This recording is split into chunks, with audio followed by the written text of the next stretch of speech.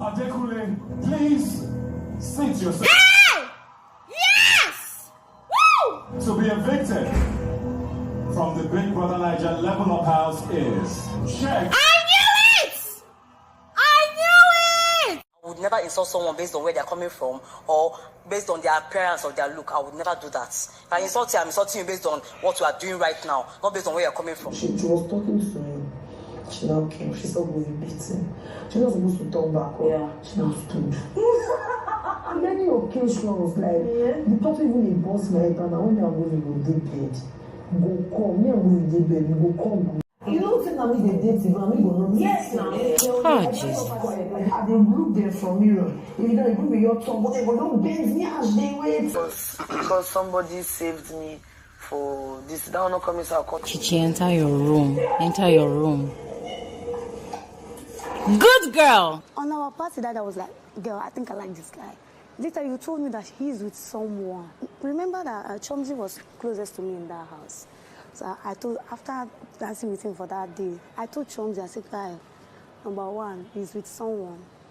Number two, I don't think so. I'm not into light-skinned guys. I think the one thing that definitely tipped it over for a lot of people was the way you talked to her. 9 times out of 10, Ibuka, I never speak to Bella like that. Bella is somebody that I tie her shoelaces, I make her food, I make sure she's good. Like, I'm constantly caring for her. Like, your now babe was supposed to come and broker, a relationship for you and her. Yeah. She entered the place.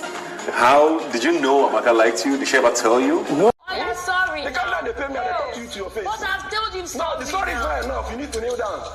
Thunder fire you. Okay. You know that this is the thing they pay me. What's calm down? Someone is celebrating, you say calm down. If you they pay you, just walk out, go and sleep. Don't tell me calm down when I'm celebrating. I say sorry. It's okay. Now you've corrected yourself. Don't do it next time. But I've told you sorry. Never do. Don't do it next time. Hey guys. Okay. Good evening, everyone. You're welcome back to another interesting conversation with me, Bbnaija. My name is Bbnaija, and this is Frankly Speaking with Glory. I am the girl with the tea. Thank you all so much for coming through this evening. As you all know, we do this Wednesdays because of the season of Bbnaija, but then mostly on Saturdays by 3 p.m. WAT. So this is probably going to be the last Wednesday gathering that we're going to be having for this season of Big Brother, and then moving forward we will stick with our usual Saturday YouTube live. All of you for being amazing people, for always coming through whenever we call for such a gathering. So there's a lot to talk about today, guys. I was kind of conflicted as to which conversation to bring up first, and hence the reason for the delay. So I want to apologize to all of you for delaying for I think about 10-15 minutes. My sincerest apologies. I'm sorry, guys. I was literally trying to just put together which stories comes first. But we're going to be talking about a lot today, and the elephant in the room for this conversation tonight is the current rift between Chichi, Fina, and Rachel and Bella. All right. So it seems like Chichi and Fina, they've kind of sorted out their issues, but at the moment, from Sunday evening when the whole drama started, it actually did not really sink in that okay, this is actually what's happening, right? Until Monday, Tuesday, yes, I think until yesterday. No, Monday. It was until Monday. This is exactly what's happening, as we also saw during her diary session yesterday. Now, that drama has been very, very controversial for both the housemates involved and on my channel. All right. And I'm glad we're having this conversation today, and I'm glad that you are amazing to virtually hear your thoughts. All right. We're going to have to speak realistically, and I also hope that we respect each other's opinion on this one. If you have anything contrary to Bbnaija's opinion, it's good. I mean, it's all well and good. We all must not think the same way or have the same thoughts. All right. So I would really love to hear your own thoughts about all what's been happening. Okay. But before I start the conversation proper, let me do what we normally do on here. I'm just gonna go ahead and give some shout outs to some of you on here that I can see in the comment section. I can see Olusegun Ajayi, I can see Faith Fifi, I can see Alabi, I can see Lutricia. You're all welcome. Abigail, I can see Lovett, I can see Praise, there's Yahweh 17, there's Bussy, there's Hip to be saved. Okay, there's Enrica. Hi Enrica, it's always a pleasure having you on here. There's Maro, there's Lovett, okay, there's Yaya, there's Cece, there's Sandrine, there's Palessa, thank you so much for coming through, and there's Irene, there's Tam, there's Happy Endings. There's actually a lot of you on there in the comment section, and I'm super excited to be seeing your presence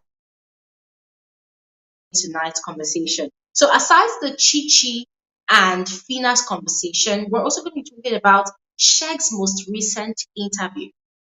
Guys, I took our time to watch that interview, and I felt like my head is kind of out of this world. I started questioning my sanity. All right, and I'm sure that a lot of you that have seen his interview are probably thinking the same way I'm thinking, or maybe you're just completely indifferent. I don't know. We're going to marry all these conversations together, and we're going to talk about it on here. All starting with the Chichi and Fina and Bella and Rachel's issue. I have done videos about it already. I have spoken extensively about the whole issue. Actually necessary to start repeating all the matter again. So what I'm going to do right now, I'm just going to start from what's happening currently, the current situation. So current situation is that yes, although Fina on Monday had called Chichi to have a conversation with her, for most of us that saw that conversation happen, we knew how it went. Yeah, I don't want to dig into it. Yes. And what else? Yeah. For Rachel, Chichi is still finding it difficult to come to terms with why Rachel would be adding fuel to the fire, to Fina, telling Fina that, yes, she actually noticed that Chichi was liking Groovy, that Chichi was having feelings for Groovy, but she did not want to say anything about it. Remember, that same Monday when we were all having the gathering conversation about Chichi in the red room, black and red room, Chichi had passed by to the head of house bedroom and she had overheard them. That's what you saw on the clip that I played earlier before we started this conversation. Chichi had overheard them. She had overheard almost everything they were talking about. So she knew the details enough to understand who was saying what and who was saying what not. So she was kind of baffled and it was kind of triggering. Yeah. Because it seemed as though it was very deliberate of Rachel. I mean, any other person could say whatever they wanted to say for Rachel, especially looking at the fact that Chichi and Rachel, they already have a history of having issues in the past few weeks before this final week. So, yesterday, Chichi was having a conversation about it with Daniela. As we all know, recently, Daniela and Brian, they've sort of become Chichi's confidant in the house. Yes, so these are the people that when Chichi is really troubled, when she's bothered, she goes to for advice. Now, remember, the Chichi that we used to know before was very, very, very, very reactive. Any little thing she wants to react. Any little thing she's ready for drama, she's ready for war. But then she noticed that her reactions and her attitude was going to cost her the relationship that she had with Deji in the house. And Deji has said it a number of times that he cannot date a market woman. He cannot date somebody that behaves the way Chichi behaves. And so he and Chichi, they had conversations. And Chichi had promised him to never overreact anymore. She had also promised herself to never overreact anymore. So her being quiet and condoning all of the nonsense that has been said about her is not because she's scared, but because she's trying to control her temper, because she knows how angry she could get and she knows how destructive she could get when she gets angry. And of course, there's also biggest strike that, not biggest strike, but biggest warning that resulted in her getting the punishment. And of course, this is the final week, so she's been questioning herself.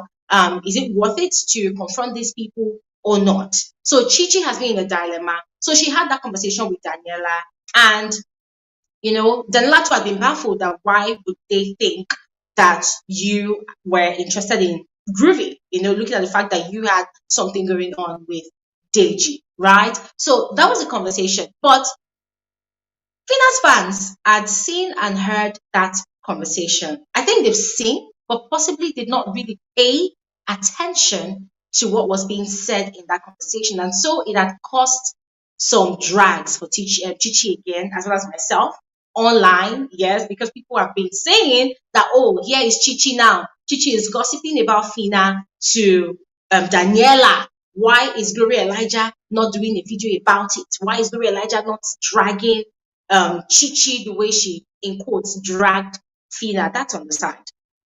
And then today, Chichi was still troubled because we know that for a fact, Chichi is a very reactive person, as I have said. And so the fact that she has not really reacted the way she would have loved to react, it's kind of eating her up. And so our own best coping mechanism is seeking advice from people whom she feels free enough to have that conversation with. And that's Brian and Daniela. And guys, I want to remind us all that Chichi did not just start talking to Brian and Daniela today. No. From the very week, that's 2 weeks ago, when that gang up had happened against Chichi, courtesy of Shex, Bella, Chomzi, Ella Swags, and Rachel, inclusive of Fina, Chichi had felt alone, yes, but then she had had the likes of Brian and Daniela having her back and helping her understand that, listen, in this scenario, in this case, you were not wrong. So she has struck up a friendship with those people, and they have sort of become her pillar in the house for her to be able to open up to and have conversations with, and some conversations with. So today, this afternoon, she had called Brian to seek his advice.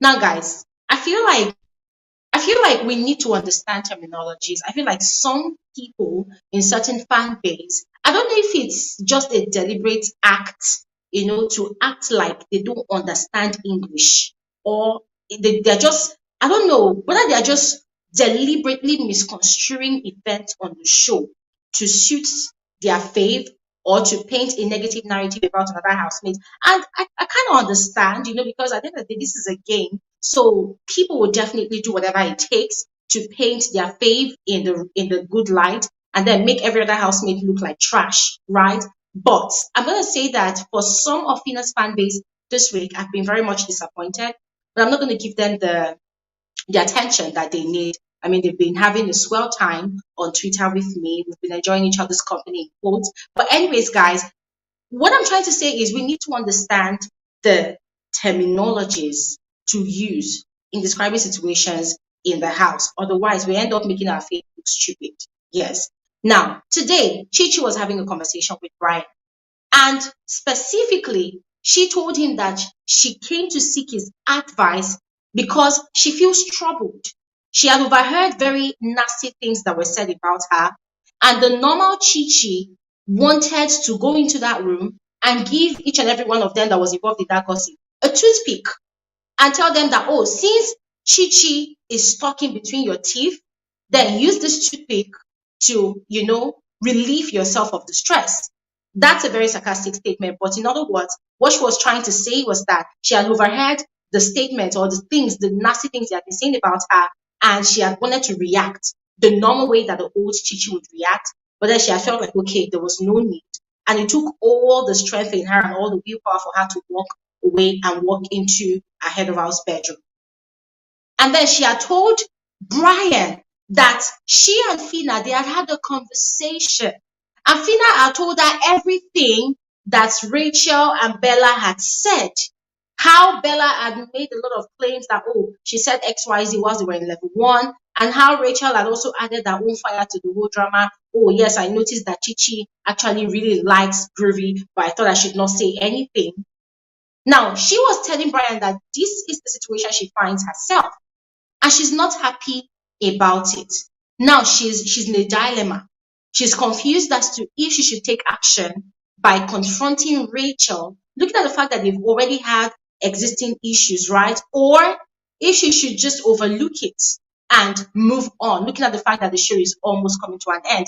And Brian had advised her to move on, that it was not worth it, that it's only a matter of days. The show will end. Everybody will go back into the real world. Everybody will go back to their various lives. But in the midst of that conversation, Chichi had said everything that Fina had told her, inclusive of everything that she had overheard.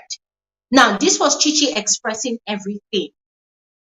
But the fans from Fina's fan base, some of them, because I don't want to generalize that it's all of them, some of them had gone online, to start slandering that, oh, Chichi is now gossiping about Fina, blah, blah, blah, XYZ. Why is Glory Elijah not dragging Chichi? That's on the side. Now, I'm putting all these cards out there for those people who are more intelligent and intellectual enough to read what's happening, to speak on it. All right. Anyways, now, in the midst of that conversation, Brian had made a lot of points. It made a lot of sense. Yes. Now, according to Brian, the problem that he sees is that the very night that Fina and Bella had started that conversation, he was there. And guys, yes, he was there. He had told both of them that, listen, there are so many things that you people have also said that does not augur well with other people in the house. So the same grace that personally I have been extending to you people, thinking that, okay, maybe what you said, you did not mean it. Why don't you extend the same grace to Chichi? Let it go. This is a new week. The show is coming to an end. Let it go. It's not that deep. He said he has said those things to Bella and Fina, but they had been adamant that no, they want to carry on with the matter. And so because he was tired of all the back and forth and he was not interested in getting neck deep into the drama, he had left them. I saw that play out on my TV screen. That was when he had gone into the room to go and have conversations with Adekule and Daniela, and they had conversations about it. Adekule too had affirmed that he had heard the conversation, and for him, it just felt like, okay, it was just a plain case of misery loves company. Yes, because for him, the two girls having that conversation, their boyfriends had been evicted. So let them do whatever they want. Let them say whatever they wanted to say. Now, according to Brian Steele, what he does not like in all of that slandering, in all of that bashing of Chichi, is the fact that the same two people that are going on and on and on and on about what they were saying about Chichi, they are not innocent. He painted a scenario, not even one, not even two, but several scenarios about when Fina had made very insensitive remarks to people on the day of live eviction. He used himself as the first example. That on the Sunday that Modella was evicted from the show, Fina had run to him and jeeringly had told him, yeah, you too. So you said go fall in love with fake housemate. According to Brian, that had really pained him. But because he knows that if he reacts, Fina was going to be louder than him, he decided to overlook it and he let it go. He decided to tell himself that, okay, she does not mean it that way. And then he left it. But what he did not know and later discovered was the same thing that Fina had said to him. Fina had moved on to go and say the same thing to Chichi. And Chichi had affirmed that, oh yes, that was the same thing she told me. That, oh, when Deji was evicted, she had come to me and said, Chichi, so you go fall in love with fake housemate. Now, wow, that kind of thing. And if you think about it, one of the things that was pissing off Fina, that Fina was accusing Chichi of from Sunday night, is that, oh, when Groovy was evicted, Chichi said, oh, look at the audience, the studio audience. They are laughing. According to Fina, that did not sit well with her. And she said that, oh, that was a very insensitive thing for Chichi to have said. And Chichi had tried to explain herself to Fina that, listen, I made that statement because the last time an eviction was carried out and the studio audience were reacting the way they were reacting tonight, it turned out to be a fake eviction. Joyin, Chomzi, and Eloswaz had been transferred to the room upstairs, level 3, as biggest guest. So in my mind, I believe strongly that Groovy is a strong player, a strong contender, and so he cannot just be evicted like that. And that was why in my own little mind, I was trying to give you hope that there's a possibility that Groovy has not been evicted. That was why I made the statement. But Fina was adamant that, no, you said what you said. I don't want to go into the details, but I've done videos about it, so please catch up on those videos after this live stream. So that was what Chichi had shared with Brian today. That talking about people that made insensitive remarks to people when their loved ones was evicted from the house, that Fina had actually made a very insensitive statement as well, but she did not take it to heart. Why? Because she looked at Fina as her friend. And then, God, In fact, it was last night that Cheesy had made this revelation, but Brian repeated it today to Chichi. That, as a matter of fact, another person that Fina had made a very insensitive remark to was Cheesy.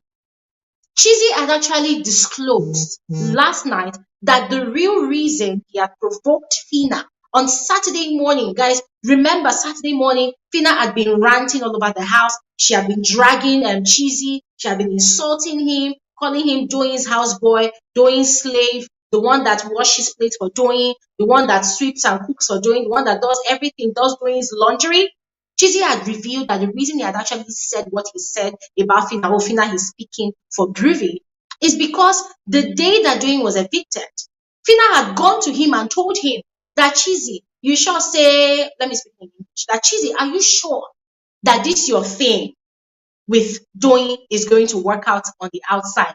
Because before you came to the house, if you see the kiss that Doyin and Saif kissed there, the kiss was very deep. If you had seen the kiss, then you would have known for a fact that whatever you have with Doyin right now is not going to work outside.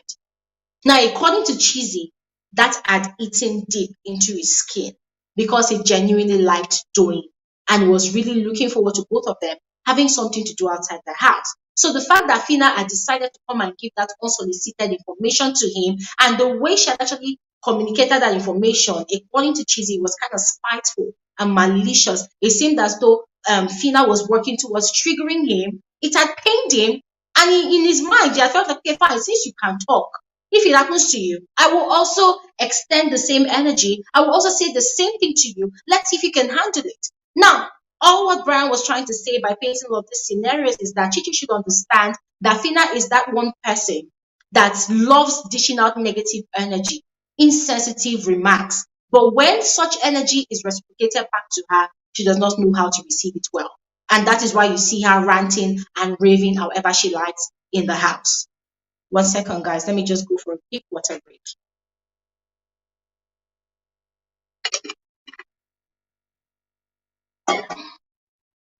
Yeah.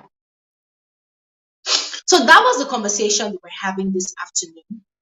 And to crown it all up, Brian had advised Chichi to not have any confrontational conversation with Rachel because it would definitely not end well. Rachel will end up shouting. Chichi, that does not condone such, will also end up shouting, and we all know how it will end. The whole house will be scattered. In fact, this entire season might end with a bang, probably a disqualification. So Chichi had thanked Brian for his advice and had moved on into the house, and everybody went into the grand scheme of things the way everything was before. Now, I'm doing all of this recap about what's been going on in that zone because of how some of Fina's fans have been pushing a lot of narratives since on Sunday night. And these narratives are quite interesting. And guys, listen, I know that the show is coming to an end on Sunday. Thank God. Yes, the show is coming to an end on Sunday. And yeah, this is the period where fans are voting for their faves. Yes. But it was quite interesting, a lot of the messages I was seeing. But before I get into the messages, let's talk about how some of these fans are misinterpreting all the scenarios in the house that's been happening this week. Guys, we're not blind. We watch the TV, like we watch the show, we see what's happening. And for people that, open-mindedly watch the show and analyze the show, you will see that they analyze the show per day. You watch what you watch today. Okay, fine. This housemate is doing well. You talk about this housemate is doing XYZ. You talk about it. This housemate is doing great. You talk about it. This housemate is doing XYZ. You talk about it. But some of Fina's fans, they've been very adamant that, oh yes, because they want Fina to win, nobody should say anything at all about what is happening on the show. They've gone ahead to accuse anybody that is trying to even point out what's happening in the house as being bribed, as being paid. And I find that to be very, very dirty gutter attitude, to be very honest. There are those Fina fans that are very, very mature. There are those ones that are very mature. And those ones that are very mature, they've looked at all the happenings since Sunday evening, And they've been very honest with themselves that fine, no, I'm going to vote for this girl regardless. But whatever she's been doing is very, very nasty. It's very, very bad. I don't have any issues with that. And neither do I even have issues with anything, to be very honest. But the fact that they are trying to change the narrative, and it's quite interesting because if it were other housemates, aside Fina, that was actually involved in all of this drama since Sunday night, they would have had a lot to say. They would have definitely had a lot to say. And the fact that they are trying to make it seem like, oh, they are the only ones that are actually voting for their faith. I don't know, guys. It's very disgusting gutter attitude. And what these fans don't know is that you are trying so hard to paint your faith black. You are trying so hard. You are successfully pushing the narrative that what your faith is actually doing is really, really horrible. You can vote your faith in silence. You can vote your faith in peace. But going as far as tagging every other housemate in that house as a bloody liar and then tagging your faith as the saint when millions of people that are watching the show are actually not blind. Who the hell do you think you are fooling? Who the hell do you even think you're fooling? You're not fooling anybody. You're actually fooling yourselves. It's really pathetic. So I had to take my time to explain all of these things, yes, and it is what it is. It is what it is. At the end of the day, people are watching the show. People are not blind. People are watching the show. So if you like, try to twist the narrative. Try to twist the narrative. Oh, Chichi is the one that was gossiping. Guys, I mean, when you look at all the conversations that happens today between Chichi and Brian, and you as one of Fina's fans, you look at that and call it a gossip session. You need to question your intelligence. Trust me, you totally need to question your capacity to comprehend conversations. You need to question your intelligence. You need to question your sense. Ask yourself, do I have sense? Honestly, yeah, ask yourself that. Anyways, guys, this is not to come and campaign for votes for Chichi. At the end of the day, vote for whoever you like. That's what I'm going to tell you guys. Vote for whoever you like. But one thing Bbnaija is not going to do is see trash, rubbish, whatever it is, good or bad or ugly, happening on the show, and then so that people will not drag me, I will not say anything about it. I will talk. It's going to choke a lot of people. I don't actually care. I'm going to talk. The point is, see what your faith is doing and accept it. It was so hilarious when a lot of people were going ahead to say, oh, Bbnaija, all these things you are pointing out that Fina has been doing, this is the wrongest time for you to talk about it. You should have waited for the show to end before talking about it. I say, wow. It's the entitlement for me. It's the entitlement for me, guys. That's like, it got me speechless. It's the entitlement for me. So other weeks when Fina has been on her best behavior, like the other week, she challenged Big Brother in the diary room. I came here, I gave her accolades, I talked about it. I analyzed it, not because I was supporting Fina, no, but because that was what I watched on the show. And personally, in my frank opinion, I felt that she tackled Biggie's questions the appropriate way. Those ones. Hey, Glory, thank you so much for defending Fina. Please don't thank me. I'm not the defender of the universe. When I say something about a housemate, don't thank me. I don't need your thanks. I don't need your approval. I don't need your, what's it called? I don't need your appreciation. No, I'm not doing you a favor. You're not doing me a favor in return. No, I don't need that. I am saying what I see on the show.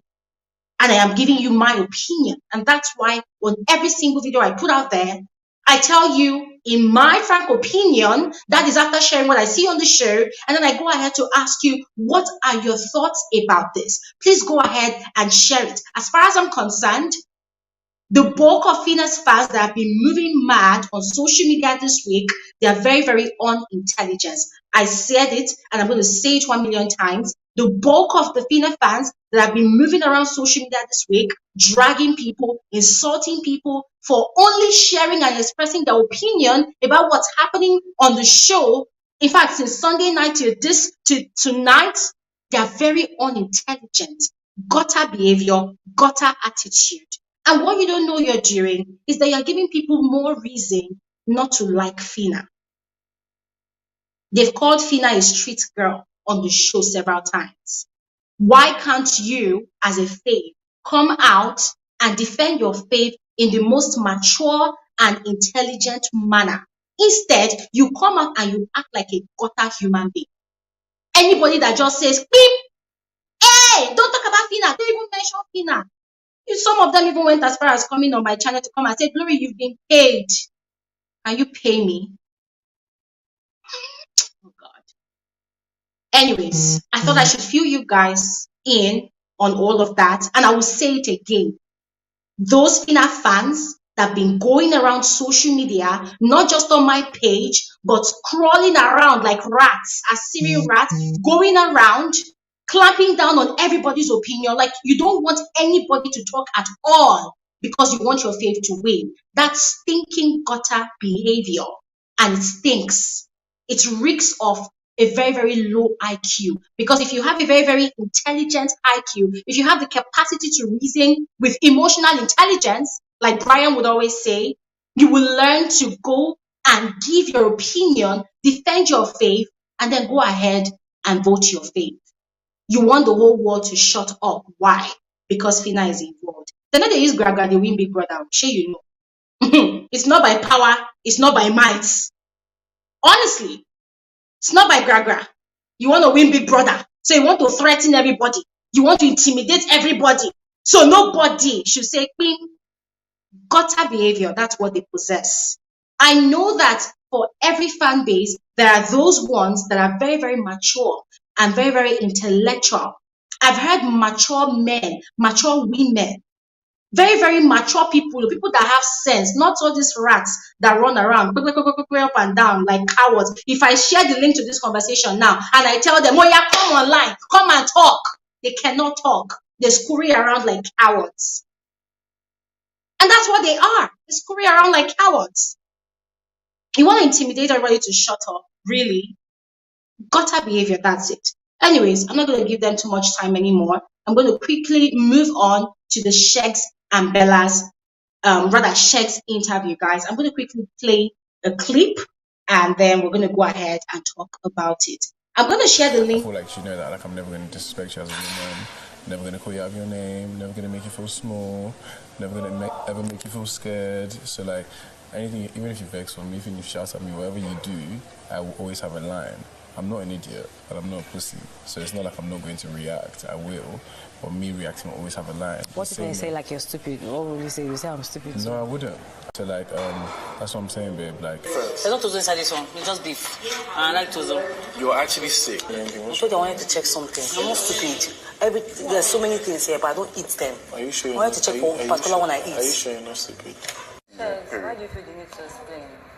Bro, if I want to talk to Dawson, I want to talk to Dawson. You're my baby, you're not my mom. See, don't even vex me because I'll come for you as well. If you know the anger inside me right now, I understand, like, I'm not begging you to stay. I'm not threatening you, and I'm not begging you to stay. I'm not supposed to have a voice. You have a massive voice. And nobody I don't even understand what's going on. Like, you're shutting me up. Stop doing that. Stop, nobody. I'm not supposed to have a voice in the relationship. You're manipulating the situation. No, you actually need to stop doing that. I feel like I've been doing, like, I've been moving for a long time. Am I stupid? I've been very stupid. I've been and today I'm moved on to tonight. Oh my God, I will never leave you in my life, but you're too rude. Yes, No, you do rubbish. I hate the shit. Yes, and I know you're. I don't give a fuck. You know I'll call me sexual. No, I will. You just spoke about fucking TV. Stop trying to twist it. I'll actually tell you my mind this night. Don't try me, you. I think it's okay now. I'm giving you a go ahead since I've been holding you. Okay, guys.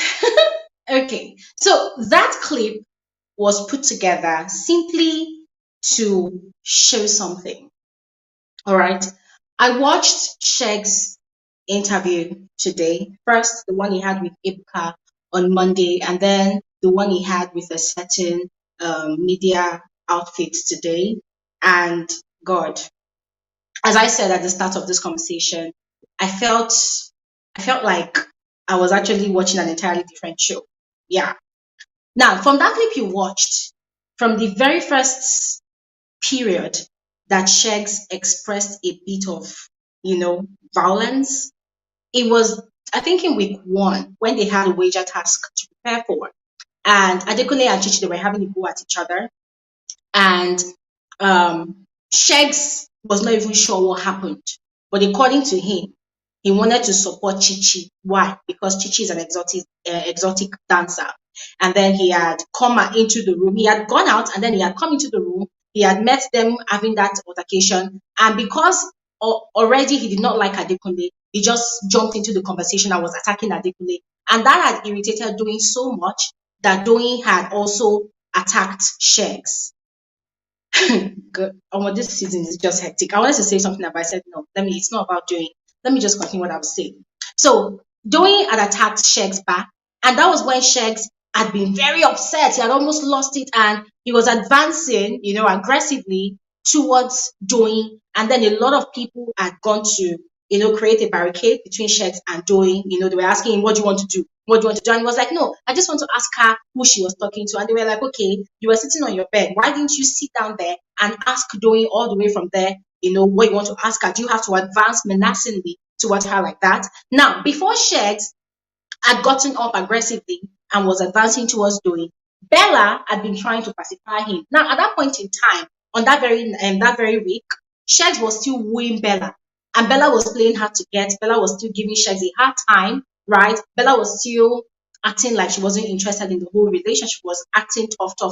So when Shegs wanted to involve himself, Bella had told him to calm down, and Shegs had actually lashed out at Bella. You see what he did the night that he was having an issue with Rachel, the night that Bella had carried a plate of rice from the fridge and had gone to empty it in front of Rachel. That was something similar. Okay, that night, when after they were all talking and Shegs was having a conversation with Brian and Dotun, and Bella was telling him, it's okay, stop overflogging the issue, and was like, are you my mom? Why are you talking to me like that? Remember the way he lashed out at Bella? He had done something similar that particular night in that first, I think it's week 1 or week 2. I can't figure it out yet. So, yeah, that was the first time that Shegs had actually lashed out at Bella. And it had really scared Bella, like genuinely scared Bella. So Bella had been quiet. Like she had just recoiled back into her shell. And that was the same week, as I said, that Shegs was wooing Bella and had been begging Bella that he wants to sleep in Bella's bed, and Bella had refused, right? So later on, I think the next day, Shegs had met with Bella in the lounge, and that was the day he had been making all those promises to Bella. I will never disrespect you. I will never talk down on you. I will never make you feel scared. I will protect you. All those promises like that lovers normally make to each other. And that was the very same day that he had actually begged Bella that they should travel to Santorini for a weekend getaway after the show. Yeah, that was the same day. Now, why am I bringing back all of these recap? I'm bringing back all of these recap because Shegs had made a lot of promises that day, but personally, I had seen the red flags. I knew that, okay, for this guy to react like this, not even to the person that he's kind of having issues with, but to the person that he clearly has interest in, that's a love interest in, then there's problem, there's fire on the mountain. Now, I think I remember I had a Sherry Max conversation that second week, and I mentioned it, and it seemed as though there is a harbinger of problems. But guess what? The moment Shegs and Bella had gone downstairs, after the merger from week 4 nights, that was when all these insults started. Now, before the insults started, ladies and gentlemen, upstairs in the previous level 1, upstairs, what was going on? Shegs was very controlling of Bella. Bella is here. He will tell Bella, babe, sit here, babe, get up, babe, come here, babe, go here, babe, do this, babe, do that. And we had seen all of those things. People who are psychologists, they had seen all of those moves and they had calculated it, they had interpreted it that, this guy is a very controlling individual. He probably does not know, or he probably knows. We'll have to watch and see how everything pans out. Why am I bringing up all of these things, guys? from the interview I watched today, Shex was outrightly, kinda, let me say directly and indirectly, passing on a verdict that the organizers of the show were obviously making a deliberate and conscious effort to assassinate his character. And I was wondering why. Why would multi-choice by themselves, not even multi-choice, I think it's Red Pepper, I'm trying to remember the name of the production company. Is it Red Pepper Media, guys? I can't really remember. Yeah. But really, I was asking myself, why would the organizers of the show just deliberately and intentionally want to tarnish one particular housemate's character? What has Shegs done to the organizers of the show? That was a question I kept on asking myself, guys. Because as far as I'm concerned, every single thing that we saw from the show, we saw Shegs in different shades. We saw the lover man Shegs. We saw the controlling Shegs. We saw the Shegs that was very, very into Bella. We saw the Shegs that was very, very argumentative. We saw the Shegs that was just an instigator. We saw different shades of Shegs. And we also saw the Shegs that was pretty much aggressive. Yeah. So I was wondering, like, okay, so what was Shegs expecting? That they only go ahead to show all the beautiful moments between him and Bella, and that they should not at all show the moments when he was actually being toxic to and with Bella. Was that what Shegs was expecting? Because this guy kept on going on and on about there were a lot of things that happened in the house. The show is not a Shegs and Bella show. So there were 28 housemates on the show. And so the cameras were showing every other person. And I'm like, yes. And he even went ahead to say that every morning in the house, he would wake up, he would pray for Bella, and both of them would go to the arena to jog together. Guys, we saw most of those things. I mean, don't get me wrong. We saw most of those things. But what we also saw was that the same hand that Shegs was using to spoil Bella with tender love and care, that was the same hand that he was using to be toxic towards her. And this is not to say that Bella was actually, innocent in all of this, or that Bella is the victim. I mean, there were times too that Bella was also very, very toxic as well. So these people, they actually were that way to each other. So I was just watching the interview, and guys, oh my god, it was just so funny. And then the person that now really, really pissed me off was Hermes. Ladies and gentlemen, as far as I'm concerned, I know that I was not wrong when I was watching the show and I kept on calling Hermes a coward. When I was watching the show and I kept on stating that Hermes was portraying himself to be the coward of the season. Hermes and Dotun. I mean, after watching today's interview, I knew that I was not wrong. Because all through the interview, yes, Groovy as usual talked about his thing with Beauty, Fina. I mean, we've heard that over and over again. What's his name? Hermes also talked about his thing with Alison. We've heard that from his interview with Ebuka. I did a video about it. It was this part of what Shegs was saying that was kind of alien and new in that interview, in that conversation. Now, Hermes was given the platform and the opportunity to counter any negative narrative about him out here in the public, that he does not like. Now, this guy spoke about himself for less than 5 minutes. And then immediately he jumped onto Shegs' defense. Oh, this guy's my brother right here. This guy's my brother right here. I saw everything that happened in the house. Shegs loved Bella, man. And ladies and gentlemen, let me inform you again that the same language, the same words that Doyin used, that Shegs used in his interview with Ebuka, Hermes used the exact same words. Oh, I've seen this man make food for Bella, cook for Bella, make breakfast for Bella, even tie Bella's shoelaces. And I asked myself, okay, why are you all repeating the same thing? Why aren't you all saying something different? Why are you all sounding like you've been given a script? And then for every opportunity you have during your media rounds, you just want to regurgitate the script and say the same old thing. That's on the side. Now, Hermes went on and on and on to say, oh, Shegs was very, very loyal to Bella. Shegs was XYZ, blah, blah, blah. Oh, Shegs never did anything wrong to Bella. And then the one that now scattered my head was when Shegs now said that in the entire 9 weeks he spent on the show, he and Bella only had 3 altercations in the entire 9 weeks, ladies and gentlemen. Okay. I don't even know what to say to that. Now, before I talk about that part that Shegs lied, that they only had 3 altercations, let's talk about Hermes' part.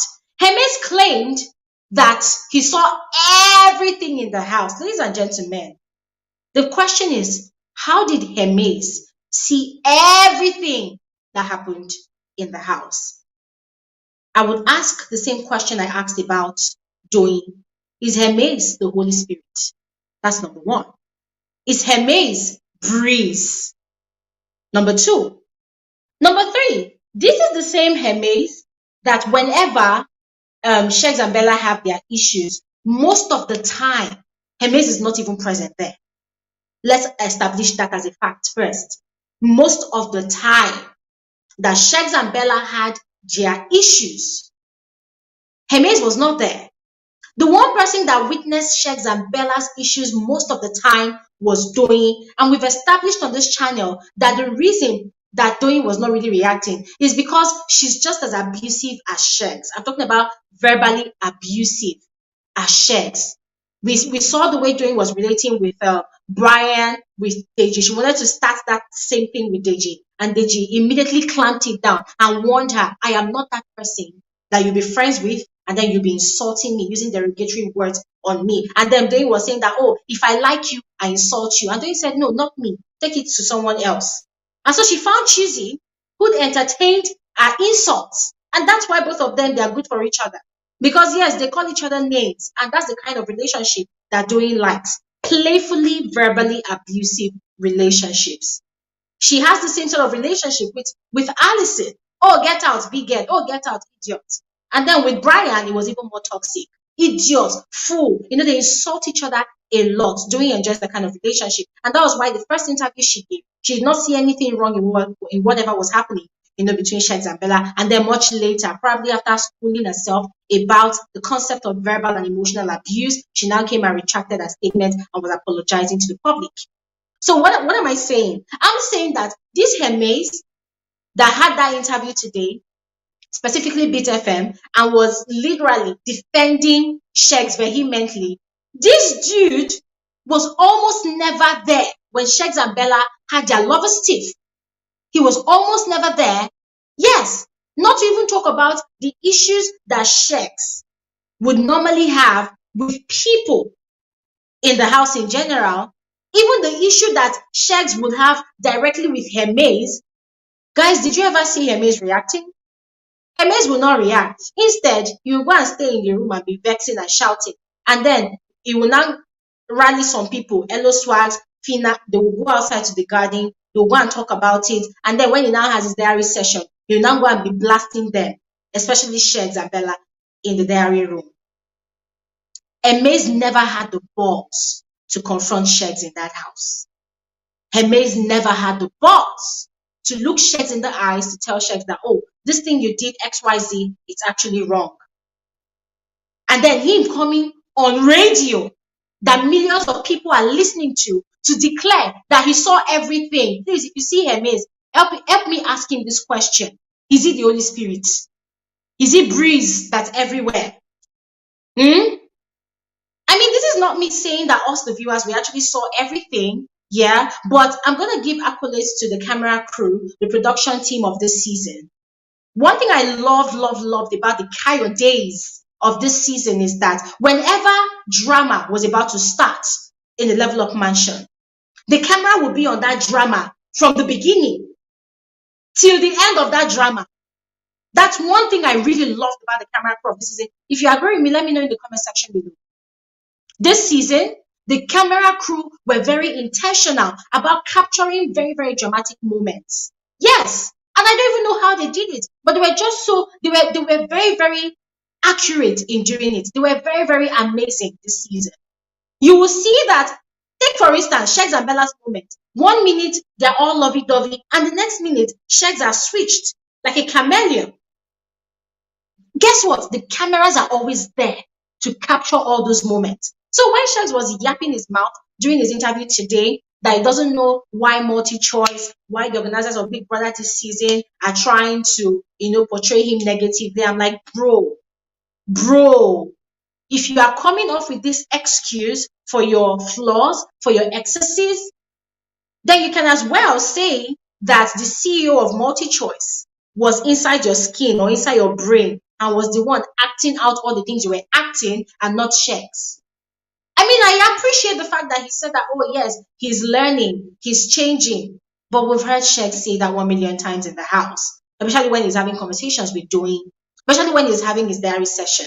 But then he goes back into the house, and just as if there's one spirit pushing his head, he goes back into doing whatever he's doing. And this is not to say that us, the viewers watching the show, we do not have flaws. We have flaws.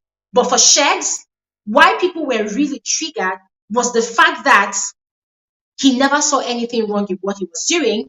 And that's the same thing he's doing now during his media rounds. He does not see anything wrong with what he's doing. What does Shegs call all of his emotional and verbal abuse towards and with Bella? He calls it normal things that couples go through. Ladies and gentlemen, let me know in the comment section below if this is how you are in your relationship. Yeah.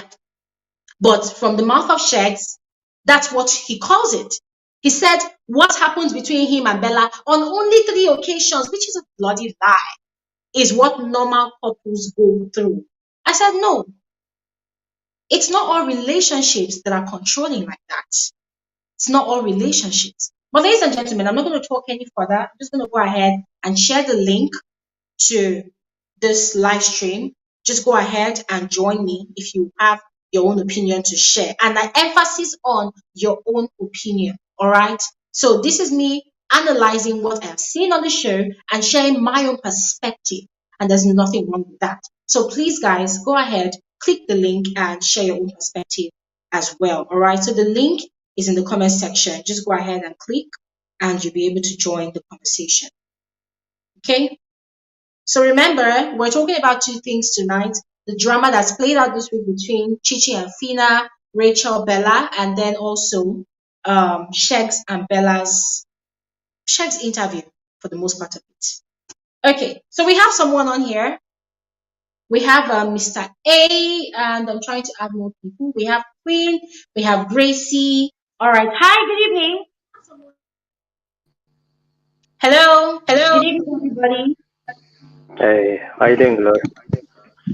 Hi, welcome, Mr. A. Thank you so much for joining today's conversation. You are absolutely welcome. All right.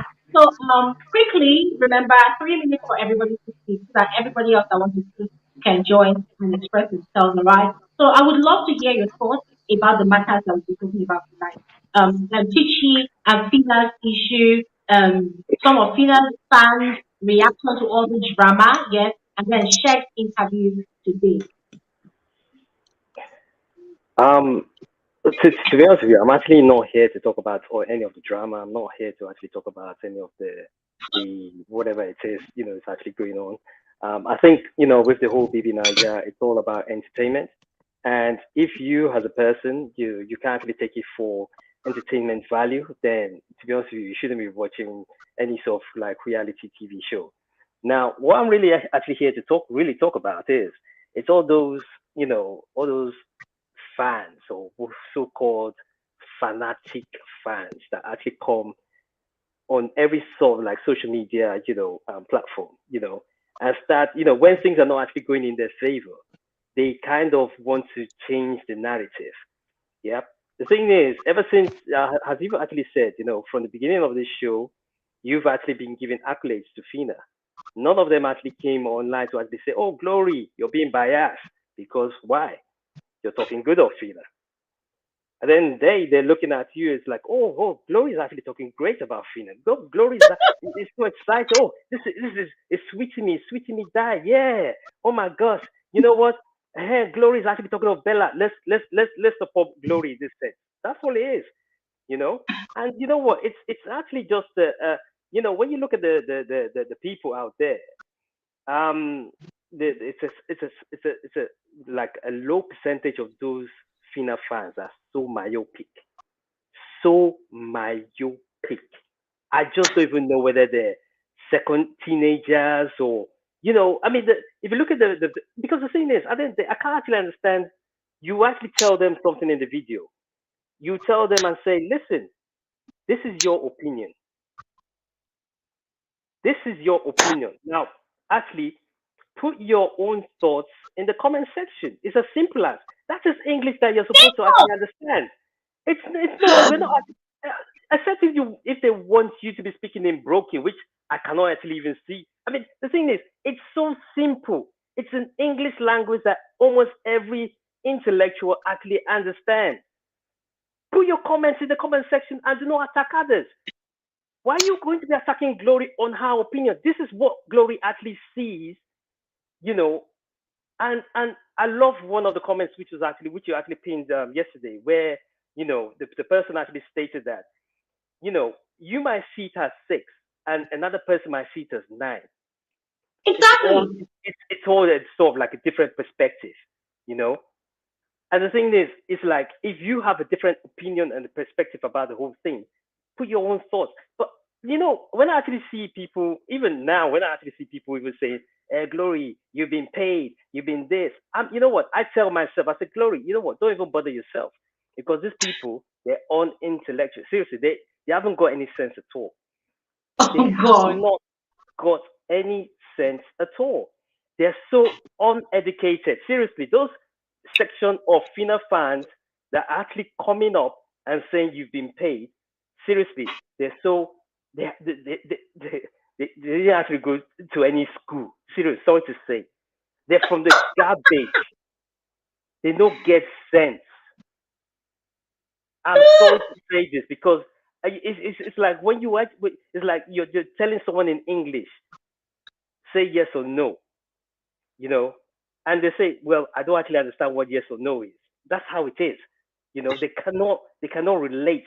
They cannot relate to you actually talking to them. And I feel it's so disappointing. You know what?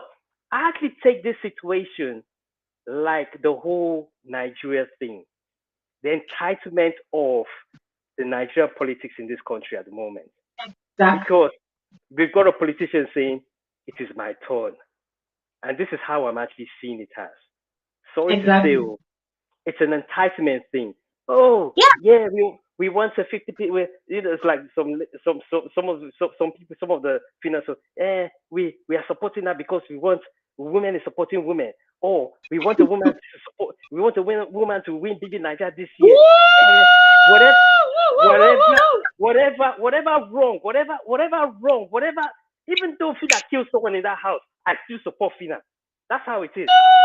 My brother, I'm sorry to interrupt, but you are speaking the truth. You are speaking the truth. What's women supporting women got to do with a whole entertainment reality TV show? I wonder if Fina is great. Listen, and I love the way you actually spoke about Titi, because you said she's one person who is actually evolved, and I can actually understand that, because if you look at Titi from the very beginning of the show and towards the end, you will see that she's actually changed. Listen, nobody's actually saying no, but listen, all of them are no saints. None of them are actually saints there. Of course. I'm sorry, Mr. A. I'm sorry, Mr. A. And Glory, forgive me. Mr. A, you are speaking the truth tonight. Woo! Listen, I gotta just say, I just gotta come online and actually, because I hate all this narrative of whatever people are actually coming out there. There's so much garbage actually going out there. And I keep on telling you, Glory, do not actually seriously put these people in like one. They seriously, they haven't got any sense. They haven't got any sense. And that narrative of them actually saying that you're being paid, trust me, they are the ones that are being paid to actually push that narrative out on your social media platform. They are the ones that are being paid to put that narrative on your platform. Because trust me, they are the ones that are going to lose if Fina doesn't win. That's how it goes. If Fina does not win, they don't get paid. And that's the bottom line. Exactly. So they are pushing the narrative of Fina's got to win. So do not in any way, shape, or form actually think that what these people are actually seriously. You know what? At the end of the day, I just came on here to just talk about the whole fan base. I've got nothing else to say. As I say, I enjoy the show for entertainment value. As far as I'm concerned, they can go do whatever they want to do with each other. I'm not really bothered. I just enjoy the show, and that's it. Thank you so much, Glory. Thank Keep doing you. you. And listen, Thank I love you. your shows. I love whatever you do. Keep doing you. It's all love. All love down from here. I'm out. Thank Thank you so much. Thank you so much, Mr. A. I feel like giving you a bouquet of flowers right now.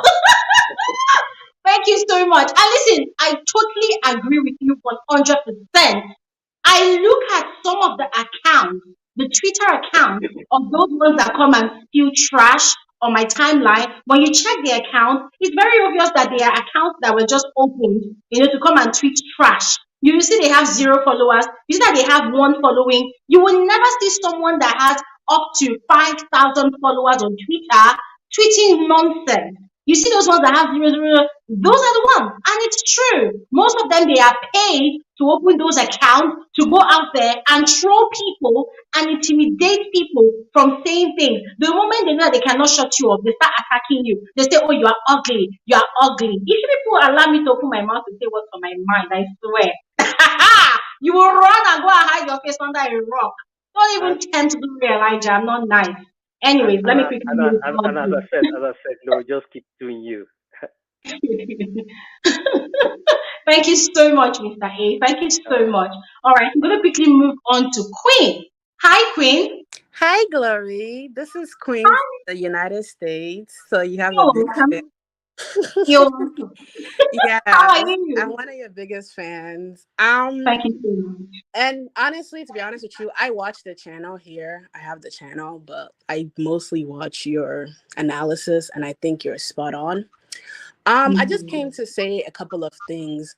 One thing I know about Nigerians is I am a Nigerian. I was born in Nigeria. I just was raised in America, but I'm pretty much a Nigerian. Like, I go hard for my country, but I feel like Nigerians support bad behavior a little bit too much. Mm. Which is why if Bella wins, I will not be surprised because different years have shown you that if you have bad behavior, you will get far in the game and you might possibly Exactly. win. That's number one. Mm-hmm. Number two, I feel as if though, okay, so let me start with Chegs for a minute. Chegs is, I think if you guys were to look at it, I think the population of people that will literally if somebody's supporting Check's behavior in that house, you're mentally deranged, number one. Exactly. And you two have abusive and controlling tendencies. Mm-hmm. But somehow he has a lot of fans, which makes me think, how are people's mental process? Okay, he's fine. But once he started displaying those characteristics in that house, that fineness left the door for me. I don't know if it was just Mm-hmm. me. I didn't see him as fine as that.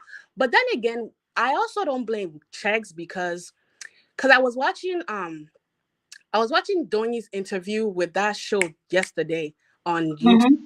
and I Mm-hmm. agree with what she said. Both Bella and Chegs both have bad characteristics, and you know how like there's some couples that they bring out the worst in each other.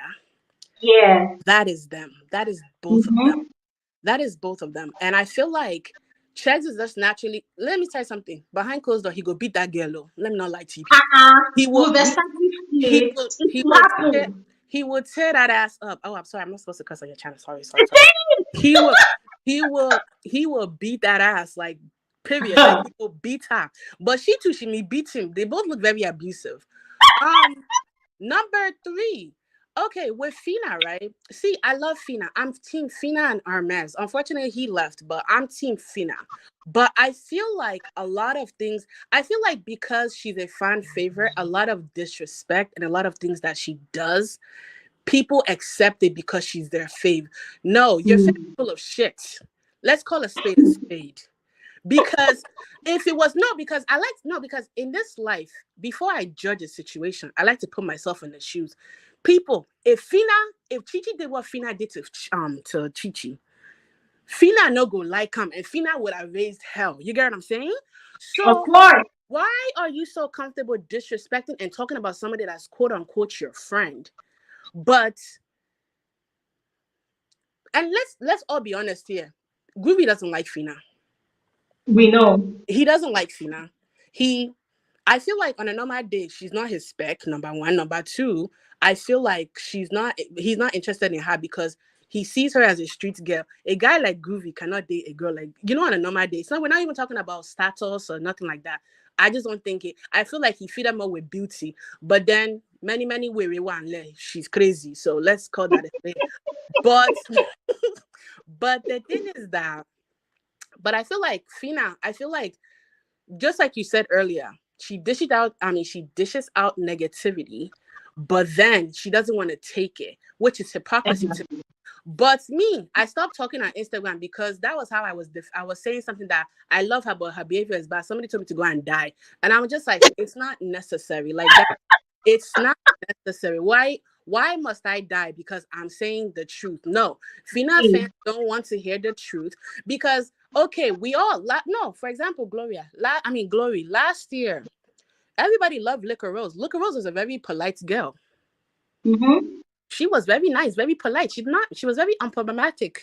So this year, we're standing disrespect, we're standing hypocrisy. She's coming for everybody, she's disrespecting everybody, and her fans are so delusional that I'm part of her fans, but we are two sets, the ones that have sense, the ones that don't have sense. The ones that don't have sense is now saying, oh, because I kept reading comments. They were like, oh, she's she's doing nonsense, but let's wait till Sunday and she can handle that. But let's vote for her. No, I'm not. No.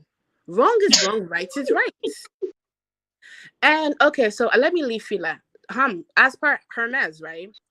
I don't think Hermes is a coward. Like I said, I like Hermes. And me, if I like a character, I see something in them that I see myself. And I see the energy. Like I'm a very energetic person.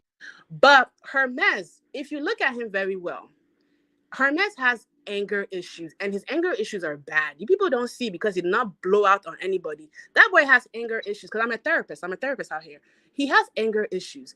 I feel as if though the reason why, because I do the same thing in my own personal life.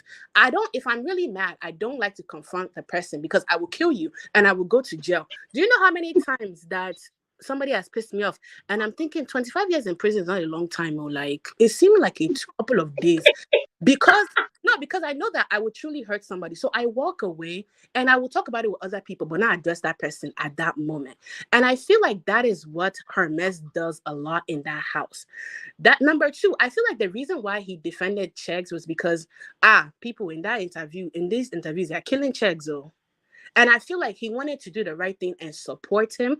But at the same time, my guy, call a spade a spade. Hermes was Shags was doing bullshit in that house.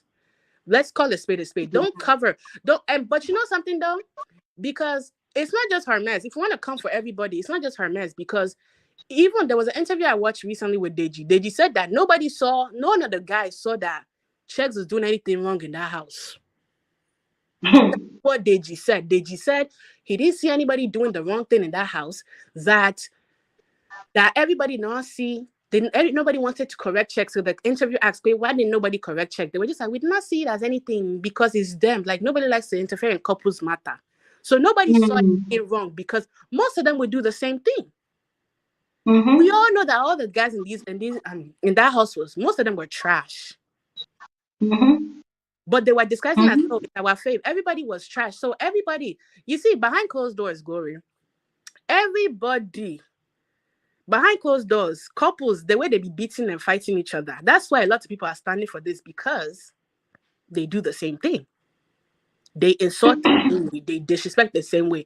The only reason why we're talking about it is because we're seeing it online. You get what I mean? We're seeing it, we're watching it. But on a normal day, this is normal couple behavior to some people. Toxic. See, being a therapist is fun because do you know how much Americans will come and be like, I beat somebody, and I'll be like, we are daru, but I cannot say that out loud.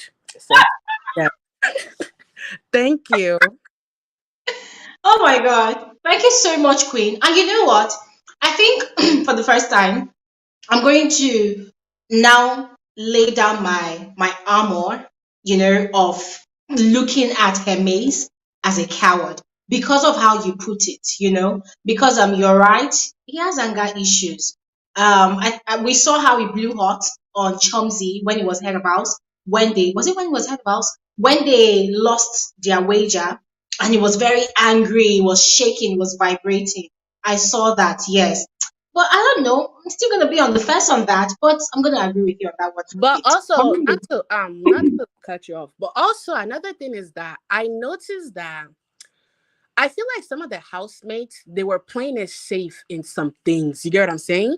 Because they don't True. want to be dragged when they get outside. And I feel like, apart from the anger issues, I feel like Hermes was playing it safe also. Like he didn't want to be dragged. Because if you notice, in many conversations, when people were fighting, Uncle was like, let me mind my business. You get what I'm saying?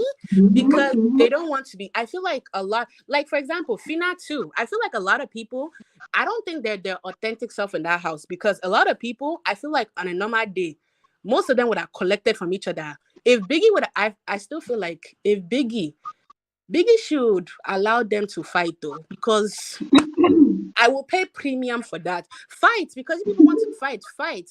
And also, maybe on Saturday I'll join. But in my own opinion, Glory, I think Big Brother needs to switch to how America does Big Brother because the one then Big Brother Nigeria is not working. Yes, yes, yes, yes. Okay. I hope Because Biggie gets the message. because in Big Brother America, right? The last 10 housemates decide the winner. And it's not a biased thing too, because they have to do task. You have to prove to them that you deserve that money. And that money is 500,000. You have to prove to them single-handedly, do task, go through interview process of why you deserve the money. Because I feel like Big Brother Nigeria is a joke. If you want to, It's pretty privilege, Joe. You are fine. You are handsome. You can cook. I You will come say and it show with your. I will say with my full chest, it is pretty privileged at best. Mm-hmm. It's only once in a while that they pick a winner that truly deserve it. You get what I'm saying? Get you. But I feel like Nigeria, because I've been telling my friends that, like, I'd be like, yo, they need to incorporate Americans Big Brother because they do it in a very fair way. You get what I'm saying? Because not only Nigeria Big Brother that they will host the whole party for their reviewer. In America don't do that. You go straight to the point. You won, low baton, go away. You get what I'm saying? I feel like America, I think Big Brother needs to do better and they should do. Perry said it last year. They should do Big Brother America. Like they should do it like Big Brother America. Let the last 10 people. Maybe they all hate each other. Eventually, somebody must win. You get what I'm saying? Of course, you have to vote someone. Somebody must win. So I feel like, I don't think it's realistic in Nigeria because, they want to make money from it. You get what I'm saying? But I feel like there's a lot of things that need to change. I feel like they're not really getting as much views. That's why they want to switch to South Africa. If you're going to go to South Africa, just do Big Brother Africa and call it a day. You get what I'm saying? True. But I feel like, We're gonna see how that works out. yes. We're gonna see how that works out. Thank you so much, Queen. Thank you so much. I No mean, problem, love. that was spot on, and I really appreciate the fact that you're a therapist. So it was refreshing hearing from a therapist. Okay, we're gonna quickly move on to Gracie. Hi, Gracie. Hi, Glory. Good evening. Can you hear Good me? evening. You're welcome to the conversation. How are you? I'm fine, thank you. Okay. So I'm going to speak on a few things. Firstly, starting with my fave, which is Fina. I find it a bit offensive that everybody gets on, like the guy who got here first would say that it's a myopic fan base. Trust me, the people who have sense are not the ones trolling on the internet. It's people who don't have time, right? Number one. Okay. It's people who don't have time because I follow your tweet and I was reading it and I'm telling you in the groups most of us were going, Fina, why? Fina, like why? This conversation shouldn't have happened. Maybe it should have happened, but maybe not with Bella. I think that was the contention for many of us. But when you look at Fina, who she is, I think she doesn't see it as gossip because she would kind of tell you again to your face. And then when I saw talking about her today, what I understood is the upbringing of these two people, upbringing plays a lot in how people view their relationships. Like it actually plays a lot. The upbringing of these people is like we have love for each other, but what we call backstabbing, I don't think they would even see it like that. Anyway, we're still rooting for her, but we wish that conversation didn't happen. But whatever happens. Now we're moving on to I'm very happy with the top finalists, obviously, apart from Chichi and Daniela, because you really want a competition. Like, I really wanted a competition. And I'm happy Adekunle made it number one, because, like, you're talking about strategies. Adekunle is a strategist guy. Even though I don't want him to win, but he deserved to be there. Adekunle has played majority of the roles of the past winners. If you watch him from level one, he has gone from cook, he has gone from being silent, he has like, even Adekunle deserved it. I know he may not win, but I am happy he made it. And did you hear what he said today? When they were talking in the garden, he said, Groovy went home. What he was trying to insinuate was that, and I'll bring this to his diary session, was that if Fina's fan base could not save Groovy, remember what he said to Biggie in the diary session, I do not see anybody as a competition. But he said, if I had to think, it may be Fina and Chichi. But today, I'm thinking he's putting, from what he said, he's putting 2 and 2, saying, if Fina's fan base could not save Groovy, then Fina is not as strong as he thought she was, right? That's another one. I mean, Chichi, Daniela, they're just strolling through. As for Bella, I'm kind of happy to see her on her own, who she is, understanding who she is. Honestly, personally, since Shex left, right, nobody has heard Bella is rude. I am telling you, this is a miracle. Since Shex, I'm telling you. And this is what I was trying to say. I couldn't make it to your thing on Saturday. Do you know Bella's biggest hater is Shex? Let me be honest with you guys. Like, he is her biggest hater. Even him leaving their house before her, trust me, when she comes out, they will have a conversation about it, and it will somehow be her fault that something happened, right? Like, we have not heard Bella is rude, because I feel like Bella being rude, yes, she has a way she talks, which she will need to learn, but it was more of a projection from the person she called her boyfriend. And this is where we go into the abuse that people don't see. People think making breakfast, tying her shoelace, what is it? We're running together. That is not what we are talking about. What we are talking about is somebody who wants to control another person in how she thinks, in how she moves, in how she should talk to him. That is the abuse we've been talking about. Look at his mannerisms. Look at the things he says. Look at the things he does. Like, this is so crazy that people cannot see what we are saying. They're only seeing, he woke up with her and he did that. I personally, not firsthand, I don't know if I'm firsthand or secondhand. My friend, the reason I can say this is because my friend went through this, and when it was happening, we never saw it, because this guy was the best person outside. You will not even think he can hurt a fly until it became physical. And you were like, all the lies, everything was just coming out, right? So I don't think all of those people in that house. And one thing that is annoying me about this interviewers, the ones they are doing the media rounds, they asked him, oh, there's an allegation about one girl who said this. My question you should have asked him was, Shebi, you know the girl or you don't know the girl? That's all we wanted to know. Finish. What kind of question is that? You know her or you don't know her? Is she your ex or not your ex? But he now said, this beautiful woman who made a video about how does he know that she's beautiful? Because they did not show him the picture of the girl. No, they only said beauty by Benny. He said this beautiful woman. I watched it. Oh, he watched the video, and the funny thing is that we have videos of Shegs and the girl from the past. Like, I have the pictures, so he knows the girl. But obviously, they are not being direct with the questions that needs to be asked. They are playing it around with, the wedding, and then he came out, and I'm sure his team well, because now he's like, why are you guys only talking about the negatives? Why are you not talking about the positives? Or people don't understand. I just think that if people are saying, he's saying, maybe it's in Nigeria, the way we were in UK or whatever, and Shegs was doing what he was doing on that show, they would have taken him out. I'm telling you the truth. They would have come in some way to take him out. So it's even better for him that he's in Nigeria, because like nobody can take him out from there. But really, his media rounds are just really like, I'm just going so you guys cannot see through this. No, it's all about one wedding in Santorini and everything. Until Bella comes with a black eye and whatever, then we'll now say, oh, what do you call it? But you know what I think, Bella? Gloria. I think Shegs is her biggest hater. Shegs is not even happy that he left before her, but he always hides it. He always hides it. He always projects the wrong things about Bella. Now all of a sudden she's my best friend. But Bella is rude. Every day Bella is rude. You know, even the day we went to level 3. Oh, we heard you guys fighting. What happened? Oh, you guys know my babes is rude yet. But that was not what happened. You actually insulted the girl, but you never told them that. But anyways, let's moving on from Shella. I know they will break up, but I'm waiting for reunion because I don't want to argue with many people now. Let's just wait for the reunion and then what will happen. As for Brian today, Brian said if Fina had not chosen the level 2 to stay the day she saved Chichi, he would have stopped talking to her, coming from the person who sent Amaka home.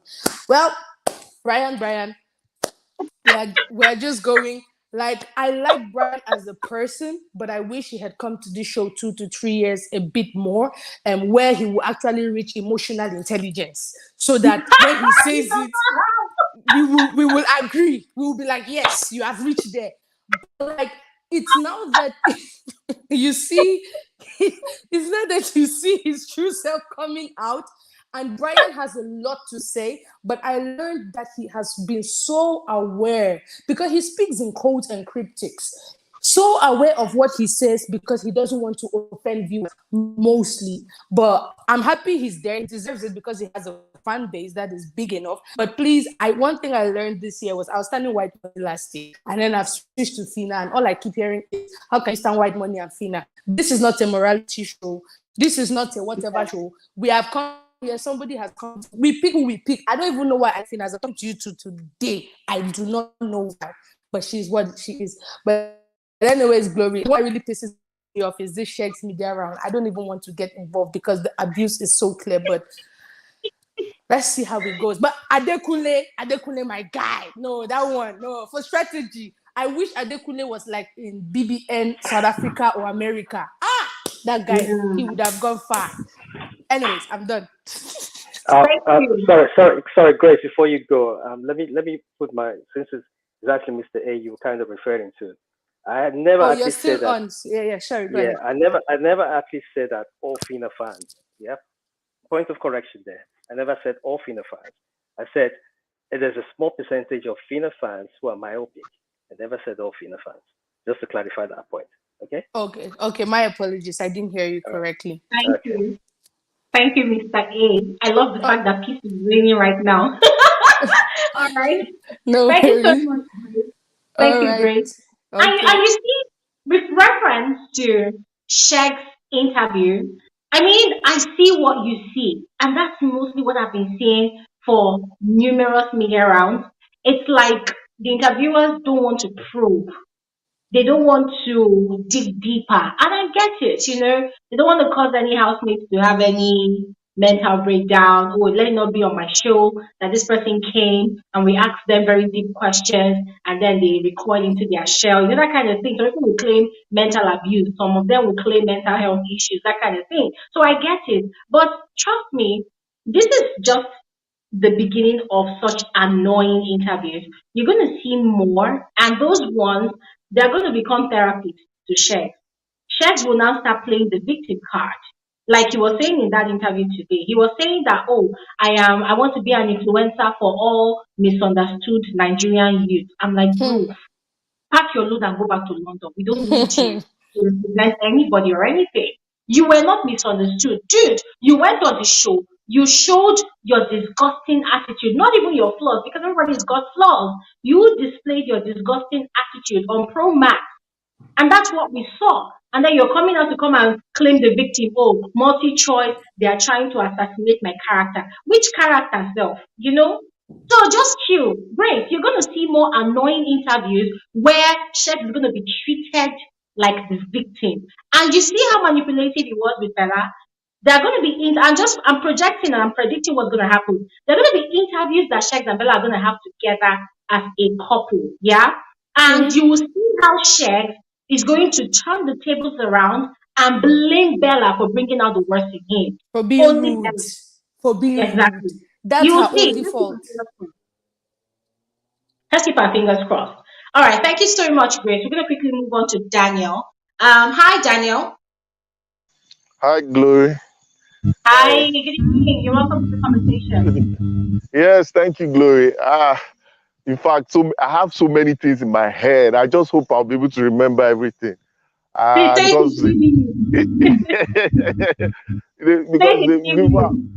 people have said a lot.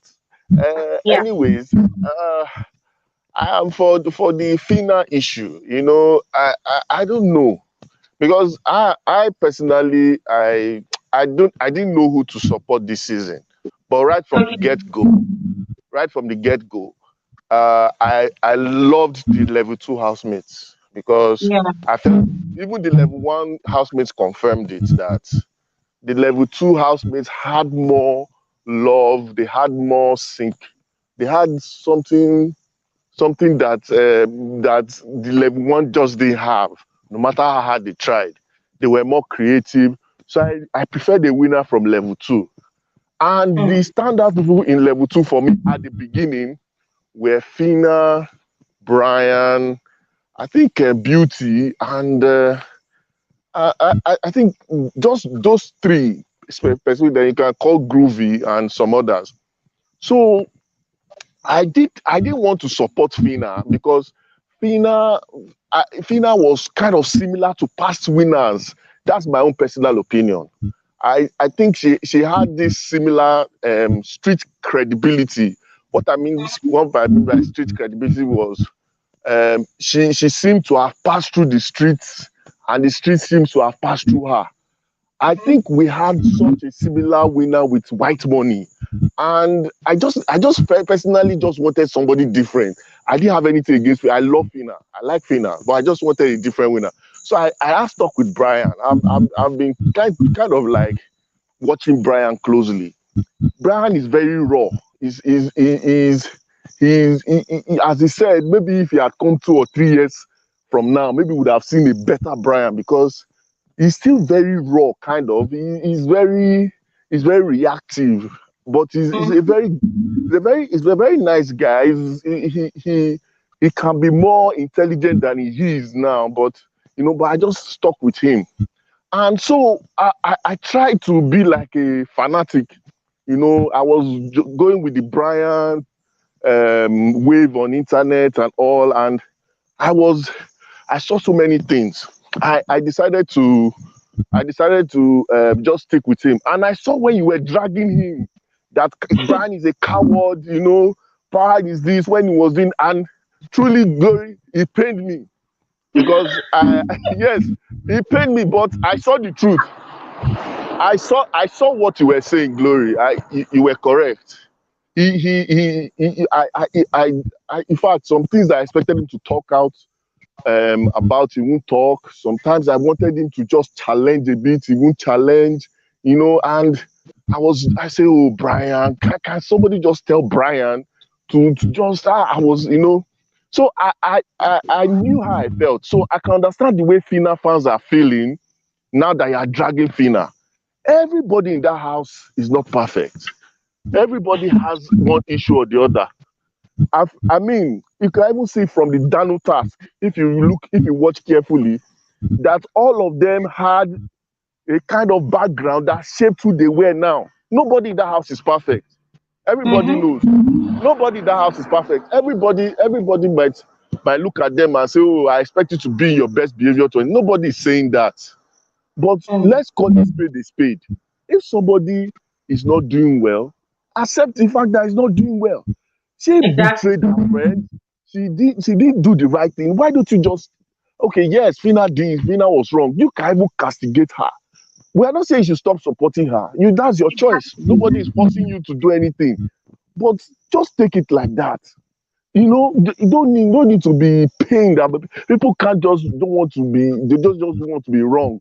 I mean, the winner of Big Brother, we have always known that it's not the person with the best behavior that wins Big Brother. It's not. Sometimes you see somebody that is just entertaining. People just resonate with the person, And Okay. that's why people choose. Not that the person is the best person with the best behavior, you know. So that's what people need to recognize. You need to be able to accept criticism as individuals, even on your faves, you know, and just know that they are human. They are not perfect. So, but I would, and you know, I told you before that me and Fina, I not that I didn't like her, but when I now saw this her betrayal behavior, I was like, okay. I don't need to be confused. Let me just stick to one to one fan to one base, you know. And it's So okay. And it's okay for you to choose anybody you like. It's okay. yes, it's my choice. It's my choice. Yeah. I don't have anything against anybody. Nobody is perfect. So I just feel that people should just try to calm down and just enjoy the show. Vote for your Yeah. favor and rest. Nobody is out. If Exactly. at the end of the day, if at the end of the day Fina wins, then that's her luck. She wins. I mean, it's not really a big deal, you know. But another thing again is this Shegs and Bella stuff. I just feel that even as Shegs is outside now, I'm afraid that some people have been manipulated already. Even the people, the housemates that have been evicted are being pressured into saying what, you know, as you used to say, they are kissing ass, you know. Yes, they are licking ass because they're outside. Shegs is not going to strangle. I mean, look at Hermes.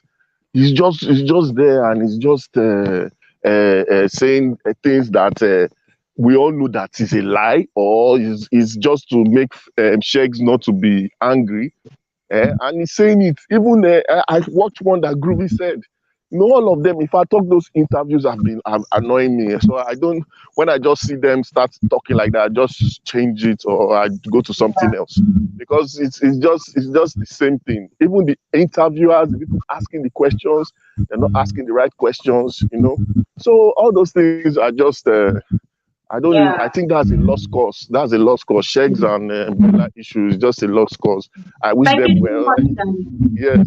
All Thank right. you. Thank you very much. And you know, to add to what you said, I mean, I was even expecting questions about the way Shegs was dragging Nigerian men. From the interviews he has had so far, I've not heard questions about that. You know, all we're hearing is, oh, Shegs is the victim. And I just want to correct one perception. You know, when people say Glory is dragging this housemates, please let's correct that. I'm not dragging any housemate. I am pointing out, displaying, exposing any English word you would like to use. I am displaying or pointing out exactly what they display on the show. And most of these housemates, they've said by themselves that they're trying to create highlights for themselves. And it's fine because they are not on the show to sleep. They are on the show to hustle for the money, for the winning prize. And so they will go out of their way to do whatever they want to do. So when Gloria Elijah is pointing out what they are doing, it does not mean that Gloria Elijah is dragging them. As I always say, I point out what they do and then I give my opinion. And I also invite you all to also let me know your opinion as well. So please, that word dragging, I think that's what's messing up with a lot of these fans' heads, all right?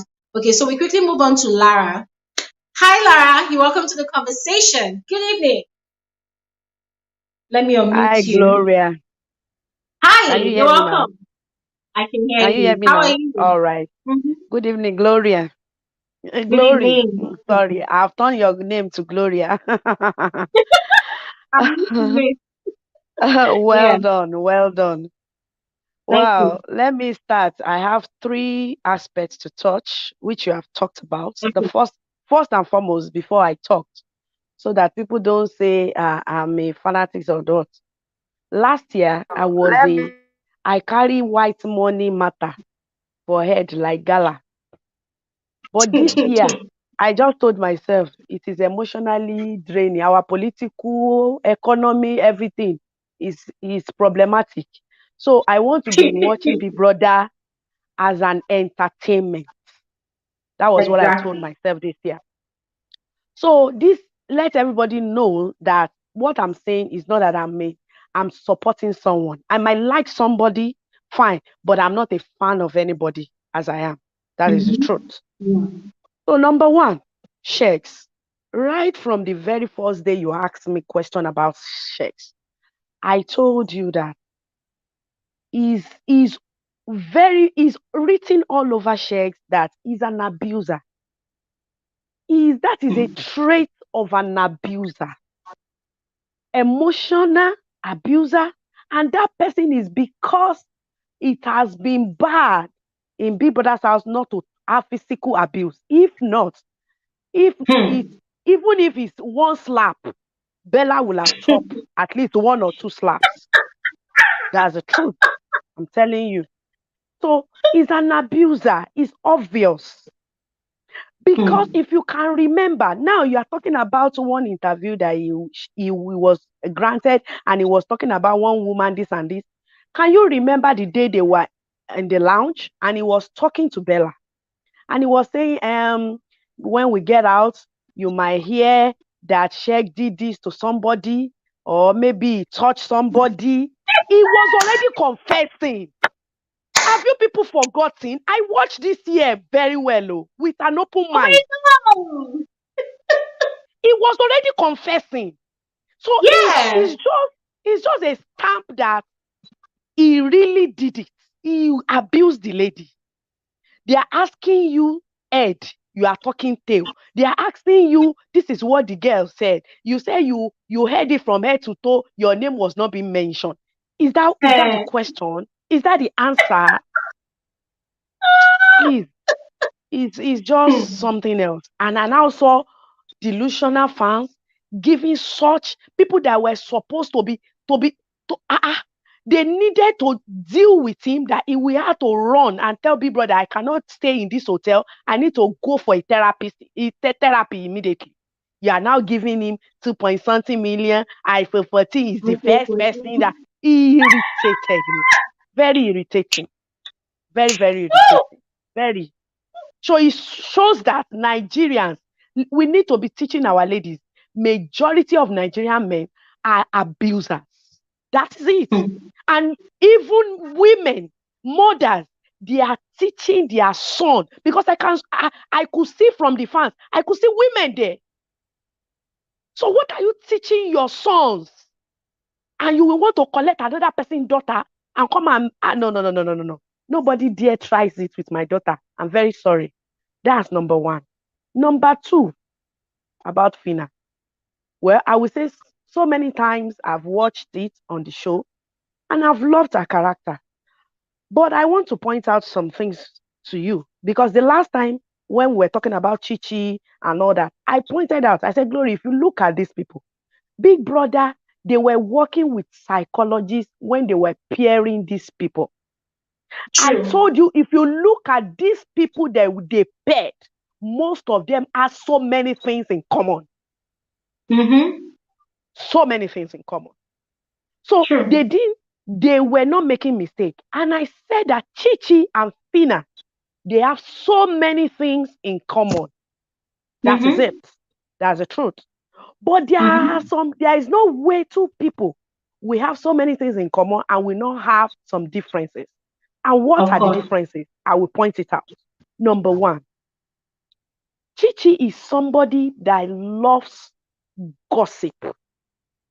And when you approach her, she feels embarrassed and she starts to lie and deny.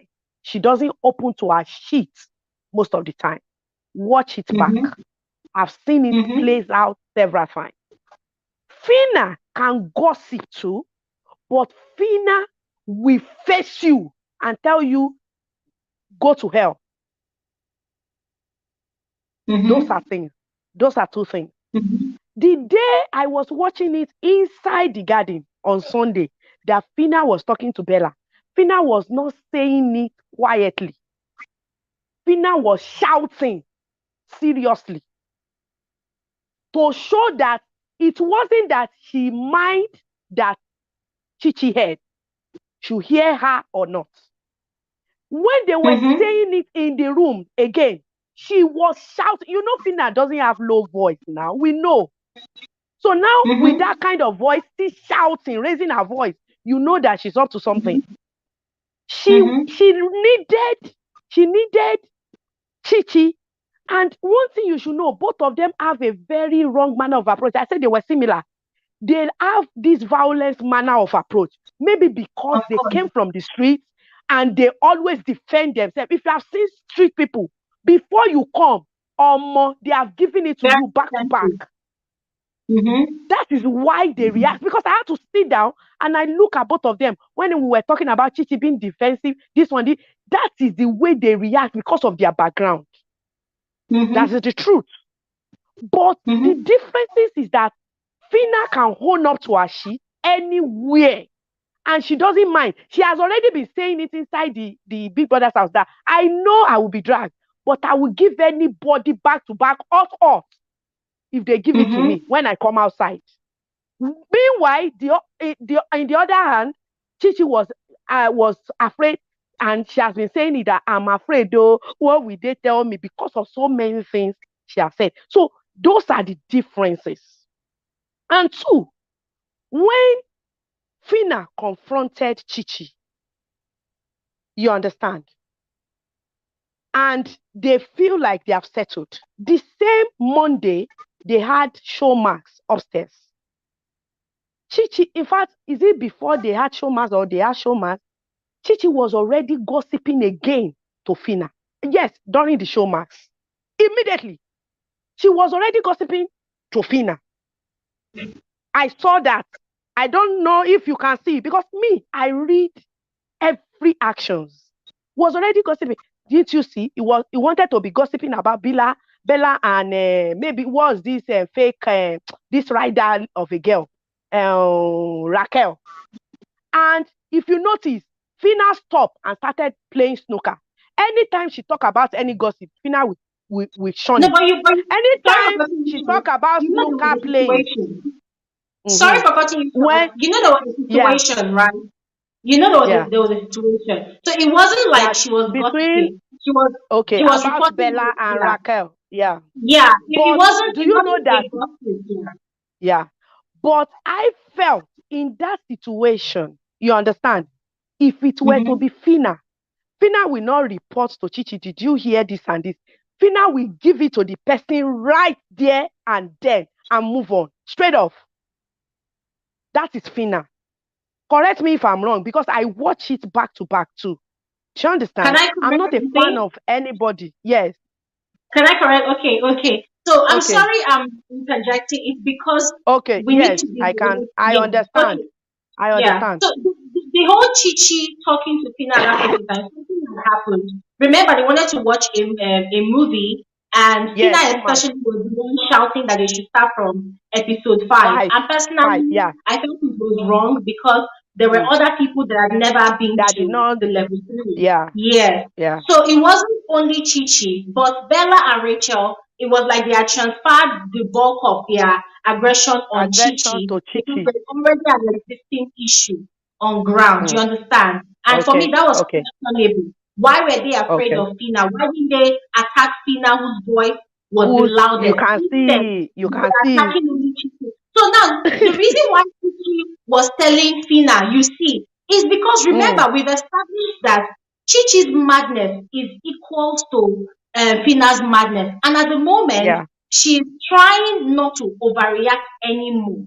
You understand? So what Chichi is doing now is when people upset her, those who she considers are confident in the house, she runs to them to, let it out and let them know that this is what someone did to me. I'm struggling to contain myself. What do you advise me to do? That was why she had the conversation with Brian today, the conversation with Daniela yesterday. She talked about it with Big Brother in the diary room on Tuesday yesterday. And that was why when because Bella was saying a lot at the snooker area. She was saying a lot about Chichi, dragging Chichi. And Chichi was hearing it. She was upset. But she did not want to be moody throughout. Exactly. Because she heard all the gossip, the previous night. And then this one is happening again. So that was her own way of trying to pacify the situation. Because remember, there's already a gang up in the house. These 3 people, they've already told that Adekunle, Brian, and the rest, right? And Chichi does not want to be the person that's the trouble starter in the house. So I'm just trying to correct it that it wasn't like she was actually gossiping. Yeah. Please carry on.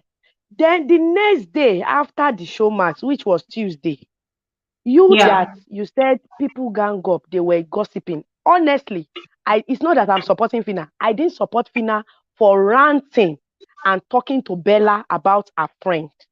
When you know that you are feeling this way, and you know you later confronted her. All these things that she said it to her face.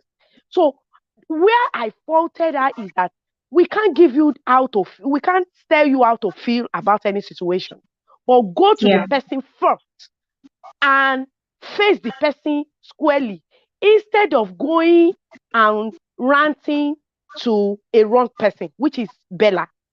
Because I know the notion of Bella is to scatter them and to rubbish Chichi right from time. It's true. We know that. So Fina was not just sensitive at that time. He has allowed the exit of Groovy, the pain, because she wasn't expecting it. She was overconfident that Groovy was not going anywhere. So the grief of Groovy leaving, she had allowed it to overwhelm her, that she was now voicing out what she has piled up in her. You will know that what she was saying that day was not what she has piled it up. Maybe she was even thinking, when we get out of this house is when we will be talking about it. But that thing brought it out, brought that reaction out. She couldn't keep it anymore. But my own is, she will have faced her. What she did later, she will have done it at the initial. Before that is my own. I didn't say she should not react. If you see something and you feel somehow, react. It's very good for your system also. You should react. But don't react and go and give. That is it. You are pointing. This Tuesday, that is another thing. The Tuesday, I saw both of them again in the, what is it? At the garden. Gossiping again. Fina and Chichio. At the garden. Gossiping. They even touch about Adekunle. She's faking it, this and this, and he's faking it, is this and it. We know Adekunle is a strategist. I know right from time I knew Adekunle is a very smart strategist. He was telling them yesterday, if they are very sensitive, they will have known. He said he has watched. This is the only one that is partaking that he has not watched. He watched it back to back. He carry it on the internet. He watch it until Big Brother's house live is being off. That is to tell you that he has studied everything back to back. He knows the card to play at every given point in time. He knows what to say. He's very good. And you know he's very good with words.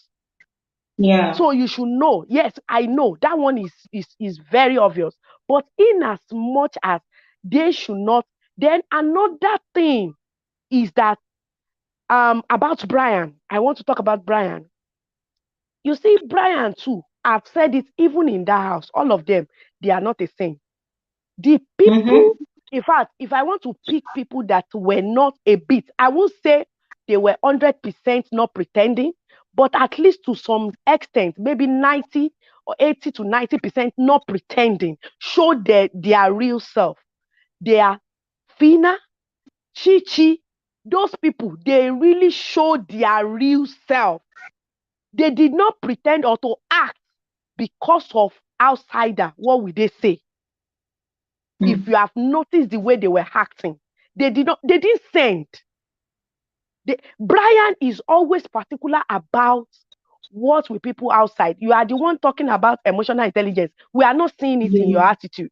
Emotional intelligence, when something is bad, say it is bad. You are pampering it, you are robbing it. You cannot say the truth in front of the people. Even the person that sometimes, have you noticed, Bella and this thing, when they were upstairs, the house guest, he was the one before Fina even talked. He was the one that was saying, even Bella is too rude. He was the one that he was rude.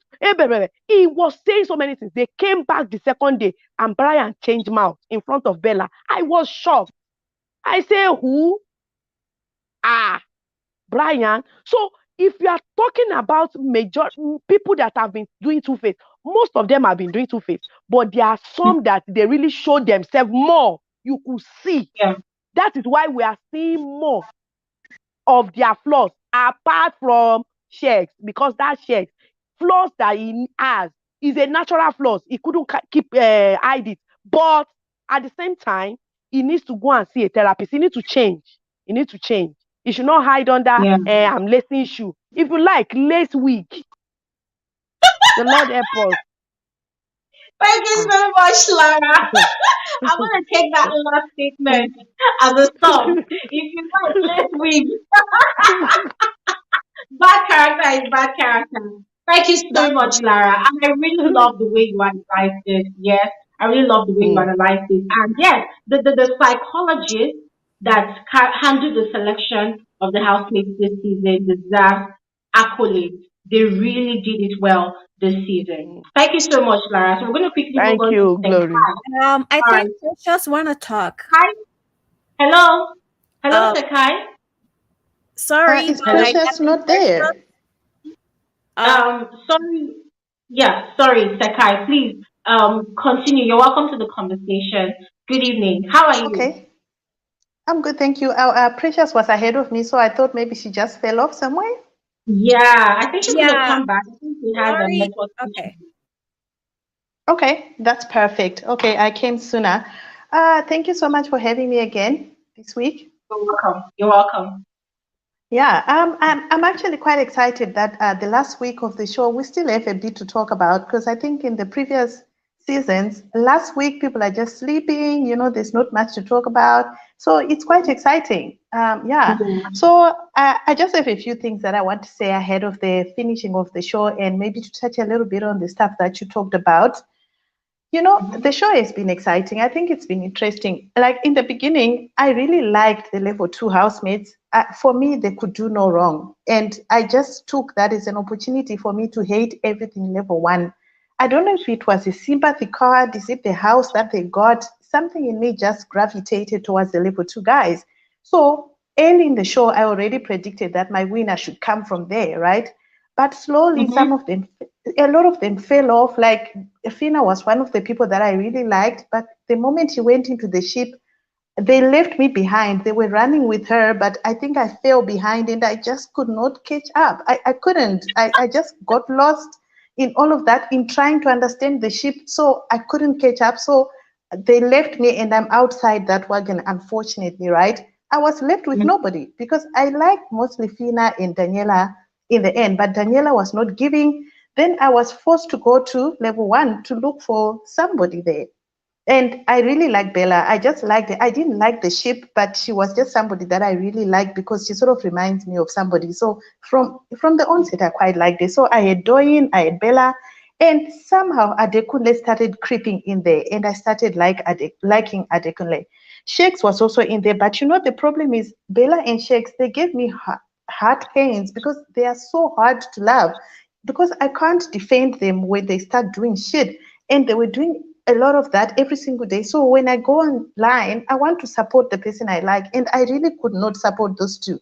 The only time I can freely support any one of them is right now because Bella has started showing some sides to herself that I can really like, and I can go on a chat and say, oh, guys, did you see Bella today? So I was just left with Adekunle, you know, to support only him. Back to what's happening right now, I'm just thinking that I think Fina knows that she's like a very, very strong person, but I'm understanding why her people are fighting so hard. I think the tactic of fighting is a bit wrong, but I can understand why they can feel like that because I've also been in a position where I like a person and this person is misbehaving, and I want to remove the cloud off my eyes to say, but why are you doing this? But I can't because I'm deep rooted in that person. But yeah, so I understand where these guys are coming from. I think the bad mouthing that is extreme on other people is not acceptable, but I understand why they're doing this because you find that even if Fina does something wrong, there is these people that are just there supporting the good, the bad, the ugly. They are there doing that. I just want to urge people to say, when your person is doing wrong, I think just own up to that and agree that, okay, this was not right, but we still like the person and we'll vote for the person. So in the end, what I want to see is a miracle that maybe gets Adekunle to winning the money because that guy has earned the money. He's played so hard. So that is basically the person that I'm really, really rooting for to get the money. Yeah, so that's what I wanted to say. Thank you so much, Takara. Thank you so much. That was really, really short, simple, and sweet. And I hope they Thank you. all listen and take the advice. Thank you so Yeah. much. Alrighty. Thank you so Quickly, much, guys. all right, All bye. right, bye. Okay, Ken, Okay, hi. Ken. Hi, Glory. What's up? Good evening. Good How are you? evening. How are you? I'm good. Good evening. Okay, Okay, I can hear I can hear myself. myself. You can? If you have If you multiple have devices, multiple devices, Is it better? can you disconnect one? one. Is it better now? I don't have multiple devices. Is it Okay. okay now? Okay. It's not better. It's I not can better. still I hear can you. still hear you. Well, I just have my phone on. I don't have any other thing on. Okay, this is what I'm Okay, going to this do. is I'm what going I'm to going keep to do. I'm quiet going to keep and quiet. allow you to speak. Is All it right? better now? I'm going to keep quiet. Just go ahead and Just go speak. ahead I'll be and quiet speak. because I'll I be don't quiet. hear myself. All right. Okay. I just want to quickly talk about three things. As usual, a lot of people have said a lot of things that I would have said, right? So basically, I want to speak about Bella, the Bella Fina dynamics. Then I want to touch upon the Fina Chichi dynamics, and then finish up with the Shegs, obviously. So for the Bella and Fina dynamics, I want to give Bella some accolade this week. I never liked her, right? Because I felt like she allowed herself to be dominated and played by Shegs, which everyone can see clearly, irrespective of what Shegs is trying to portray to the world now, confuse people that are all awake.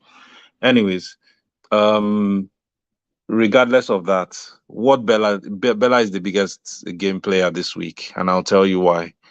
So all of a sudden, someone who never existed in the show just wakes up on the last week, seeing that the dominatory person, the person that's been covering her, uncovered her. She sat down, took a moment, and that moment was really short. And she knew that, okay, I have issues. I have something I've said about Fina and Amaka or whatever, and it's going to come back. I know who is on my side, nobody. And she ended up making the two worst enemies she had throughout the show, sit down and agree with her and turn against someone in the person of Chichi. And here we are all here talking all week about this thing. So for me, she's the biggest game player for the week. Kudos to her, right? That is how she could have played that game. This week, I'm saying, imagine you had started this from the first week. Nobody will be talking about Fina, to be honest. Because one thing about Fina is I like the character Fina, but I don't like the person, right? So because at that time when she forced herself into that thing with Groovy would have been the end of her game if there was someone else who could deliver narratives for us to be talking about. Other than the negative narratives that we had around Bella and Shegs, we couldn't have said anything about Bella ultimately throughout this show. So that's it about Bella and the Fina thing. Now, when it comes to the Chichi and Fina thing, I think I'm one of the people that agree that Fina is not a loyal person. And I haven't seen anything about Fina to say that her upbringing would warrant her to be loyal, because even from some of the stories that she told about, when she wins, what's the first thing she's going to do? I don't know how many people saw that. She said more like she's going to rub it on her auntie's face type of thing, so there is something crying out from inside there, psychologically speaking, right? There is an anger that is there about her upbringing, which is why it's so easy for her to throw people under the bus. So in as much as we're watching this show, yes, we're going to react daily to these things. For someone like me, it's just that feedback as to the dynamics that we see here and there. You think you know someone. When things happen, then you know where someone is actually coming from. Because to say you come on a show 2-3 weeks, you start calling someone your friend, for me is BS, capital BS. These people, they don't know each other, because you can't really know someone when something is at stake. You can't know someone when you've not faced real time issues. So anyways, the thing now about the Fina and the Chichi is that I feel like Chichi had it coming. Chichi had it coming. Till today, I still feel like Chichi was responsible for Amaka's eviction, because she could have handled it a certain way. She was 100% involved in all that narrative that built up to Amaka's exit. She didn't want to handle it. I could remember that very night where Amaka kept walking towards her and she kept acting like, I don't want to talk. Now, look at now, Bella has come for her at the end of the show. And she's now playing the victim. See, this victim she's playing now is not who she is. We all know that. What she's trying to do now is she has assessed herself from the beginning of the show to the end of the show. And she thinks that this is the personality that will win her the show. I mean, should we tell her? Because she's not even around the people that we are thinking about, you know. So that is, by the way. For Fina, I feel like Fina has been holding this thing. I think I heard sometime in the beginning of the show where Fina actually narrated as far as how many times they fought in the 1 week that they were in the room together. So it kind of beats me when people come out and say they are friends. You know, if you listen in between the lines, they were just people walking in the same place who never agreed, even while they walked there, who, for some reason, the psychologists felt they needed to pair them together to generate drama. And that's the drama we're seeing now. So, you know, I don't think that Fina has forgiven what she doesn't know about Chichi. Fina definitely believes that there is something more in all of this that she will find out after the show, which is Chomzi alluded to it. That whole gist between Chomzi, Bella, and Chichi and Amaka that she has not been able to unearth, you know, and so many other things that we don't even know about their relationship coming into the show, right? So there's something there that is beyond what we are watching here now. Fina is a betrayer. Do you understand? She can betray anyone but Groovy on this show, as far as I have seen. Right? But between those two, let's just leave them come out of the show. Because what we are going to see between Chichi and Fina is during the reunion. That is when I'll have something to say. Then finally, remember what I said about Groovy and Big Brother deserving each other. I know you remember that. So finally, I've been vindicated, right? For all the rubbish that guy did on the show, never punished, turned a blind eye. At a point, it looked like everybody was crazy in that house, including Big Brother himself, you know, believing and agreeing and not punishing them, apologize and all that rubbish that they were doing. That guy had no right to be on that show till the 9th week. On the 8th week, he could have been the third person to be evicted. They just wanted to elongate that useless drama. At that point in the game, he was already, you know, he had already changed the who that he claimed he is. He changed his strategy. Unfortunately for him, he's seen that we didn't buy what he was selling, and he has now come out to hold on to I love Bella, I love Bella. My popcorn will not finish for that love for Bella. As it is finishing, I'm buying more. I am watching that space, right? But something to note, right, just before I conclude, about the interview that he granted. Well, even people that are not psychologists could tell that the guy admitted to the fact that he did something. So he admitted because, I mean, you've watched the video. You said you've watched the video. You didn't say, I don't know the girl. That's one. Number two, you didn't say, I didn't do it. What you're saying is, I didn't hear my name. Do you understand? So bottom line is there are two things you could have said, and then we can be running with it. We can be arguing and beating ourselves up over it. You never said any of them. And you said one thing that nobody asked you. I didn't hear my name. Now, like the penultimate person that spoke before me, I think is Lara or something. She mentioned it. I mean, why would you be telling Bella that you will hear things about me if nothing happened? So it's just, you know, it's quite unfortunate for Shegs, because I'm pretty sure that maybe besides Fina, Shegs will be the most, would have given people the most tractions on the internet throughout this show. You know, he was kind of like the show this year, but negatively. I don't want to go into the abuse, and I mean everybody sees that, and that relationship I'm watching. I don't want to say more. Thank you very much, Glory. You know what? Thank you so much, Ken. Thank you so much. That analysis from you was so rich. I was just consuming and consuming to my feel. And you see what you said about checks, the last part, that was so spot on. I can't remember the particular Saturday live stream we had, but someone came on here and the person said, it was a female. She said that she has a very strong feeling that Sheg's featuring on the show or participating on the show this season is for PR, to come and clean his image, to come and clear his name because of that controversial video that his ex had already leaked out on social media. Yeah, and mind you, this ex in question, I've been following this ex since 2016 when I was doing my NYSC, when I was serving, I was learning makeup. So I've been following this lady for the longest time on YouTube. So when she released that video, I didn't watch it. I don't know why, because I don't like watching all this my ex abused me kind of videos. It messes up with my emotions. So I did not watch it. But when this guy appeared on the show, I ran back when the video was circulating. I went to check her channel. Guess what? The video had been put on private. I almost went crazy. So I was asking one question. Why did she put that video on private?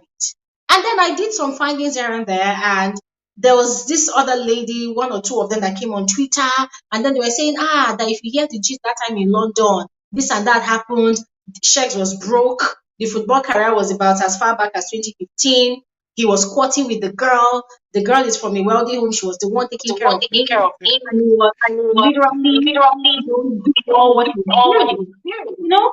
So whenever, if you think about it, guys, I'm not saying that this is true because, to be honest, I don't know. I wasn't there. But if you think about it, put two and two together, you find out that Shaq's coming on the show, looking for one girl, picking Bella, and then he's doing everything that a perfect gentleman or a perfect lover should do. It's like, ladies and gentlemen, whatever you hear out there, it's not me. Oh, this is how I am on a normal day. I pray for my girlfriend. I cook for my girlfriend. I clean for my girlfriend. I wash her butt. I clean her teeth. I wash her eyes, her nose, her ears. This is who I am. I am a perfect gentleman. It's complete, personal PR that, I am here to clean my image, character redefinition. That's what they call it. He's coming to redefine his character. He's coming to clean the press. And that is why, for those of us that really follow the show, that is why the housemates will never agree that Shegs was abusive verbally and emotionally towards Bella. The only housemate that can, in fact, there are two housemates, as a matter of fact, that can attest to what is happening. It's Doyin and Giddy Fire. Giddy Fire, that very night on the dining table, he was having his dinner at the far end of that table where Shegs was literally saying all manner of trash to Bella, and Bella was so angry, and Giddy Fire was shocked. The camera showed Giddy Fire's face. The guy was looking at them like this. And then Shegs was so carried away by the moment, he did not even notice that there was someone else there. When he turned and saw Giddy Fire, immediately he switched. He was like, babe, come and sit down. And he started forming the apology. So all of these things, you have to look to see. If you don't look, you will not see. But really, thank you so much, Ken. Do you want to say something? Do you want to say something, Ken? I totally agree with you. I don't want to say more than I've said, just not to take other people's time. Thank you so much for having me. All right. I just needed to put my camera on so you can put a face to the name. Let me say something. You see that face? People are going to start sliding in your DM if you send them your Instagram. No, I'm past that phase. Okay. All right. Thank you so much, Ken. Thank you. Okay. Finally, we're going to move on to Precious. Precious, for a moment, I was so scared that you were off. I was literally losing my mind, but I'm happy you're back. Welcome back, my darling. Please, let's hear you speak. Hi, Glory. Okay. Oh, you have to unmute. You have to unmute. Can you hear me now? Yes, I can hear you. Fire on. Hi, Glory. Okay, first and foremost, I'm gonna say 100 years for my village people, because Glory, I've been trying to get on, and then my village people have been getting me off, and then I try to get back on again, then my village people are like, no. My village people, they do not know that this is the penultimate live, so I need to be here. First, first and foremost, Glory, like I always say, we are so grateful for this platform. So very grateful. And I've always been grateful for this platform while being unemployed, being able to watch Big Brother from 8 a.m. in the morning till midnight. Now that I'm employed, I'm even more grateful for this platform because the time that I'm at work, even at work, they say, ah, you are so obsessed with this Glory chick. They don't know you, Glory. They can never find a picture of you and say, this is Glory. But because the way I speak of you, they're like, okay, so now you're going home to watch Glory. I'm like, you know it. You know it. So, Glory, if you ever feel that we're unappreciative or if this platform is not doing anything, please just remember people like me and everyone who comments on your videos and all your subscribers really appreciate the show. You for like I said, even when I was unemployed, I watch your show. Now that I'm employed, I appreciate it more because the time that I'm being stressed at work, I know that Glory is going to cover Big Brother for me. And I know that when Glory covers Big Brother for me, it's not going to be biased. It's not going to be anything where because she's a favor of Fina, or because she's a favor of Adekunle, or because she's a favor of Chichi, she's going to give me bias. I know that you give unbiased analysis every day, all day. So we appreciate you, Glory. We appreciate you so much. And I'm particularly excited for next year, if this is really true, when Big Brother South Africa. It's true! Yay!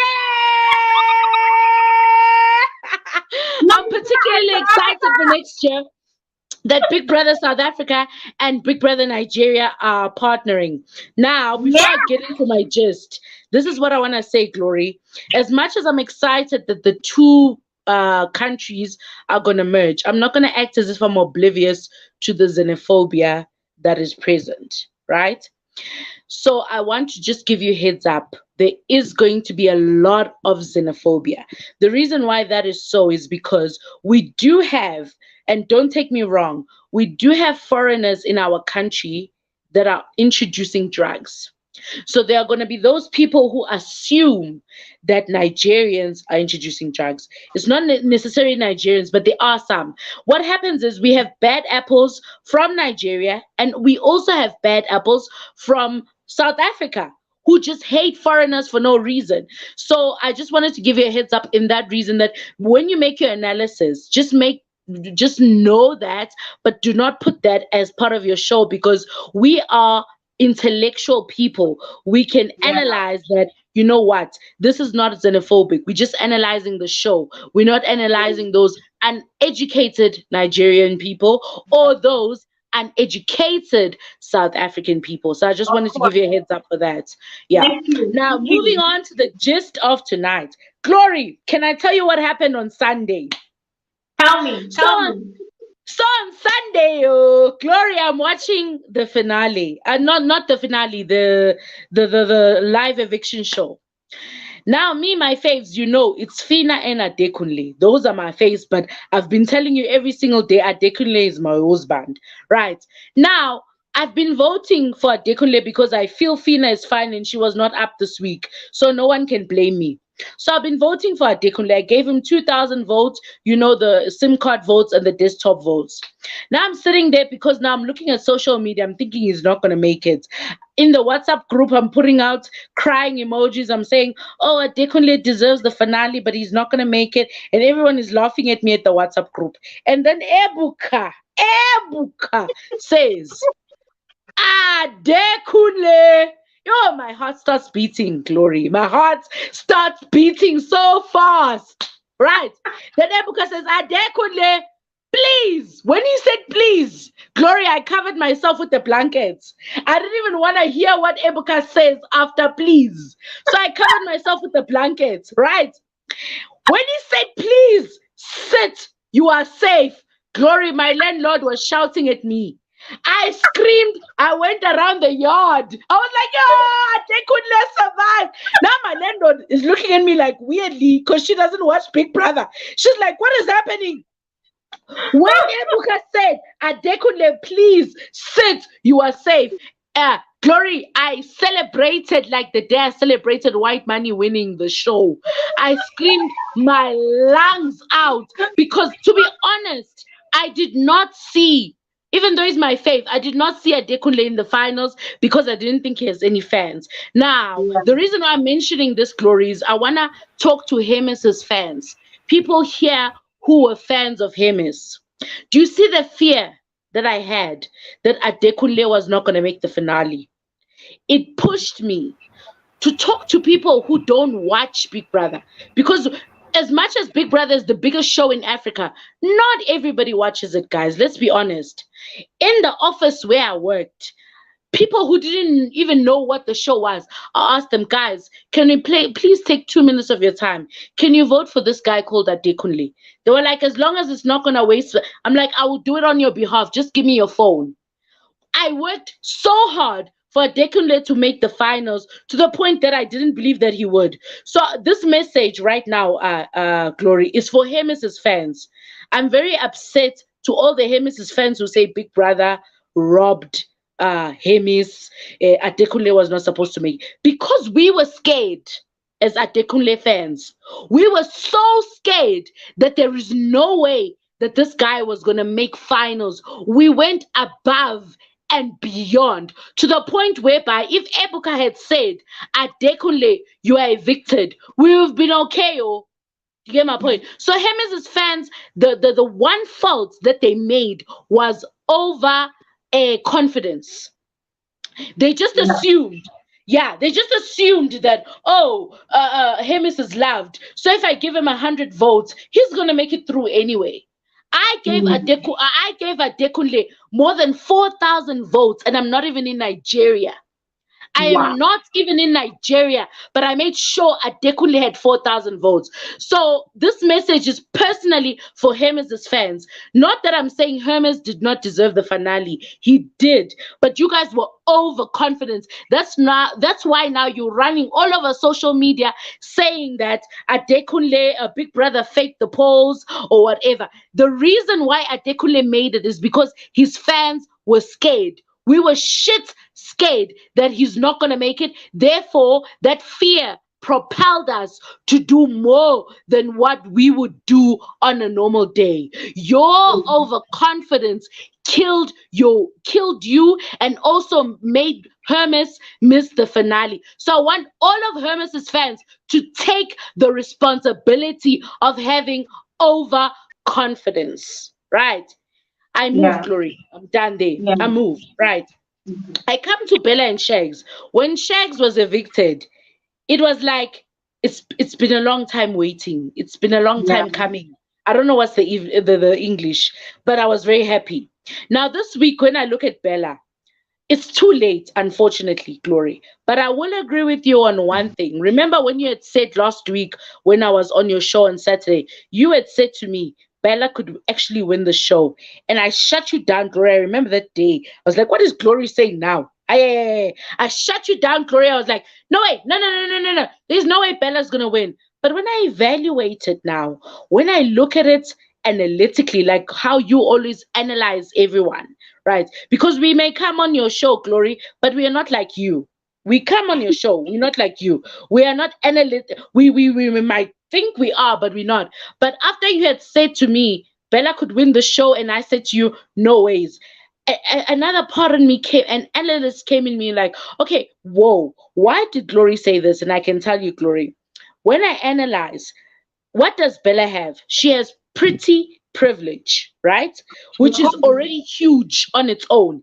Number two, she has pity votes. Bella is not my fave, but I pity how Shags treated her. Right. So now Bella has two ammunitions. She has pretty privilege. I'm the hottest girl in the house because beauty's gone. I'm the hottest girl in the house. And also now she has pity because every single person in Nigeria, almost every single person in Nigeria or Africa, pities the way she was treated by Shags. So now I want to come and apologize to you, Glory, to say I was so rash to say to you, oh, Glory, no way, no way, no way Bella's going to win. I'm trying to tell you that I came to my senses and I realized that how humans beings think and how I even became a full-fledged Adekunle fan. Pity plays a very huge role in Big Brother. Exactly. A very Exactly. huge role. So, am I thinking that Bella has a chance of winning the show? I'm coming publicly here on your platform to say, last week I said no to you, but this week I'm saying yes. Bella could take the show based on pretty privilege as well as pity. But I don't want her fans to think it's because she brought anything to the table. No. She did not bring anything to the table. Only based on those two things that she's the pretty privilege as well as pity that we feel pity for her. Now moving on to Fina. Fina was my fave from beginning before I noticed Adekunle. She was my fave. I always wanted another female to win. Now what Fina did was how she treated Chi Chi in the last days. Even before Chi Chi did the save, you did a video about it where Fina ganged up with Shags and Chomzi and all these other people where Fina was laughing at Chi Chi. I think it was the day where Chi Chi saw her lying on the floor and went to tell Yeah. Groovy. Yeah, and Yeah. went to tell Groovy that I think Chi Chi is too drunk, Groovy. I Yeah. want you to go rescue her. Still, Chi Chi was talking from a point of concern. Yeah. And because and I don't understand why Chichi doesn't see that because Glory, if for example, I'm just making an example, if I drink alcohol, right, I will know in my heart of hearts whether I have a problem of alcohol or not. And if somebody says to my boyfriend, please go check up on Precious, I think she's drunk. Whether I think I'm a drunkard or not, because I love alcohol, I know that that person was speaking from a place of love. So for Chi Chi to not understand that, sorry, for Fina to not understand that Chi Chi was speaking from a point of love when Chi Chi went to Groovy. Chi Chi could have gone to anyone, but Chi Chi went to Groovy, your boyfriend, right, and said, "Go collect Fina from that room. I think she's drunk." For Fina not to understand that as Chi Chi being concerned, I was very disappointed. And then now we move on to the garden conversation with Chi Chi and Bella, with Fina and Bella, where they discuss Chi Chi. So from that, Glory, from your videos and what I've seen, I'm not saying Chi Chi's not gonna win. Remember, I want a female winner. As much as I'm a Dekunle fan, he's my husband and everything. I still want a female winner. But we need to call a spade a spade. If Fina wins the season, guys, she would win because of who they and her personality. But she's not a good friend. She is not a person that we can stand with our full chest and say, when we look at her overall, she deserved. She doesn't. She's been a bad friend, not only to people, she's been a bad friend to Beauty. Amaka. Amaka, and now Chi Chi. And someone on Facebook argued with me when I mentioned those three people. They were like, "Oh, she was not a bad friend to Amaka. Many people nominated Amaka." Then I said, "Whoa, whoa, whoa, whoa! Yes, many people nominated Amaka, but Amaka told Fina, 'I like Groovy.' That's a girl code. That is a girl code." Then she was like, Yeah. "No, no, no." I'm like, you can argue with me until Tumbuktu. Fina was a bad friend to three people. Beauty, Exactly. Amaka, and now finally Chi Chi. She can win. Fina fans, don't hear me bad, oh. She can win. And if she wins, I won't have a problem. But let's call a spade a spade. Fina is a bad friend, especially to women. I'm counting Beauty. I'm counting Amaka. And finally, I am counting Chichi. When she laughed at Chichi with Shags and Chomzi, it was so disgusting to watch. When she, at the final week, all of a sudden said, Chichi wants Groovy. I was so shocked because I'm like, there is no way as viewers, there is no way as Glory as an analyzer would have missed that. And also Yeah. myself as a viewer, because I love the show. There is absolutely no way I would have missed Chi Chi trying to like Groovy. So you made that out of thin air because you are afraid because it's the finale. So let's own it, guys. I'm not saying Chi Chi mustn't win. I want people to be intelligent. I'm not saying Chichi mustn't win, but we must own her flaws. We must own her flaws. Like I told you, Gloria, I've made an example that I've always been a diehard fraud fan earlier, but I've always owned his flaw that he was chasing after Esther when he didn't need to. So right now we are saying, Chichi, we want her to win, but don't be oblivious to her flaws.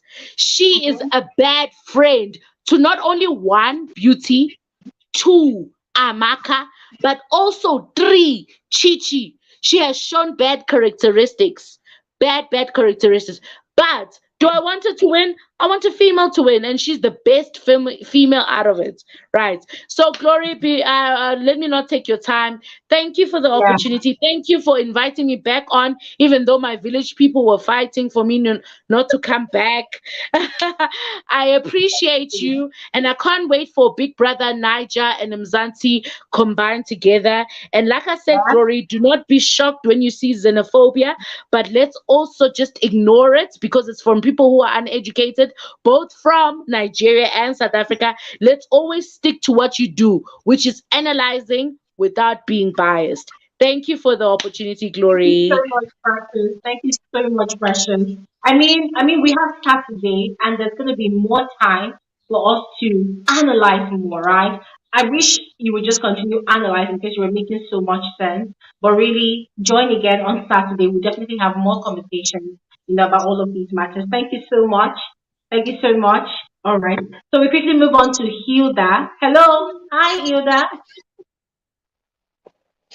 Hello. Hi. Angie, are you all right? What's happening? I think Please, she wants to Glory, talk, it's so I'll let her talk midnight and first, my then phone is I'll shutting down. Oh, yeah, sorry. yeah, Oh, yeah, I'll let please, her talk please. first, then Hilda, I'll Hilda, are you okay with that? Hilda, are you okay with that? yeah, I'm okay with it. I'll let her talk, then I'll come in later. Sorry, Angie. Okay, please, fire on. I'm so sorry. Please, fire on. Okay, carry on, Angie. Please, speak. Let's hear Oh, you. please. Oh, thank you so much, Hilda, and everybody. Please, I'm so grateful. I'm so grateful. Thank you so much for giving me the opportunity because really here it's very late, very late. Oh, And I'm it's sure okay. I'm shouting for my neighbors. So, Glory, first of all, so sorry on behalf of those people that are coming for you. I really felt bad.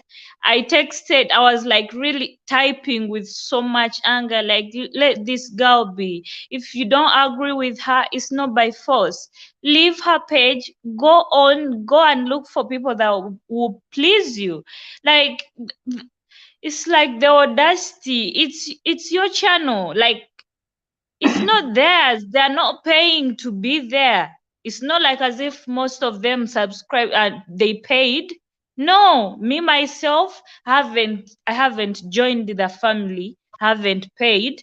But the way they are coming for you is like, it's her opinion, have yours, and then let's all coexist. It's not by force to agree with her. Like, why can't you handle an argument without really taking it overboard? I really, please, sorry, you don't deserve it because you're giving us a free platform. We're giving our views, so the only thing we can do is to appreciate you, nothing else. Also to join the membership. Hopefully I'll join soon. uh, Thank you. so Glory, I'll start with Shegs. I think Shegs is just trying to continue with the game plan he came with in the house. Because if you see, they're the exact same things he was saying to Bella, or I'm not trying to control you, I'm not trying to be this and that. That's what he's trying to prove to people, that he was being true to himself. He was not fake. Remember, he used to say, I'm a real whatever, that word. So I think he's just trying to move on, to continue with the strategy even outside, because he realized the people really were pissed at him. They were really angry. They were so disappointed in him. And kudos to him for doing that, because really, like, other coward people would retract, like they would say, oh, I'm sorry or what, but he's just trying to show people I'm real, what and what. And then Fina is really sometimes disappointing, but as women, we know sometimes we do things. But the mistake she made, like, before you discuss with other people, you call yourself someone who talks direct or what, just go to Chichi. Just go and talk to her, because she's not completely wrong about Chichi liking Groovy. Like, because Chichi had told her herself, like, she's not wrong, but all those things she was saying, they were all for nothing. They were really all for nothing. But again, I look at Fina, she is exactly like Chichi. The only difference is that if she says at your back, she will still come at your front and say it face to face. That is the difference. But they're the same person. Because if you remember Chichi and Diana's situation, you saw how she took things overboard. It's not like as if Diana had done something previously to show she's interested in Deji. No, she just, the local thing, she took it extra miles. So there are two similar people, but one is more, let me say, more hyper. I don't want to use the word aggressive than the other. And then the bad thing is that again she's adding salt to the injury by discussing with more people again. Like, you were with this girl, you pretended that everything is fine. Now you have cleared the air. Yes, you were hurt, but again, taking it to Brian, taking it to Daniela, now the group is adding up. Now that tomorrow she might call someone else. If you really felt bad, she didn't even talk to Fina about the Deji when he was evicted. She would have told Fina. She had an opportunity. Like, why are you now telling these other people, Brian especially? You think Brian really cares that much about you? No, he doesn't. That boy is just living his best life. He doesn't want any trouble. So at least don't go beyond, because the more people you invite, the more opinions you get, and of which not all opinions are right, or they are from a good heart. Like, you understand? And now she's really, again, because whenever you talk to another person, then they will also comment, and then they will add even more to the like the heart that you already have. So if you really think this girl did you wrong, don't again do the same mistake she made by discussing with Bella, because you're repeating what she did. Even worse, because you're talking to multiple people now. So they are really the same person. They're not different. Their characters are not different, because she betrayed Bella. She, like, I would say, betrayed Chomzi. All of they're the same people, same characters. Just one is more like, she's my friend, I'll still talk to her, we settle things. But Chichi is one person, I'll smile with you because I'm scared to fight with you. Like, what she's doing right now shows clearly that she's scared of Fina, because you had an opportunity. You were two people. Why didn't you say your mind? Why didn't you pretend, oh, it's cool, and now you're going to Brian, you're going to Daniela. All these are Fina's former level mates. At a certain point, they will still come and talk to Fina. Now it will escalate to another thing. I hope it doesn't happen, because I really like the two ladies. But for Fina, I'm sure when she comes out, she will realize what she did. I'm very sure, because it's really not good. And then Hermes, I think Hermes is still fancies shakes. That's what I'll say. Because how do you see clearly what he did and you're like, he never did any of that? Who was it? Was it a lookalike, or like, I don't understand. Why can't you at least say, you know what he was wrong, but also no, Bella did some things to trigger him, or Bella was also like this, but admit at least for the part that he did. At least admit she was really in an abusive relationship. But again, I'll not forget the fact that Bella is really playing a game. Let us agree to disagree. She is playing a game because now she has all these pity votes. She knows, of course, she knows that people will be there to see that she's being abused. She's really in love with this guy. She's being lied to. She knows because that girl, her mind, like the way she doesn't talk too much. That is a person that knows what she is doing. She doesn't talk too much normally. She's just quiet and looking at people. That's it. She's just like Adekule, but just the Adekule again does side talks, side conversations. But Bella just sits there. She knows what she's doing. And if people are not careful, like Bella might win. She has many categories of people to vote for her. She has very many. There are these rich that like bougie people. There are these that are pitying her. There are these that have liked Donyi and whatever and Chomzi. You understand? Like all those people that are like, let me vote Bella. She's a friend to Chomzi. Like that. So she's collecting a lot of votes. And once again, please, if you're not okay with what Glory is saying or other members, if you cannot take the heat, leave the channel alone. It's not by force. No one is asking you. You're using your phone and your own data.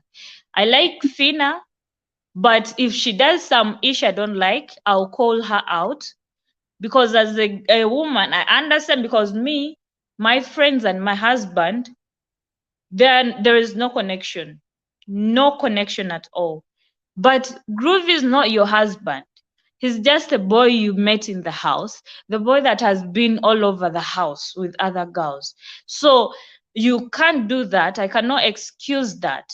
If it was like Bam Bam, you remember Bam Bam and Ted? Yeah, there is a time Bam Bam attacked Alex. Is it Alex for sharing a T-shirt or something like that? I would understand because they had a real solid relationship in the house. But for Fina, like, girl, you'll cry more tears when you come out and realize Groove was having side conversations with people, showing them that he doesn't love you. He just likes you, that's it. And then she will be hurt because in the process, she has hurt Amaka, she has hurt Chichi, and then Beauty is another case, like Beauty fans.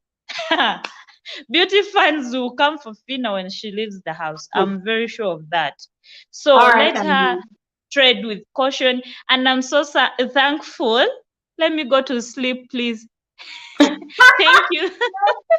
Thank you so much, Aji. You know, I really appreciate you staying up to join the live stream. I really appreciate you.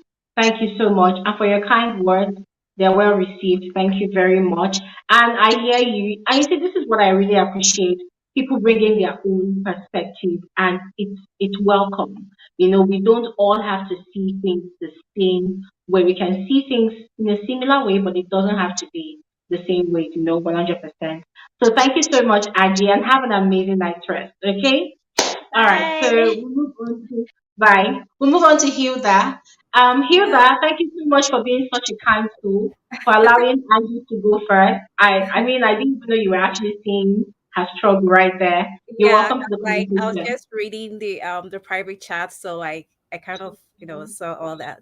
Yeah. But like yeah, um, so this is my take on all this. I'm gonna give every housemate the benefit of doubt because I don't know them. It seems sometimes I always feel like I'm the only person who is chill, watching this show because like I see all this aggressiveness and all that, and I'm like, oh, chill and all that. But I'm gonna give everyone the benefit of doubt, but we are here to gist. So um I'm gonna say that like everyone is kind of like forgetting Daniela. Daniela is a very good player. See how Daniela just confused all the viewers, including and even including the housemates. But Groovy actually did, the same, if not the same, similar thing as Daniela just did. Moving from beauty to Fina, but Daniela, also did, moving from Khalid and then Dotun, right? And you know how strategic she is. See how she just played her game. We the viewers, we've channeled our attention from her to Groovy and Fina, and she has moved safely to the finals. She is a very good player. And I always say that look, this is a game, you have to go in with strategy. I always kind of, side eye people who'll be like, he's real, this person is fake, he's just, playing a strategy. Who would go to BBN and, will say that, oh, I'm gonna be real. If they are real, you not like them. So they have to, I actually like people who go in with strategies. Of course.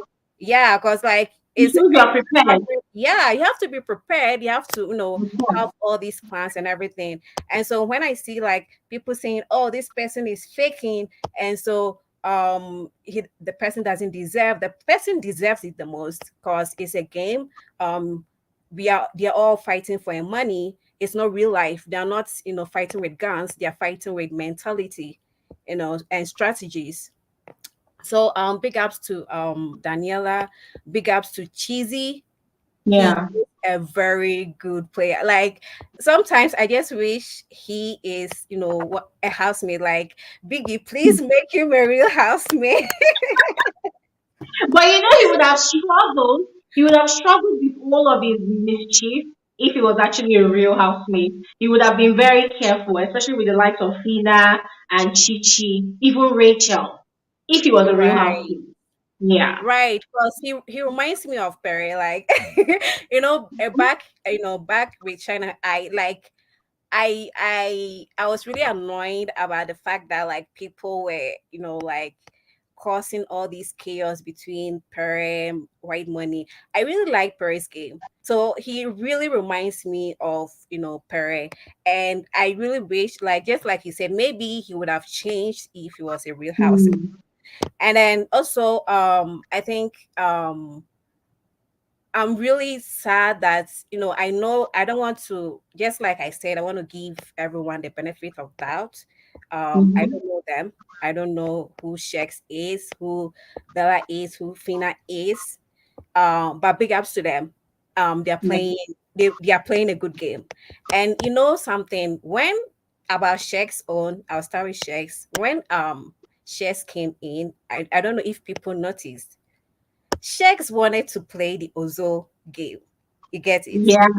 So people were kind of like, at first, people were saying, "Oh, we've gotten another Ozo Pro Max," and Yeah. I was like, "You guys, relax. It's a game. We've just started. Cause when we start, the way Shex was so sweet with Bella, I was like, oh, are we getting another past questions, like another repetition?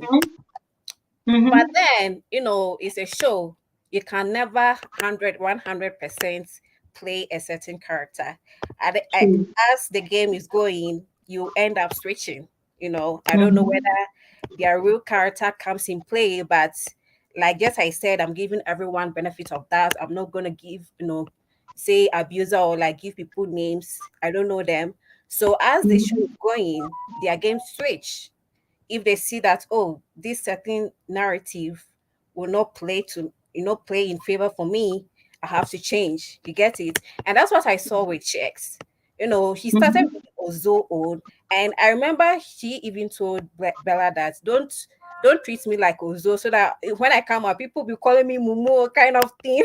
Exactly. Yeah. So I think he kind of heard something from the housemate, because the housemates saw you know that he was playing some certain game, and it might hurt his stay in the house, so he has to switch to be the controlling person in the relationship.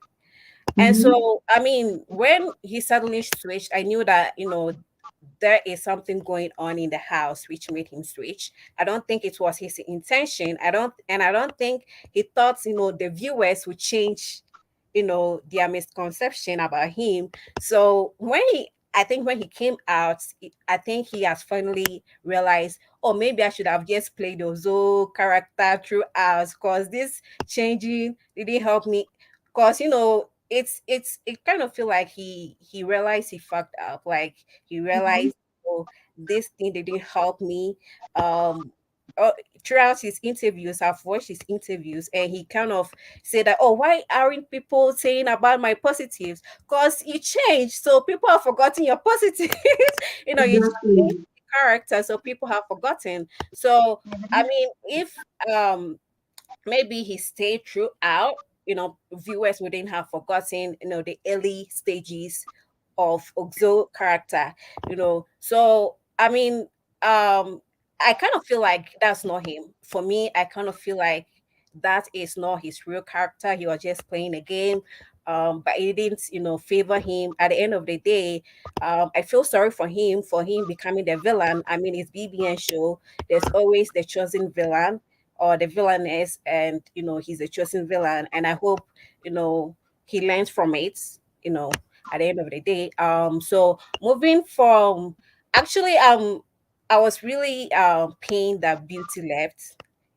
He messed up, but I really wished she stayed longer. She and Chumsy. I feel like if Beauty stayed a little bit longer, like it would have been like crazy game. But anyways, she was disqualified. I also feel like people watch this game with so much emotions. I don't like the Mm-hmm. fact that people are calling Chelsea bitter, whatever. Like, girl, like this kind of play, like leave it. Yeah, it's see, I see like Chomsy as like a very competitive person. Like if and you can even see it at the games, the arena games and everything. Um he might she might be proud or arrogant, but like I mean, like let's give her the she plays a very good game. She's very competitive. She wanted to win, like even when she was evicted, she was like, I'm going to win. When they were evicted and they were brought back to the house, like she was Mm. even declaring that I'm going to win and everything. Yeah. Yeah, but like seriously, like the girl, let him breathe. I don't like the fact that people be sending these bitterness threats and all those things to her.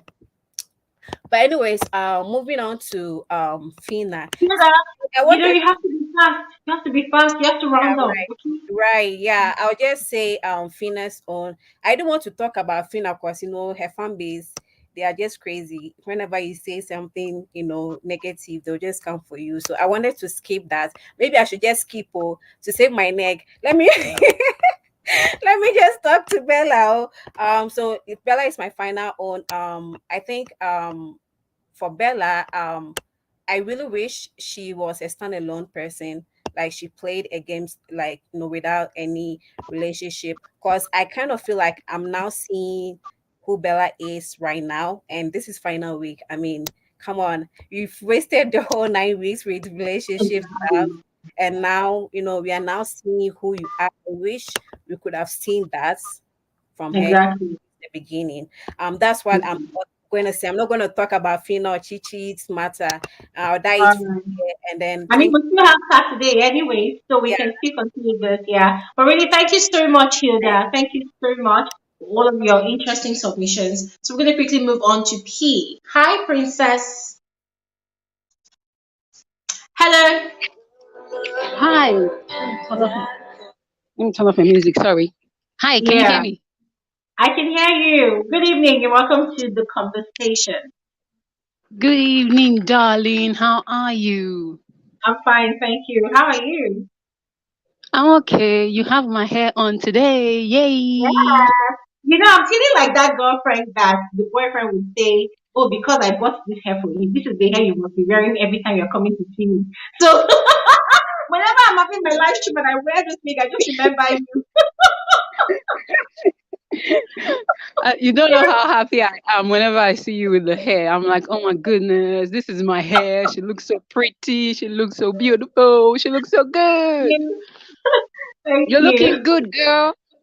Thank you so much. Okay, Okay. let me start with Let's see this something. one.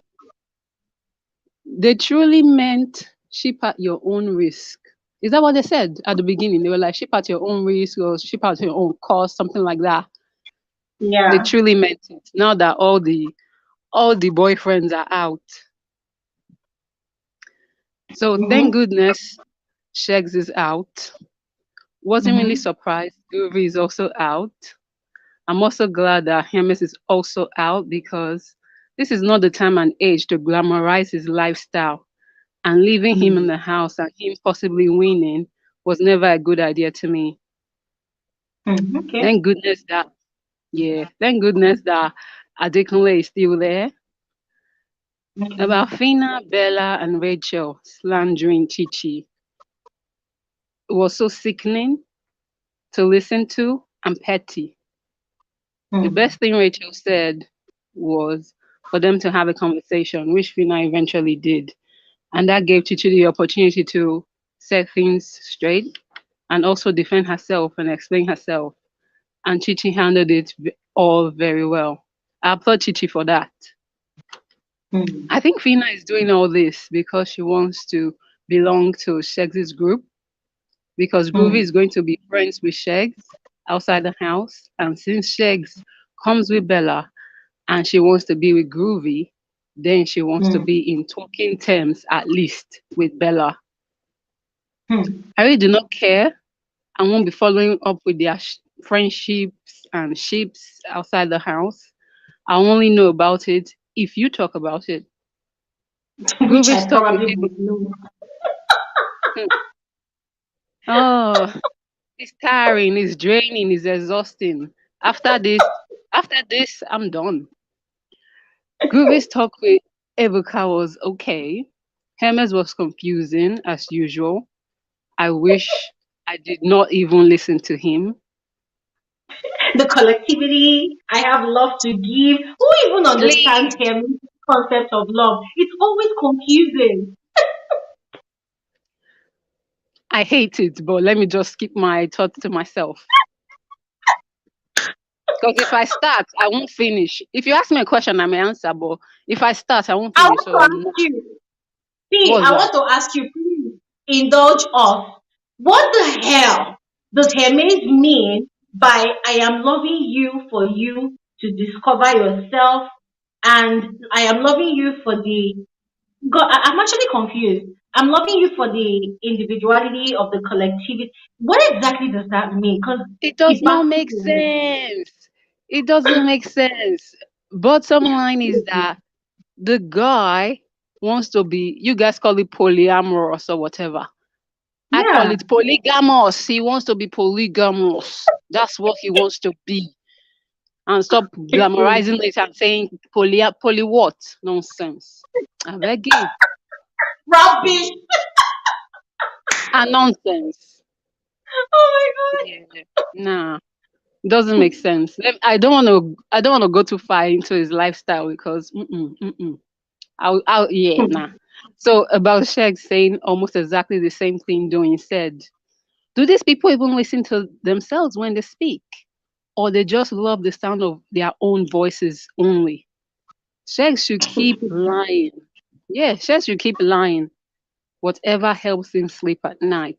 He's only lying to himself and his fans, not me or any other person that is woke and can see.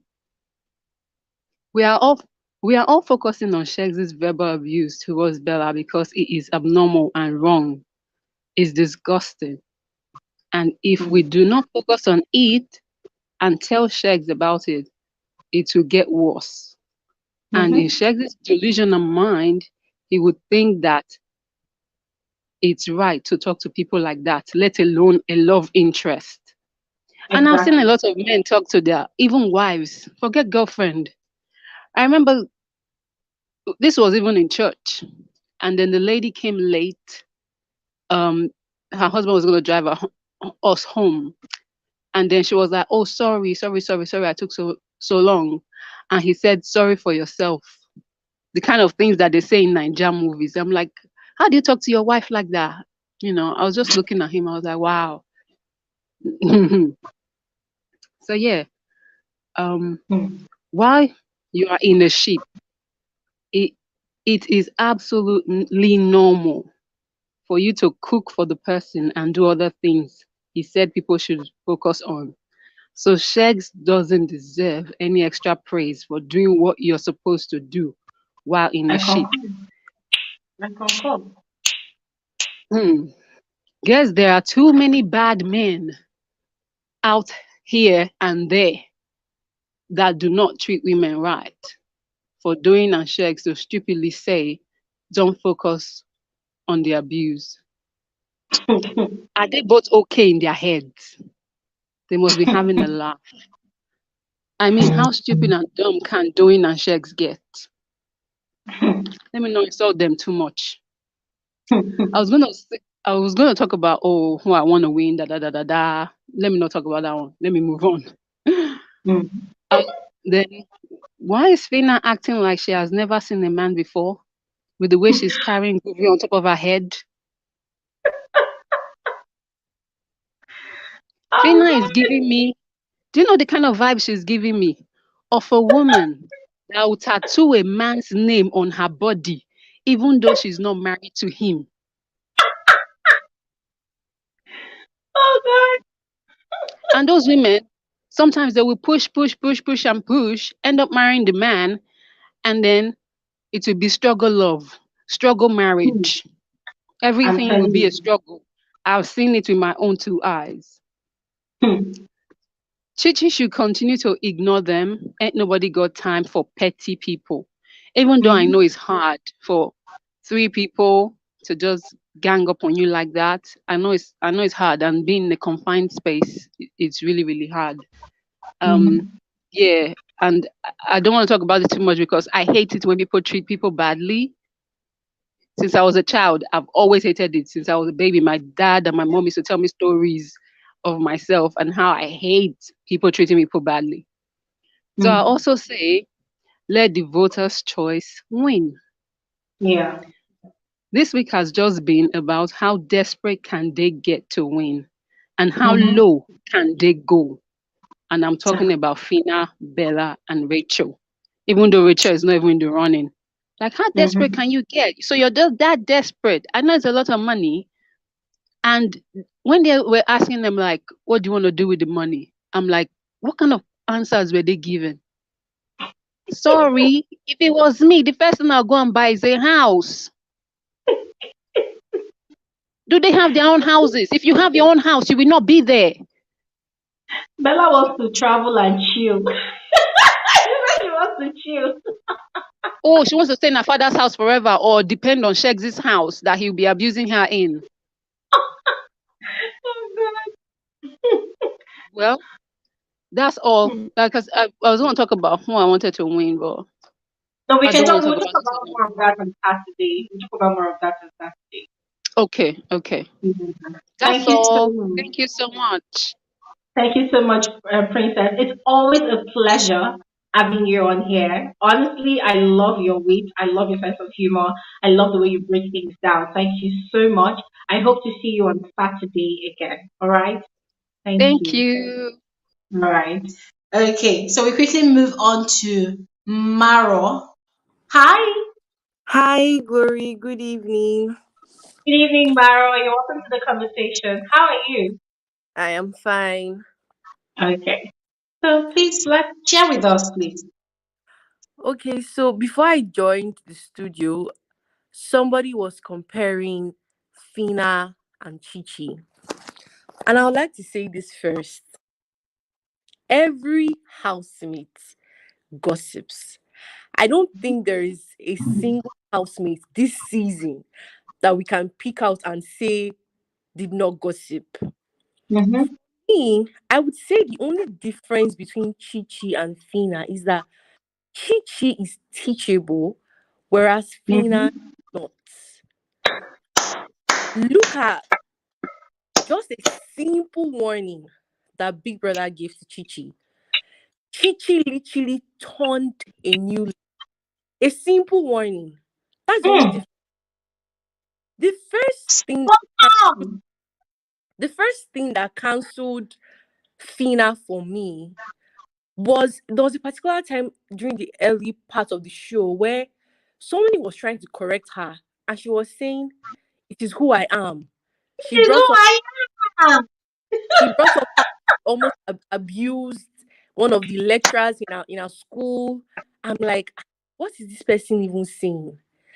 So first, that's already even made me kind of cancel Fina, but I still liked her anyway. She was entertaining. I still liked her. The next thing that made me not like Fina, Glory, friendship is very, very big to me. In fact, I had a friend called Glory, and I say had because we're no longer friends. And she might even be on live. Glory, I miss you, but my pride will not allow me to text you anyway. She can hear. Anyway, friendship, I'm very huge on friendship. Yeah. So when I saw what Fina did to Amaka as regards Groovy, and she wasn't apologetic about it, it touched me on Amaka's behalf because I Mm-hmm. felt the betrayal for Amaka. So that's too, and then adding what she just did, I knew Fina was not one to take friendship seriously. So when I saw her slandering Chichi with Bella and Rachel, I wasn't really surprised anyway because it's a behavior trait. So I wasn't really surprised. Then as Mm-hmm. we Shegs, I don't know how all of us are surprised with Shegs' media rounds or his interviews. Gory, I'm Shegs will manipulate the audience. He will Mm-hmm. manipulate all of Nigeria very soon with these Mm-hmm. interviews that he's having. And mind you, we keep thinking when Shegs was abusing Bella, he was bringing out his real character, not knowing that the cameras would be on him. If you Mm-hmm. recall, there were some arguments where Shegs and Bella would have, and Doing will be in the room, and Shegs will close the door, and he wouldn't want anybody to come into the room. Shegs has Mm-hmm. been a fan of this show, so he knows that at that time the cameras will be on himself and Bella. But guess what? Mm-hmm. He still behaved in an abusive manner. Why? Because he doesn't even think that what he is doing is wrong. That's Mm-hmm. why he will not own up to it. That's why in his interviews you will see him defending nonsense because he doesn't even feel that what he's doing is wrong. So even if the whole of the guy is telling him that he's abusive, he doesn't see the abuse.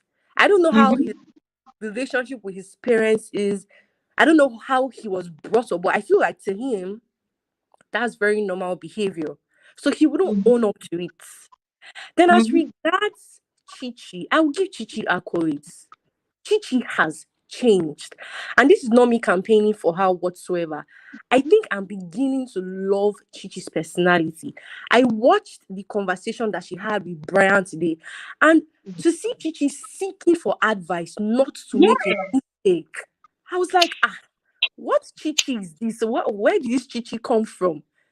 To not make a mistake. Chichi is soliciting for advice. That was Yeah.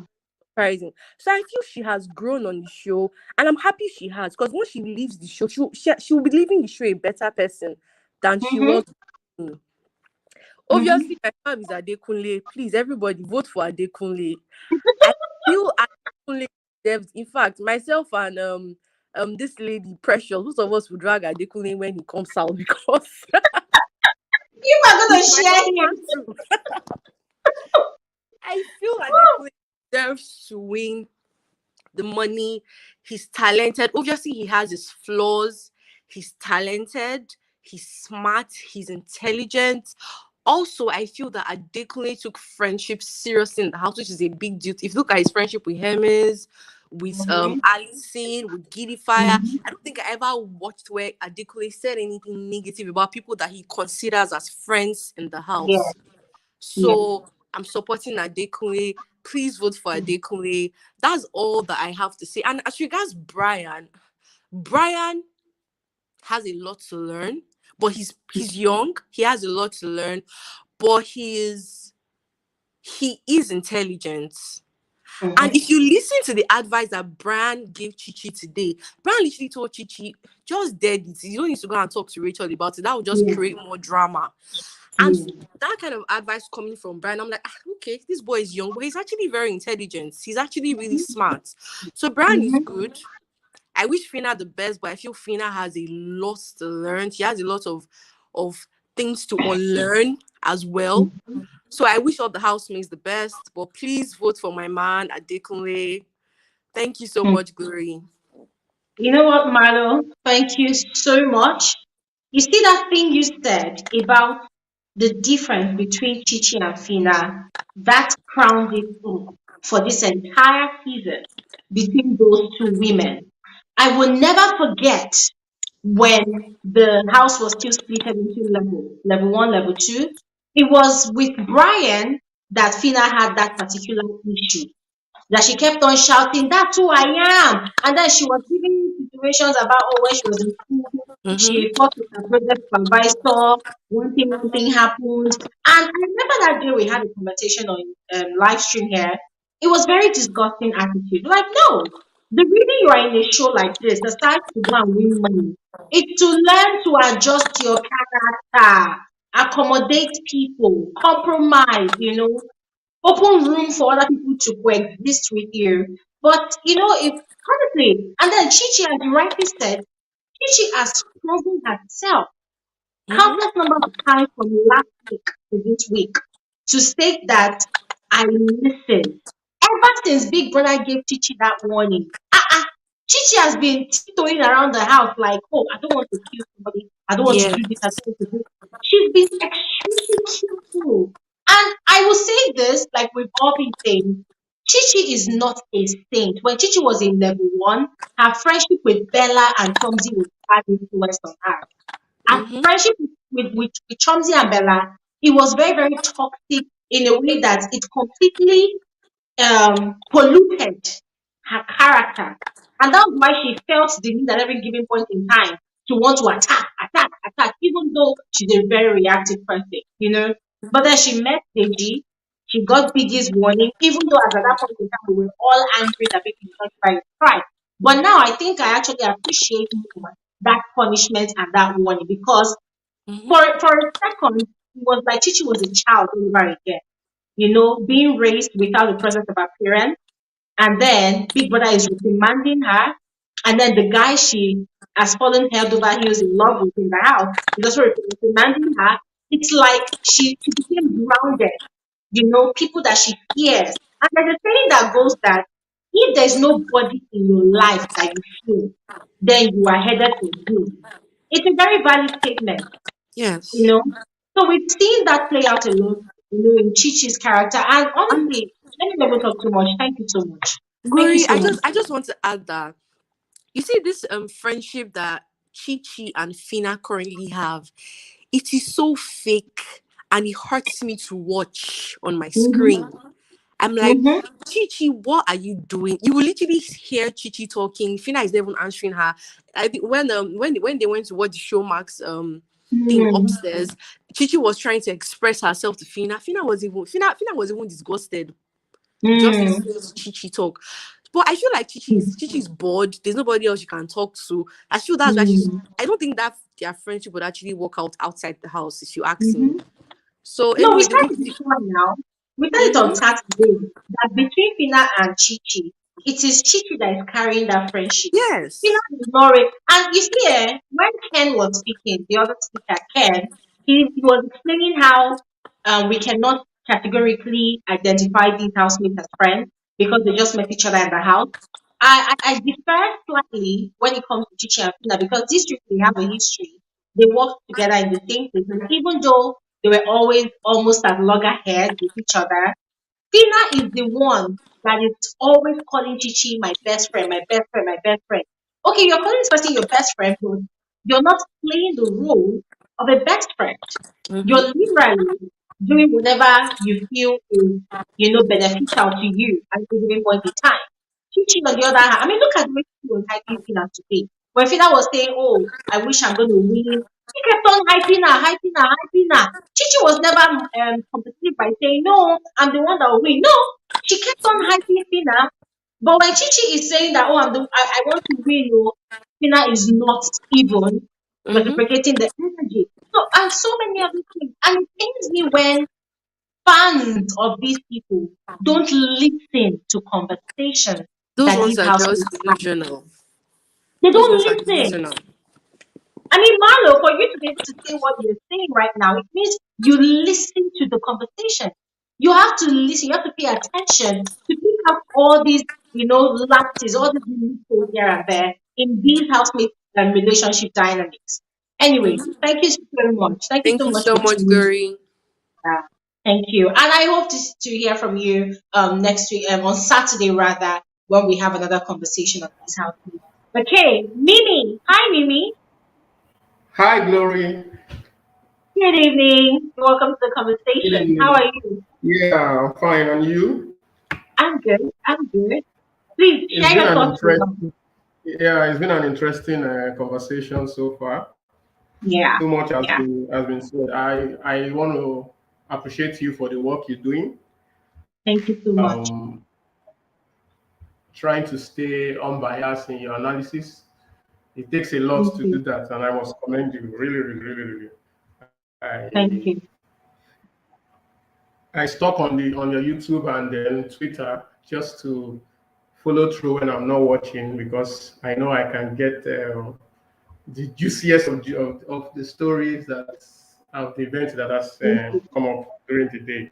Thanks for Thank what you do and more grace to your elbow.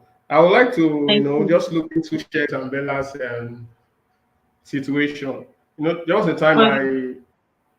I replied one of your tweets, talking about Bella and just hoping that her family and those who are so responsible for her gets to help us see the true light of the toxicity that Sheiks is bringing her way. You know, Mm-hmm. I tell you, there's commotion coming if she's not careful. Serious commotion. If she's Yeah. not careful on her end, then what is coming her way, she's not ready for it. Actually, she's too young to face it. She's just Mm-hmm. too young to face what's coming her way. Actually. So I just hope she Mm-hmm. has people who will help her see in true light. And I just hope Sheiks make use of this platform to be a better person because abuse is never a game for one who Mm-hmm. wants to grow forward in life. Now talking True. about Chichi, I like the fact that she's being teachable. Um, Mm-hmm. for me, I just look at after because this is just an experiment. There's a life after this, for all the housemates, and I'm Yeah. always interested. That's just I look at the psychology that could play out for their favor, in the future ahead. I see Chichi, she's beginning to get it right even from the house. Mm-hmm. Being able to talk to people on her situation, her perspective, how could she have done it Mm-hmm. better? In fact, it's starting very well. Even picking that right from the house is a good way to go. And I like the Yeah. fact that she was able to listen to Deji, you know, Yeah.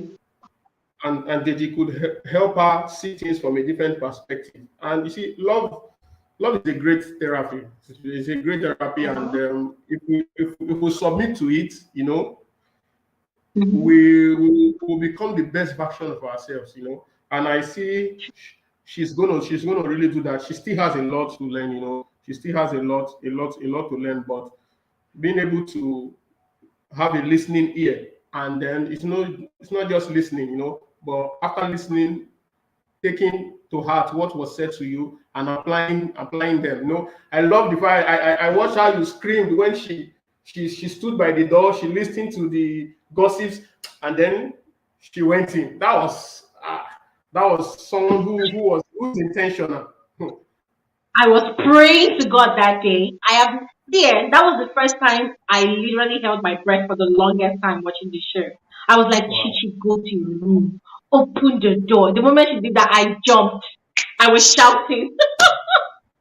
Yeah, I'm telling you, that was just so beautiful to watch. That maturity to you to just go in and then focus on her food, because even if she wants to, make it, she needs strength. So she needed to go and eat. That was just wonderful. Yeah. Now, talking about Groovy, Groovy is one perfect gentleman from my analysis of him, and I see that he likes Fina, but he's not putting his wager on her. He's not. He knows that Fina has a lot to learn and is looking for something. He just wants to see if she can be teachable. You listen to Fina complain a lot.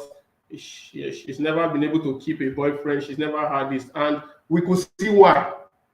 Judging from, we could see why that this kind of expressions from her would always scare those who love you away from you, because they feel you can just throw them under the bus at any time.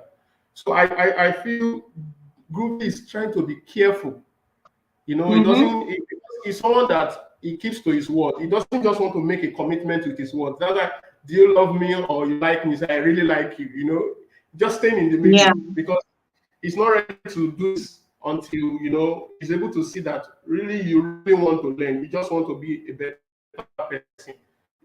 If she could see a little bit of the expression of Chichi in Fina, I'm telling you, I know Groovy will go all the way with Fina. So I just hope that outside the house, Fina is able to allow herself to be remodeled, allow herself to be taught, allow herself to, because the fame may get into her, and then we could be seeing a more toxic part of her, by the time the fame gets into her head. So I'm just hopeful life after BBN for Fina, because we love her, we love the energy, we love everything about her. Why we talk about her, it's not because we don't love her, it's just because we believe there can be a better her that can be on display, and we're just hopeful, These are my thoughts for tonight, Glory. Thanks for the work you're doing once again. Thank you so much. Thank you so much. Thank you so much. And I love the last thing you said. Fina needs to be open to that teaching. She needs to be open to people helping her restructure her personality, because whether she wins or not, she's going to be in the limelight, and we don't want to be in that space where, because the truth is, here, when these housemates are out of the house, every single person around them is going to be clicking. Every single person around them is going to be kicking their ass. It's going to be saying yes, ma, yes, sir to them. Why? Because they are now popular.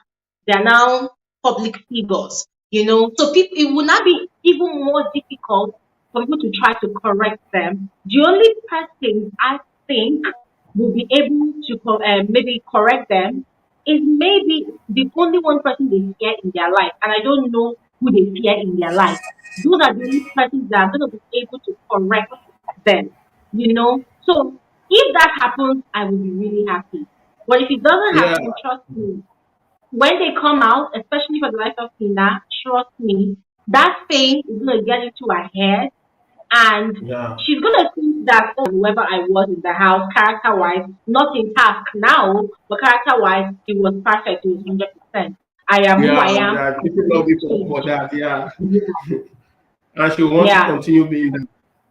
Exactly. Anyway, thank you so much, Mimi. Thank you so much. I appreciate you tuning in today. Please don't forget to join us on Saturday, all right? We're going to be having more conversations about it. Okay, I'm going to quickly move on to Gina J. Hi, Gina.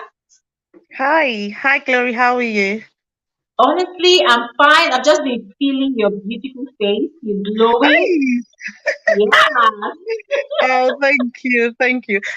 This is the first time I'm actually joining your live, like coming on to speak. I'm actually joining all the times, but I just listen and I'm busy typing away like a monkey looking for grapes, you know.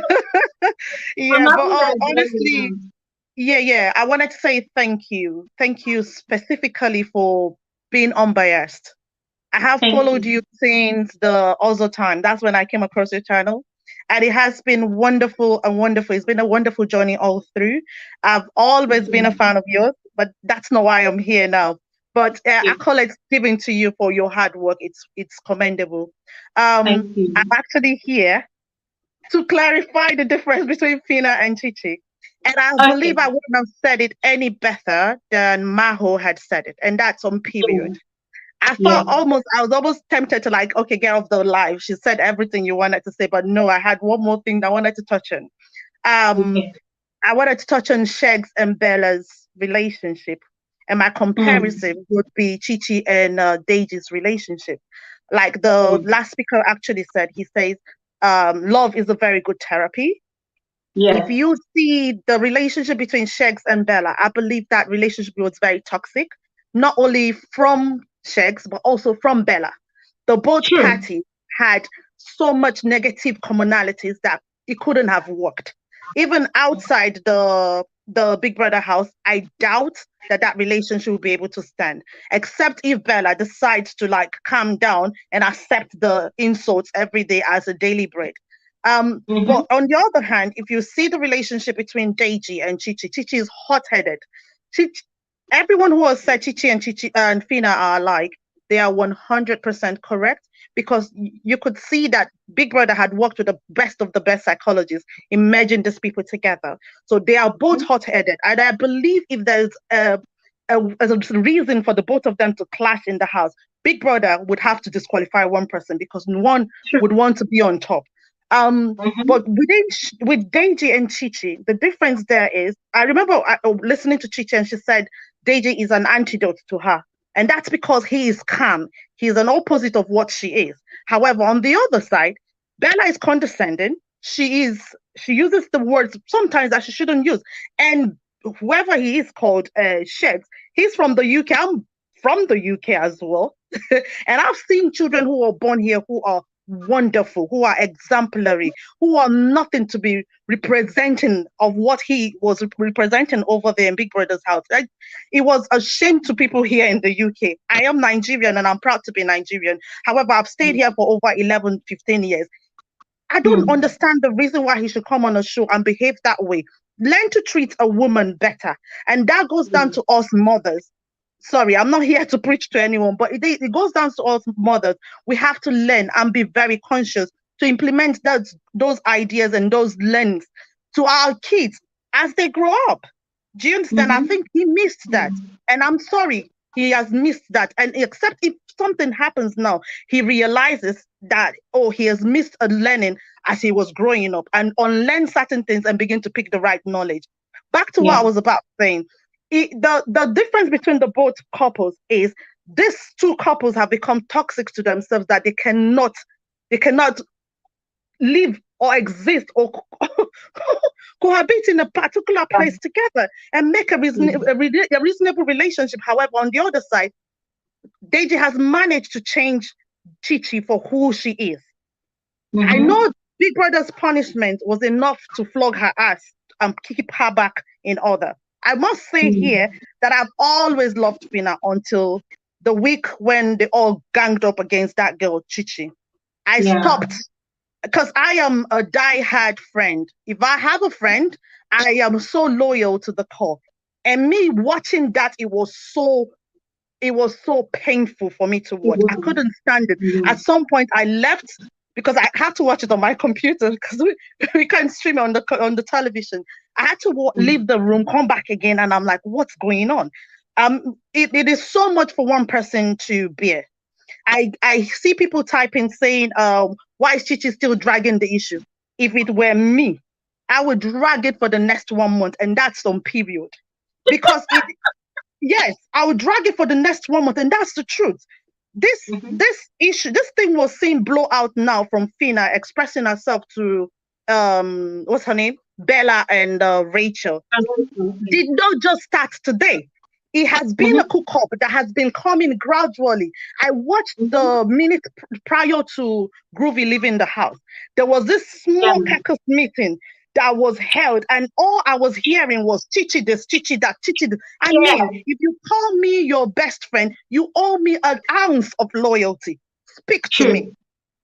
Tell me what you feel and give me the grace to at least express myself. And I felt on several occasions, Fina has actually disappointed me, and that is no capping, and this is the truth.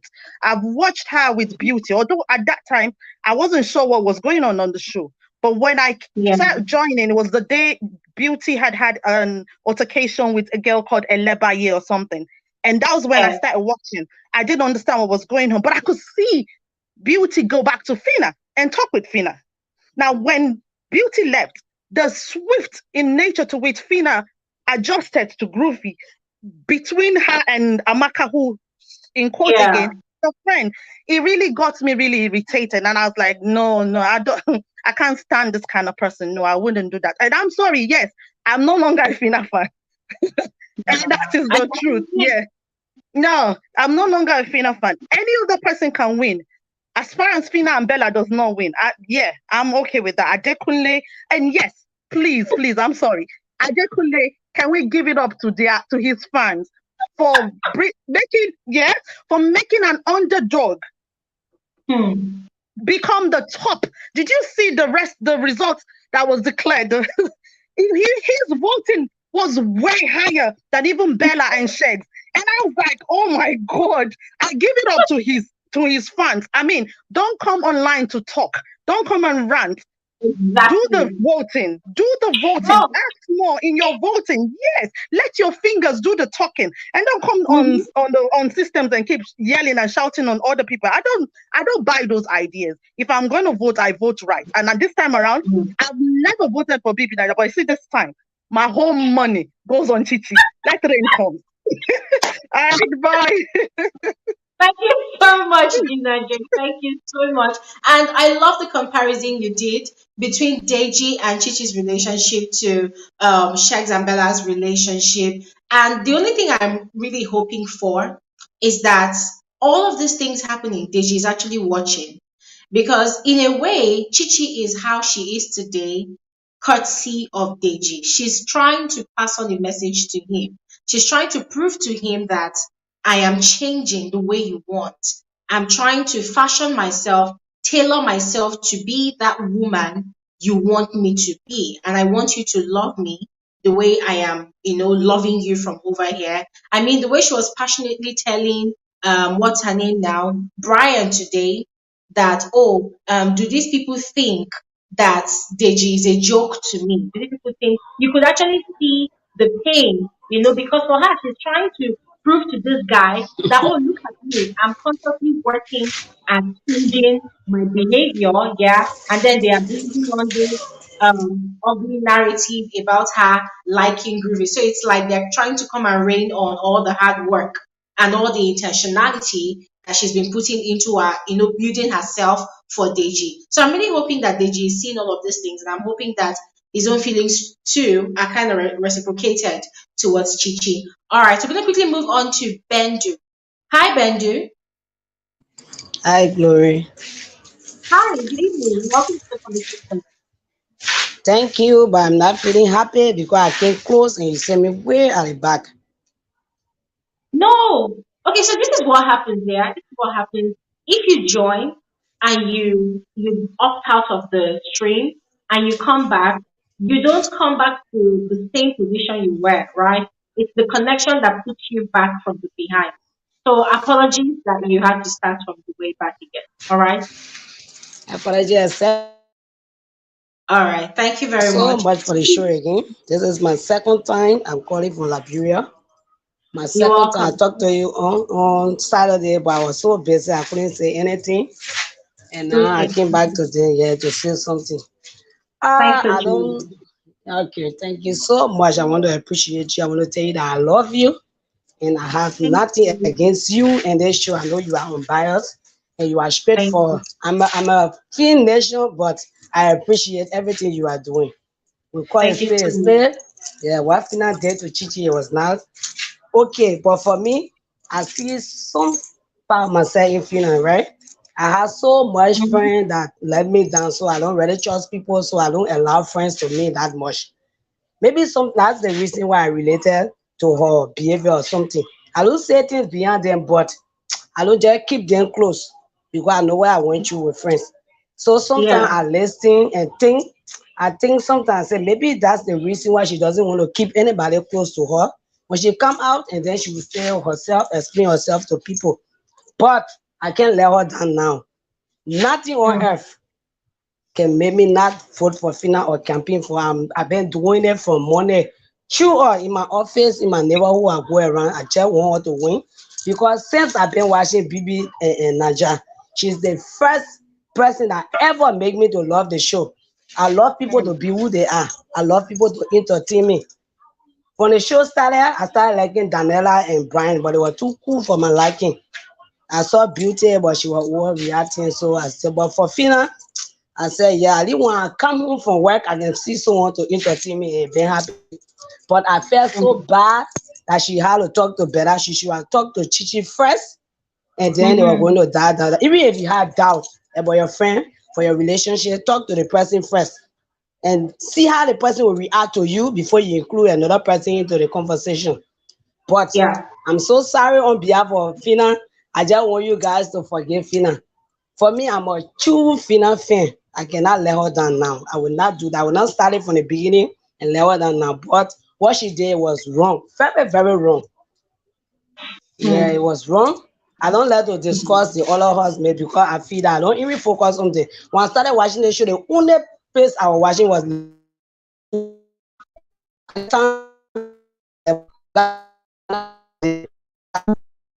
Oh wow. interested Yep. in and putting in level two. So I feel that people that are marginal. So I just pay attention to them and I related to people there. Like Fina, story to Benju, your connection is not that great. are you getting me? Oh no, I'm looking for space to wow, hello. Yeah, can you? You getting me? Okay. Yes, yes. So maybe that's the reason why I relate to her, I mean, because I see some part of myself in her we grew up like some kind of way. So but sometimes you have to learn. Don't let the street get to your head. Learn, Yeah. learn, learn. You go Yeah. through things, you come out, you mess with people, you learn. I go among people, I True. learn from people. I didn't learn from I learn True. from people. So you have to change your mentality. When you are more people, know what to say, know what to do, know that other people watching. Because when you come out, that thing will surely haunt you, it will follow you. So I just want to beg people on behalf of Fina, please, you forgive her. The loyalty, I know where you come from. I passed through it, and I know I have not given no friend space. And I don't even know friends. I know where I don't think I know a story, but I know there's something there. Yesterday was direct session. She said, "Enter, I made it." I thought on something. I said, maybe something wrong somewhere. Maybe when she come out, Mm. they will find someone better. To I pray God will come to Nigeria because of Fina after the show. And I will surely do that just to see her and hug her and tell her that I feel her pain. So I love you, Gloria. I love you so, so much. I may all my colleagues to follow you. All of them. The other one was saying, I like the woman you told of Fina. I say no. Anything the woman say about Fina, she see it. She doesn't hate any party in her house. But anything you hear from her, it means that something she have saw and want to say something about it. So I told her to Yeah. not hate you and they love you and listen to you more and more. They will get to know you and love you. So thank you so, so much. Thank you. And sit down with Fina when you come up there. Baby. Lucia, sit down with Fina when you come up there. I love you too. Oh my Thank you. God. Thank you so much, Benji. Thank you so much, Benji. Oh Okay. my God. You are Okay. you're such a bundle of joy, and wow, I really appreciate you. See, this is what I'm talking about. Be a FINA fan. Be a FINA fan. Be able to see and recognize your fave's bullshit and still go ahead and support your fave. I mean, guys, support whoever you want to support, vote whoever you want to vote for, like whoever you want to like, but still have the conscience, to call them out when they are being overly excessive. And I love what Benju just said. She said, don't let the streets get into your head.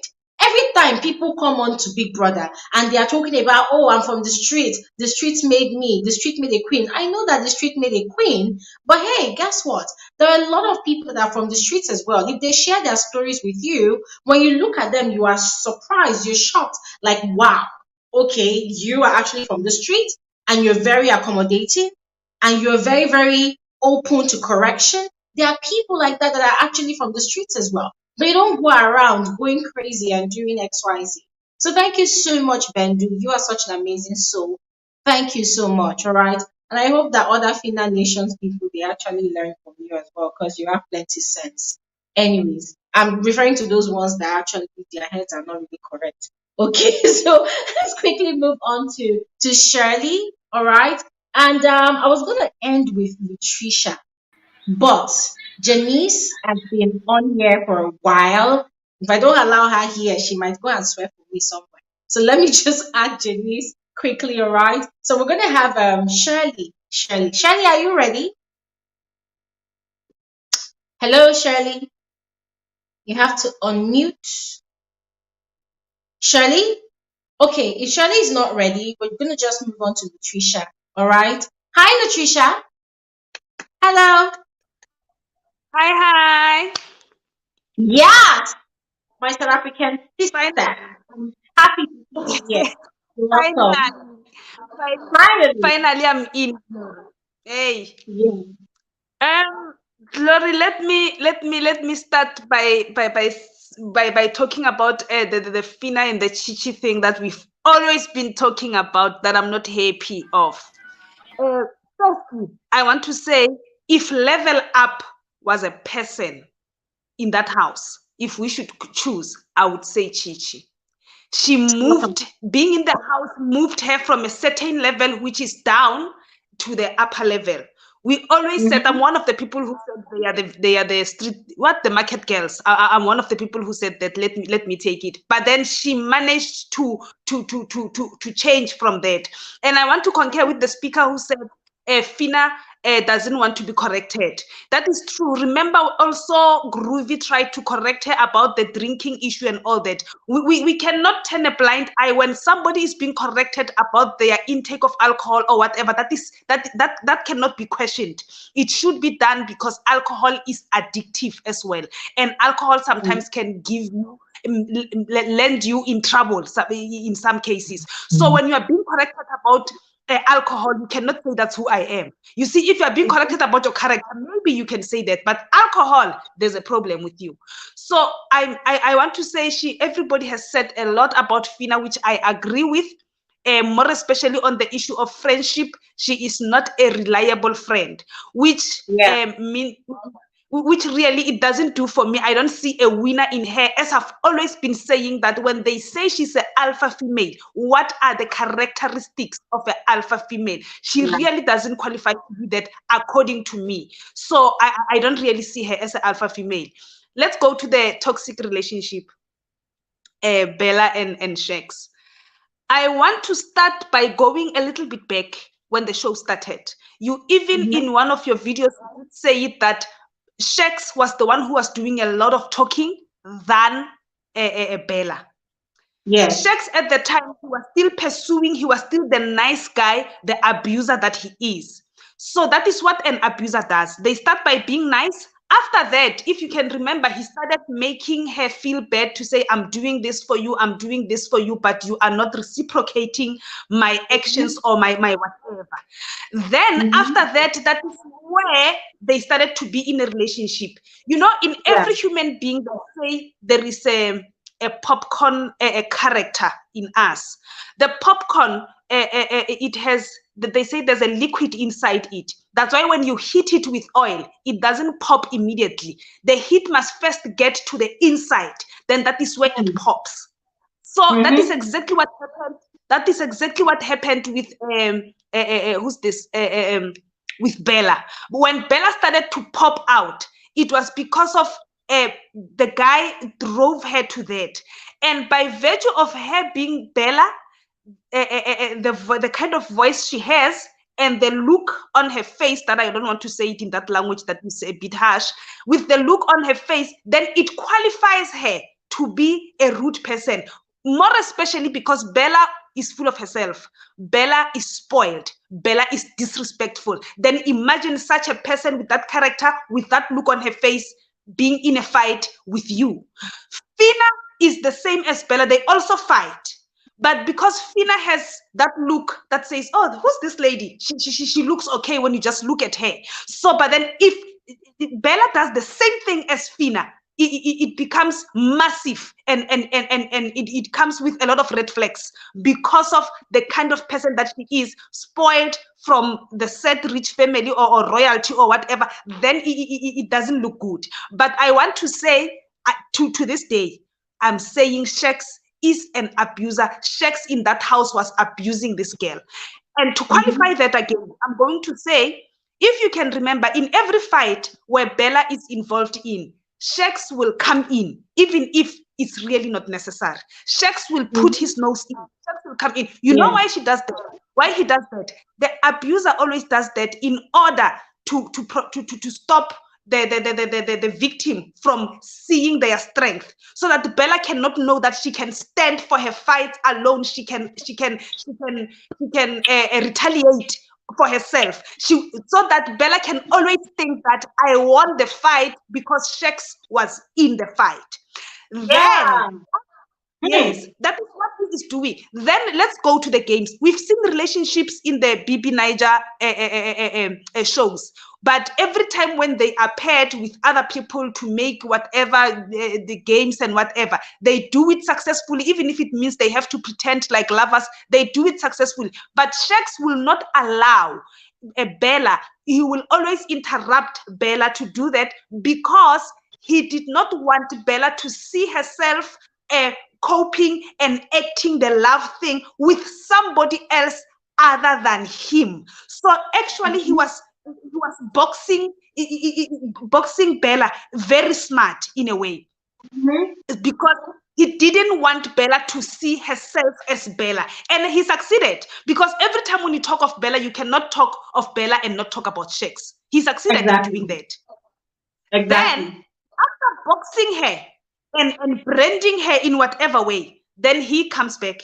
And after Ebuka has exposed him, because the purpose of Ebuka doing that, I think it was a way of saying we can see the abuse that is not right, maybe it's unacceptable in the Big Brother house, but then when we say there's an abuser, there has to be a victim. And if we say there's a victim and a victim can still talk for themselves, the victim must also come out and say, I wasn't aware, but now seeing what is happening, I feel this way, or I had no one to talk to.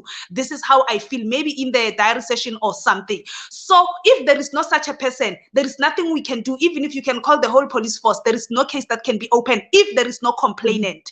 Then Bella is actually now pushing the thing that I don't want people to see our relationship failing. That is me now thinking. That is my conjecture. I think that is why he was, because why am I saying that? When they were together with Shex, she would say to Shex, you say I'm stupid, you say I'm not, and you could tell the pain on her face that she is saying it from the bottom of her heart to say, but why would you say this? Why would you say this about me? So, but then because now they have to keep the ship thing until the end of the house or until whenever, or with the hope that they will get married, she has to pretend as if, but then in all honesty, I think inside she knows herself that this relationship is something is really not right, is toxic, or whatever that she is thinking. She can see it. And I do not think that there's any parent in this whole world who can appreciate seeing their child being treated like that, more especially on national TV with the nation watching. I don't think her parents will appreciate it, but anyway, we will see that when they come out. And then moving on, look at during his interviews, he was focusing on the good things, the things that he thinks they were good, that he did. I like what the other speaker said. He said, cooking for a person, it's what lovers do. I mean, it's like we're staying together. And That is the only best thing he could do because they're in a house. He can't buy her flowers. He can't take her to a movie. He can't take her to shopping because they are stuck up in a house. That is the only best thing you can do for a lover. And it has been done by all other housemates before who were having relationships and all that. It's not like it's something, it was just a cherry on top. Let me put it that way. So that one, it's clear. Shex is an abuser. I hope something is being done, and it's unfortunate because he got a chance when he got out to can try and correct what was done, to say because of the stress we are in there, I did not see myself doing that, but being outside I realize it. So but then he's still defending it, and with his friends that are also defending and all that. So, and I also wanted to touch on the issue of you know, there is this tradition in the Big Brother. I like it. There is always people who will get to the final week, but whom we really don't think on their own ability would have made it there. Let's talk of tools, for example, of people, Zanzi. Talk of we are not sure of their strength. And let's talk of even Chichi herself, I want to touch this one. Even Chichi herself, I'm not saying she's not strong, but then we are not sure of her strength. We also need to agree that Fina saved Chichi. Chichi returned the favor. That one has to be clear. Much as we have a problem with Fina and all that, but Fina saved Chichi because we don't know what could have happened to her that week. We are not sure. So she saved her, and Fina, Chichi, returned a favor. It was qualifying, let me put it that way, more especially in a game like that. It was really qualifying that she should return a favor to her. So I think Chichi and Daniela, hey, they are one of the luckiest. Your Neo and V, you know, people that we are really not sure about them, but then they finally make it to the final. So there is always that tradition in the Big Brother Bbnaija, and I like it because it's something that I don't think it's planned. It's impossible to plan it because it has to do with games and all that and what. So that means it's something that we will always witness. The question is, who is going to be lucky this time? Because really we don't know what Daniela is doing there, but then we are not sure of her strength as well. Maybe we're saying this, but then she's strong. And Fina, another thing that she's doing, I have a feeling that she is marketing Chichi and she's not aware. I think that is a possibility. Yeah, I will not be surprised if even if they don't win both of them, but then maybe Chichi is on the top 3 and Fina is number 4 or is number 5, something like that. You get that? I will not be surprised. What she is doing and in the manner that Chichi is responding, I think it's working against her. But then anyway, it goes with the voters. We are voting. I'm up for Adekule because I have no faith. He's not really my fave, but I like the boy. I like the energy that he's bringing. I'm up for him. And Brian, I wish my winners for me, I wish it could be between my top 3. Let me say my top 3. Chichi, Brian, and Adekule. That is my top 3. That's for me. Anyway, that is all. Hey, lastly, Glory, hey, I was made a sandwich on your channel this week. I was being beaten.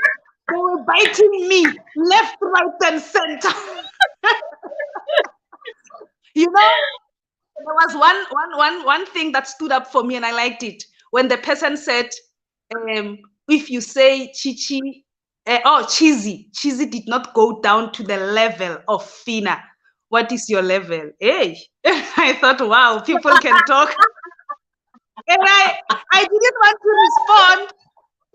And I said, no, some people deserve a response. I just responded and said, you know what, send me an email because this is not about me. I'm not in the Big Brother Bbnaija. So, but if you want to know my level, send me an email. I will surely revert back to you. And I'm still waiting until that.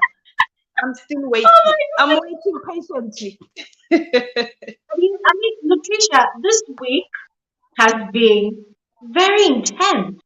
Very intense. And I'm gonna make a confession. I had a good laugh this week. I had a good laugh because it was just very interesting seeing how different narratives were just flying up and down, and it was just like some people were just mobilized, that okay, this is your mission. Go on to Frankie Security, go to Elijah. Make sure you fire everybody that is mentioning. You don't even have to say anything about Fina. Just mention Fina in your comments, and that's it. And they will drag. No, it was really interesting, but it was fun. I thoroughly enjoyed it, and I'm looking forward to having more of them come again. I mean, I love seeing them all riled up, all getting crazy and all whatnot. Yeah, but really, thank you so much, Latricia. I always appreciate you tuning in on Wednesdays, especially because I know that you're from the office and you're just joining us straight from the office. So it's always a pleasure having you here. Thank you so much. Yeah, I hope to see you on Saturday as usual. Thank you. For sure. The last one, surely I'll be there. And Shirley, please Yes. also come. I like you, Mhm. Shirley. Please come. I hope Shelly is online. I hope Shelly is online. Shelly, are you online? Is Shirley online? Ah, okay. Oh, We'll there's a find out. problem. Okay, bye-bye, Shirley. All right, Latricia. All right, we quickly move on to Janice. Hello. You have to unmute. Hello, Glory. Hi, good evening. How are you?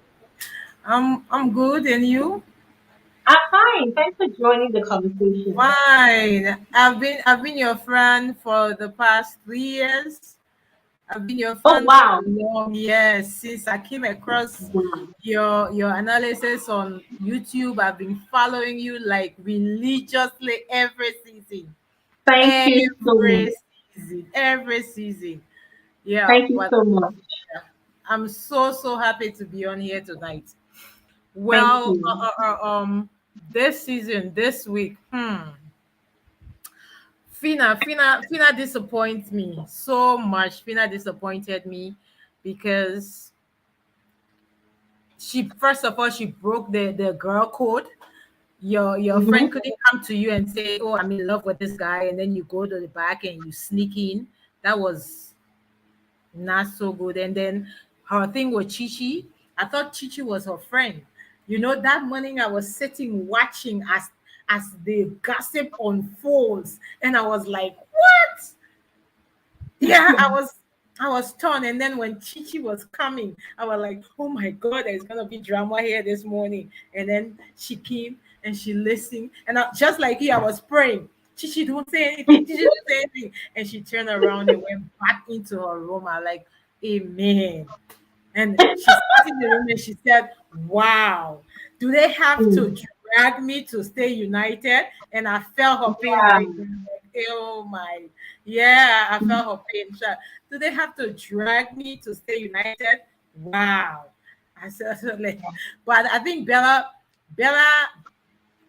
the whole season, this was the first time Bella is alone without shares. So in order to form a bond with the other housemate, she had to bring up something, something that would kind of glue them together. And she brought up the right conversation.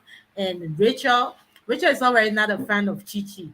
And Fina already had her own issues with Fifi. I think basically about Fifi not choosing Groovy. So it was just the right timing. She chose the right timing and she got the right results. Yeah. Everybody went into it. And I like the way Cheesy was just silently listening, you know, and they went Mhm. on and on and on. The G's went on for hours, you Yeah. know. It turned me off. I felt so bad. It was But really bad. anyway, we're almost at the end, and I was so happy on Sunday. Oh, I was so happy, because everybody was hoping that Adekunle would have gone home. All the housemates were Adekunle, Adekunle, Adekunle, and then all of a sudden, so I like the game Ebuka played, So Yeah. when Ebuka said Adekunle, and all of them, I know all of them had their fingers crossed there. Yes, he is going home. You are safe. I could see the disappointment in Shell's face. He couldn't believe it, But even though I voted for Adekunle, but even I didn't believe Adekunle had so much pain because you can hear that you You can't see anything about him online. The tweets, the Facebook, the Instagram, not much. But I was shocked to know that the fans for him could vote. And unlike Hermes, oh, I felt so bad, even though he was not my favorite. I felt so Yeah. bad. I really thought he had a huge fan base. I thought his fan base was huge, but I was disappointed on Sunday. They didn't treat him right. It's not about trolling. It's not about going on Facebook and Twitter and Instagram and just hyping your faith. It's about the votes. Cast the votes, and then we know the person is your faith. But Exactly. yes, so we're all waiting for Sunday. But this year, I'm sure it's gonna give us a twist. Here, Even Janine, though you see I have what a you just said? That's even though what I have a faith, everything I'm waiting but for. this year Yeah. it's gonna I'm shock sure it's us. waiting. Yeah. It's Yeah. gonna shock us. So Yeah. I have a faith. I hope he wins, but I'm Hmm. not gonna put my head on the chopping board at all. We'll see Anything how can that goes. happen. Yeah. Anything can happen. We'll see. All right. Thank you so much, Janine. All Thank you so right, much. Mary. Thank you Thank for you so having much. me. Good Yeah. night. Have an amazing night, friend. Okay. Shirley, are you here? Shirley. Oh my Hi. God. Hey, Jesus. Shirley wants to give me high blood pressure. Hi, The hi. pressure, the pressure you're giving me today is getting better. How are you? Oh my God. You've been I'm fluctuating good. I'm left good. and right. You go off, you come back, you go off, and See, I was so I scared, am used but to I'm glad you're here. I How can't are even you? believe like yeah, I'm good. I'm good. I'm just getting used to it now. Like I've accepted it as my fate. So it is what it is. Anyways, ah, please just help us wow. round off Yeah, with today's conversation. In 3 minutes, let's hear your own thoughts about what's been happening so far. yeah. Well, nothing much. I think we've done a very good job today. I think we've all said a lot, and at first, I believe that this conversation we have on this channel, right, is about being as factual and as accurate as possible, right? Mm-hmm. And that's the most Mm-hmm. important thing. So Exactly. it's I think if we can focus on that, it should make the conversations, a lot more friendly. I don't really know much about Twitter. I'm not really much of a Twitter person. So, but I do know that people can get crazy there, but I can't even be bothered. But I feel like within this space, as far as this channel goes, I feel like we should be able to at least have that understanding. So I don't really know if that whole drama came on here.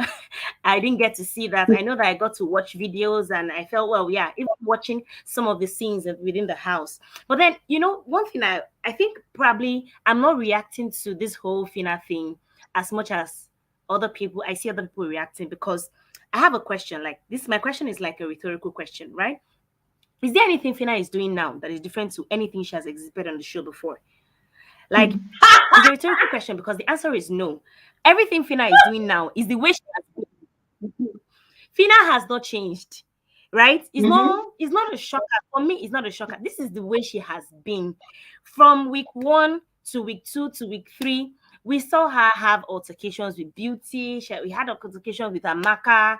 Those people were supposed to be her friends, right?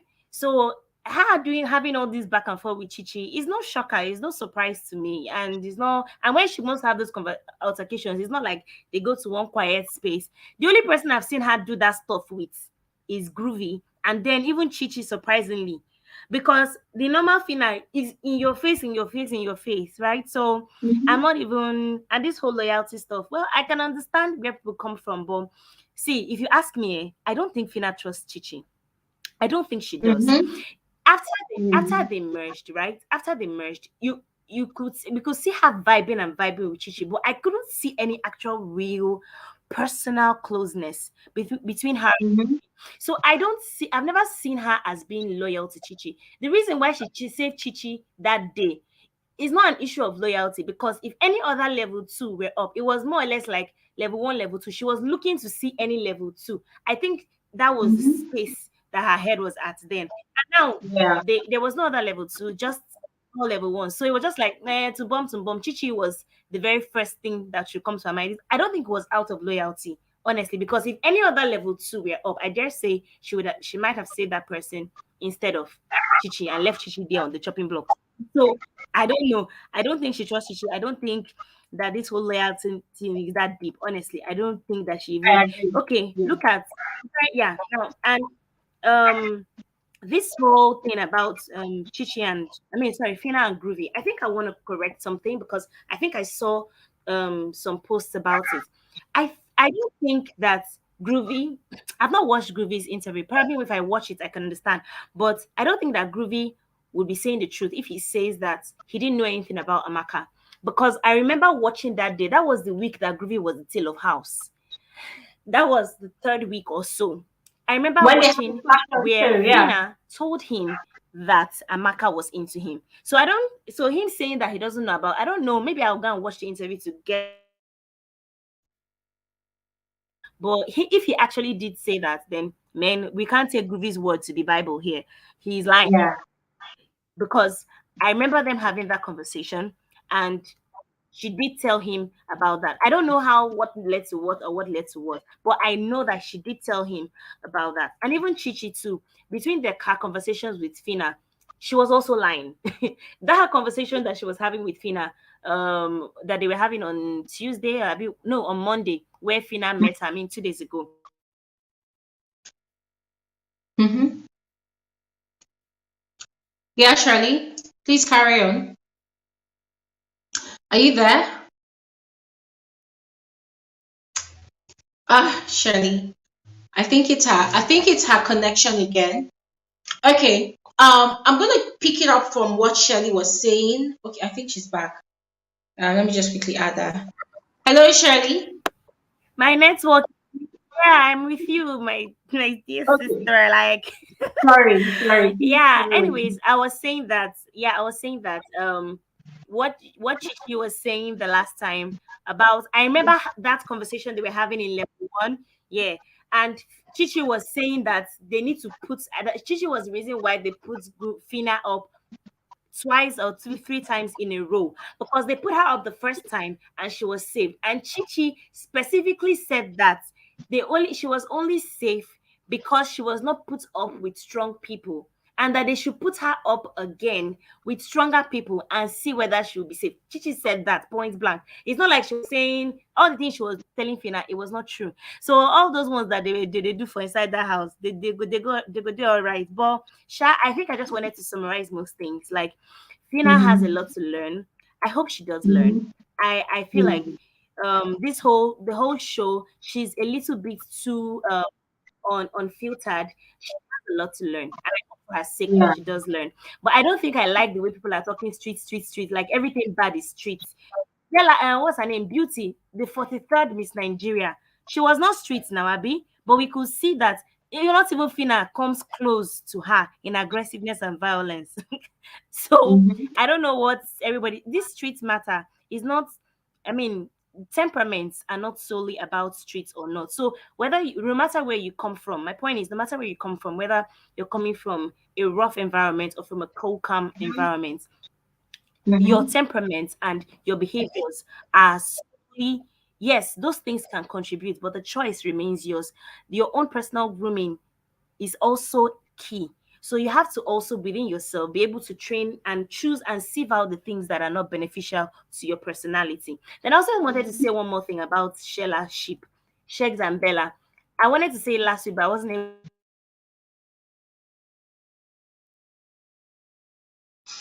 Oof. I think Shirley's connection again is working. I don't know. Shirley, are you there? Okay, let me quickly say one or two things pending when Shirley comes back. Yeah. So number one, I think people have actually forgotten about the night that the two levels were merged when Cheesy had that conversation with Groovy when Groovy was finally revealed to the entire house that he wasn't actually evicted. Yeah. Cheesy had had a conversation with Groovy and he was advising Groovy that Groovy needed to stick to Fina other than Chomsy. Cheesy had asked Groovy or rather told Groovy that he knows that Groovy wants to have a thing with Chumsy, but it would be better for his game if he stuck with Fina. Why? Because Fina had been nominated a number of times. That was week 4 actually. That Fina had been nominated a number of times and she had been safe.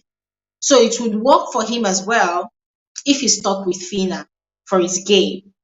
Now, Groovy was looking like he was in a dilemma. He was looking like he was pained about it, right?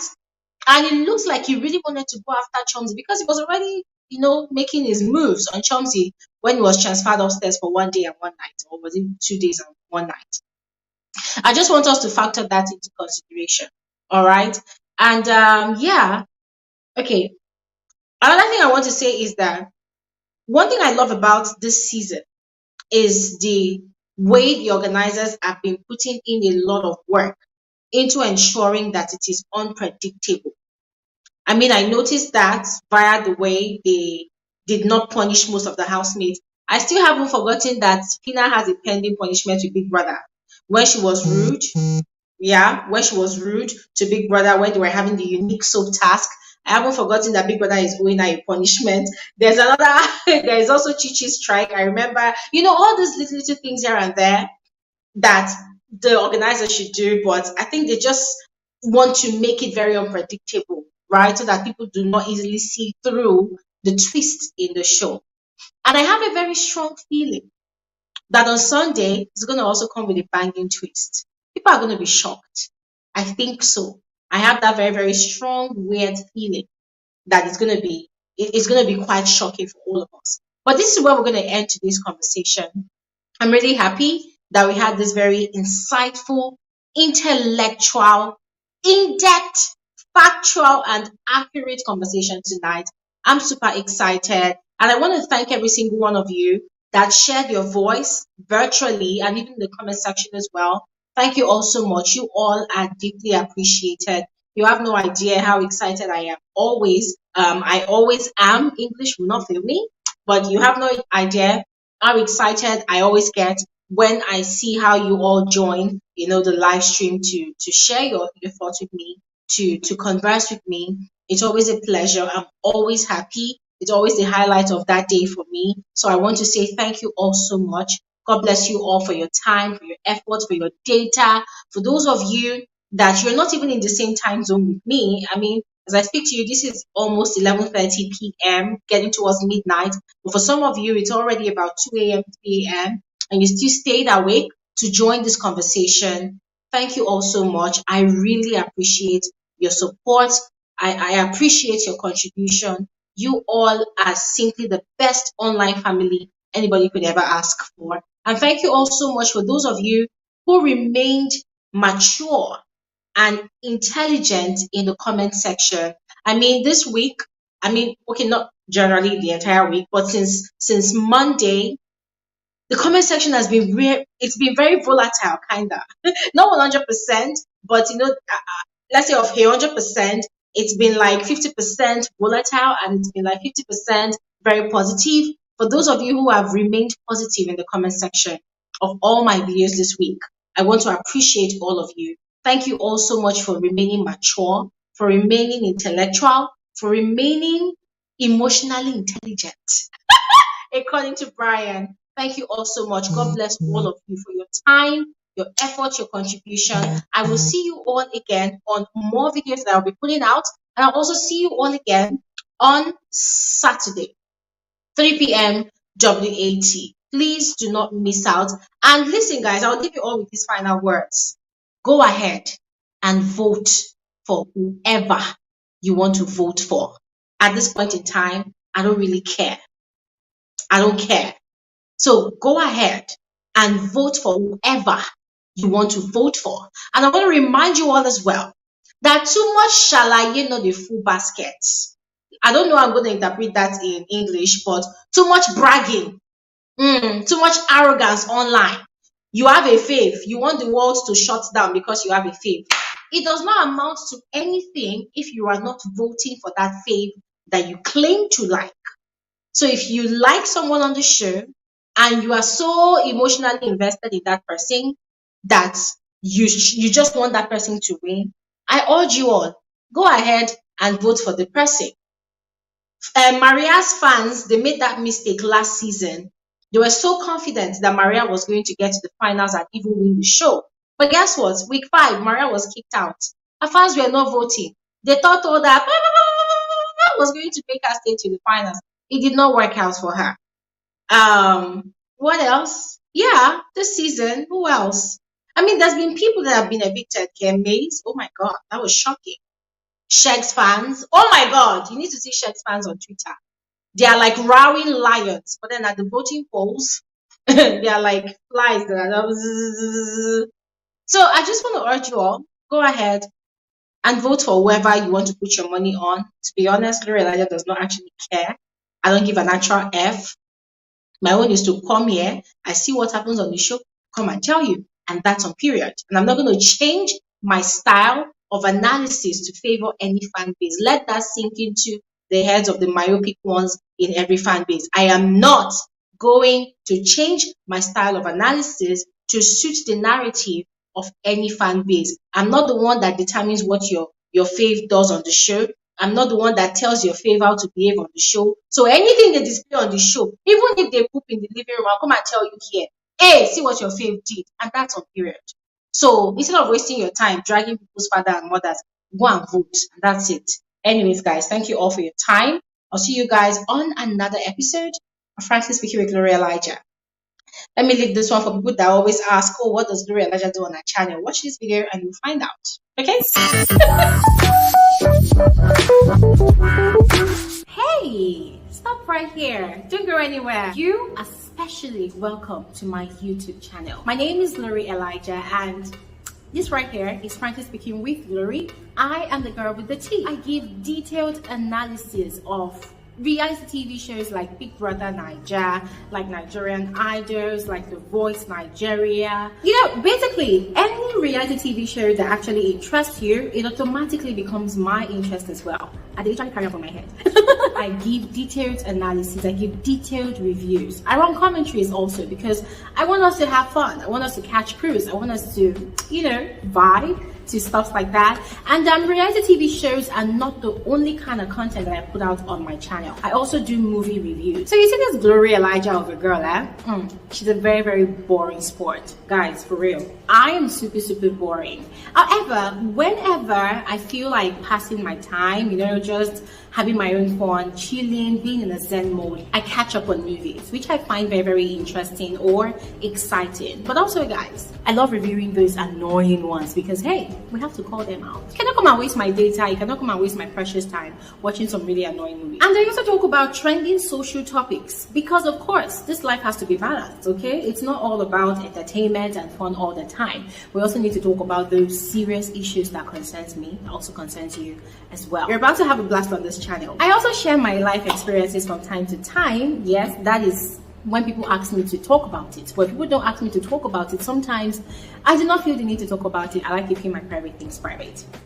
But once again, you are welcome to my YouTube channel. And as I told you before, you are in the right space. Trust me, you will be so addicted to this channel. People are going to be asking you, what's happening with you? Are you okay? And hey, don't forget to turn on post notification, all right?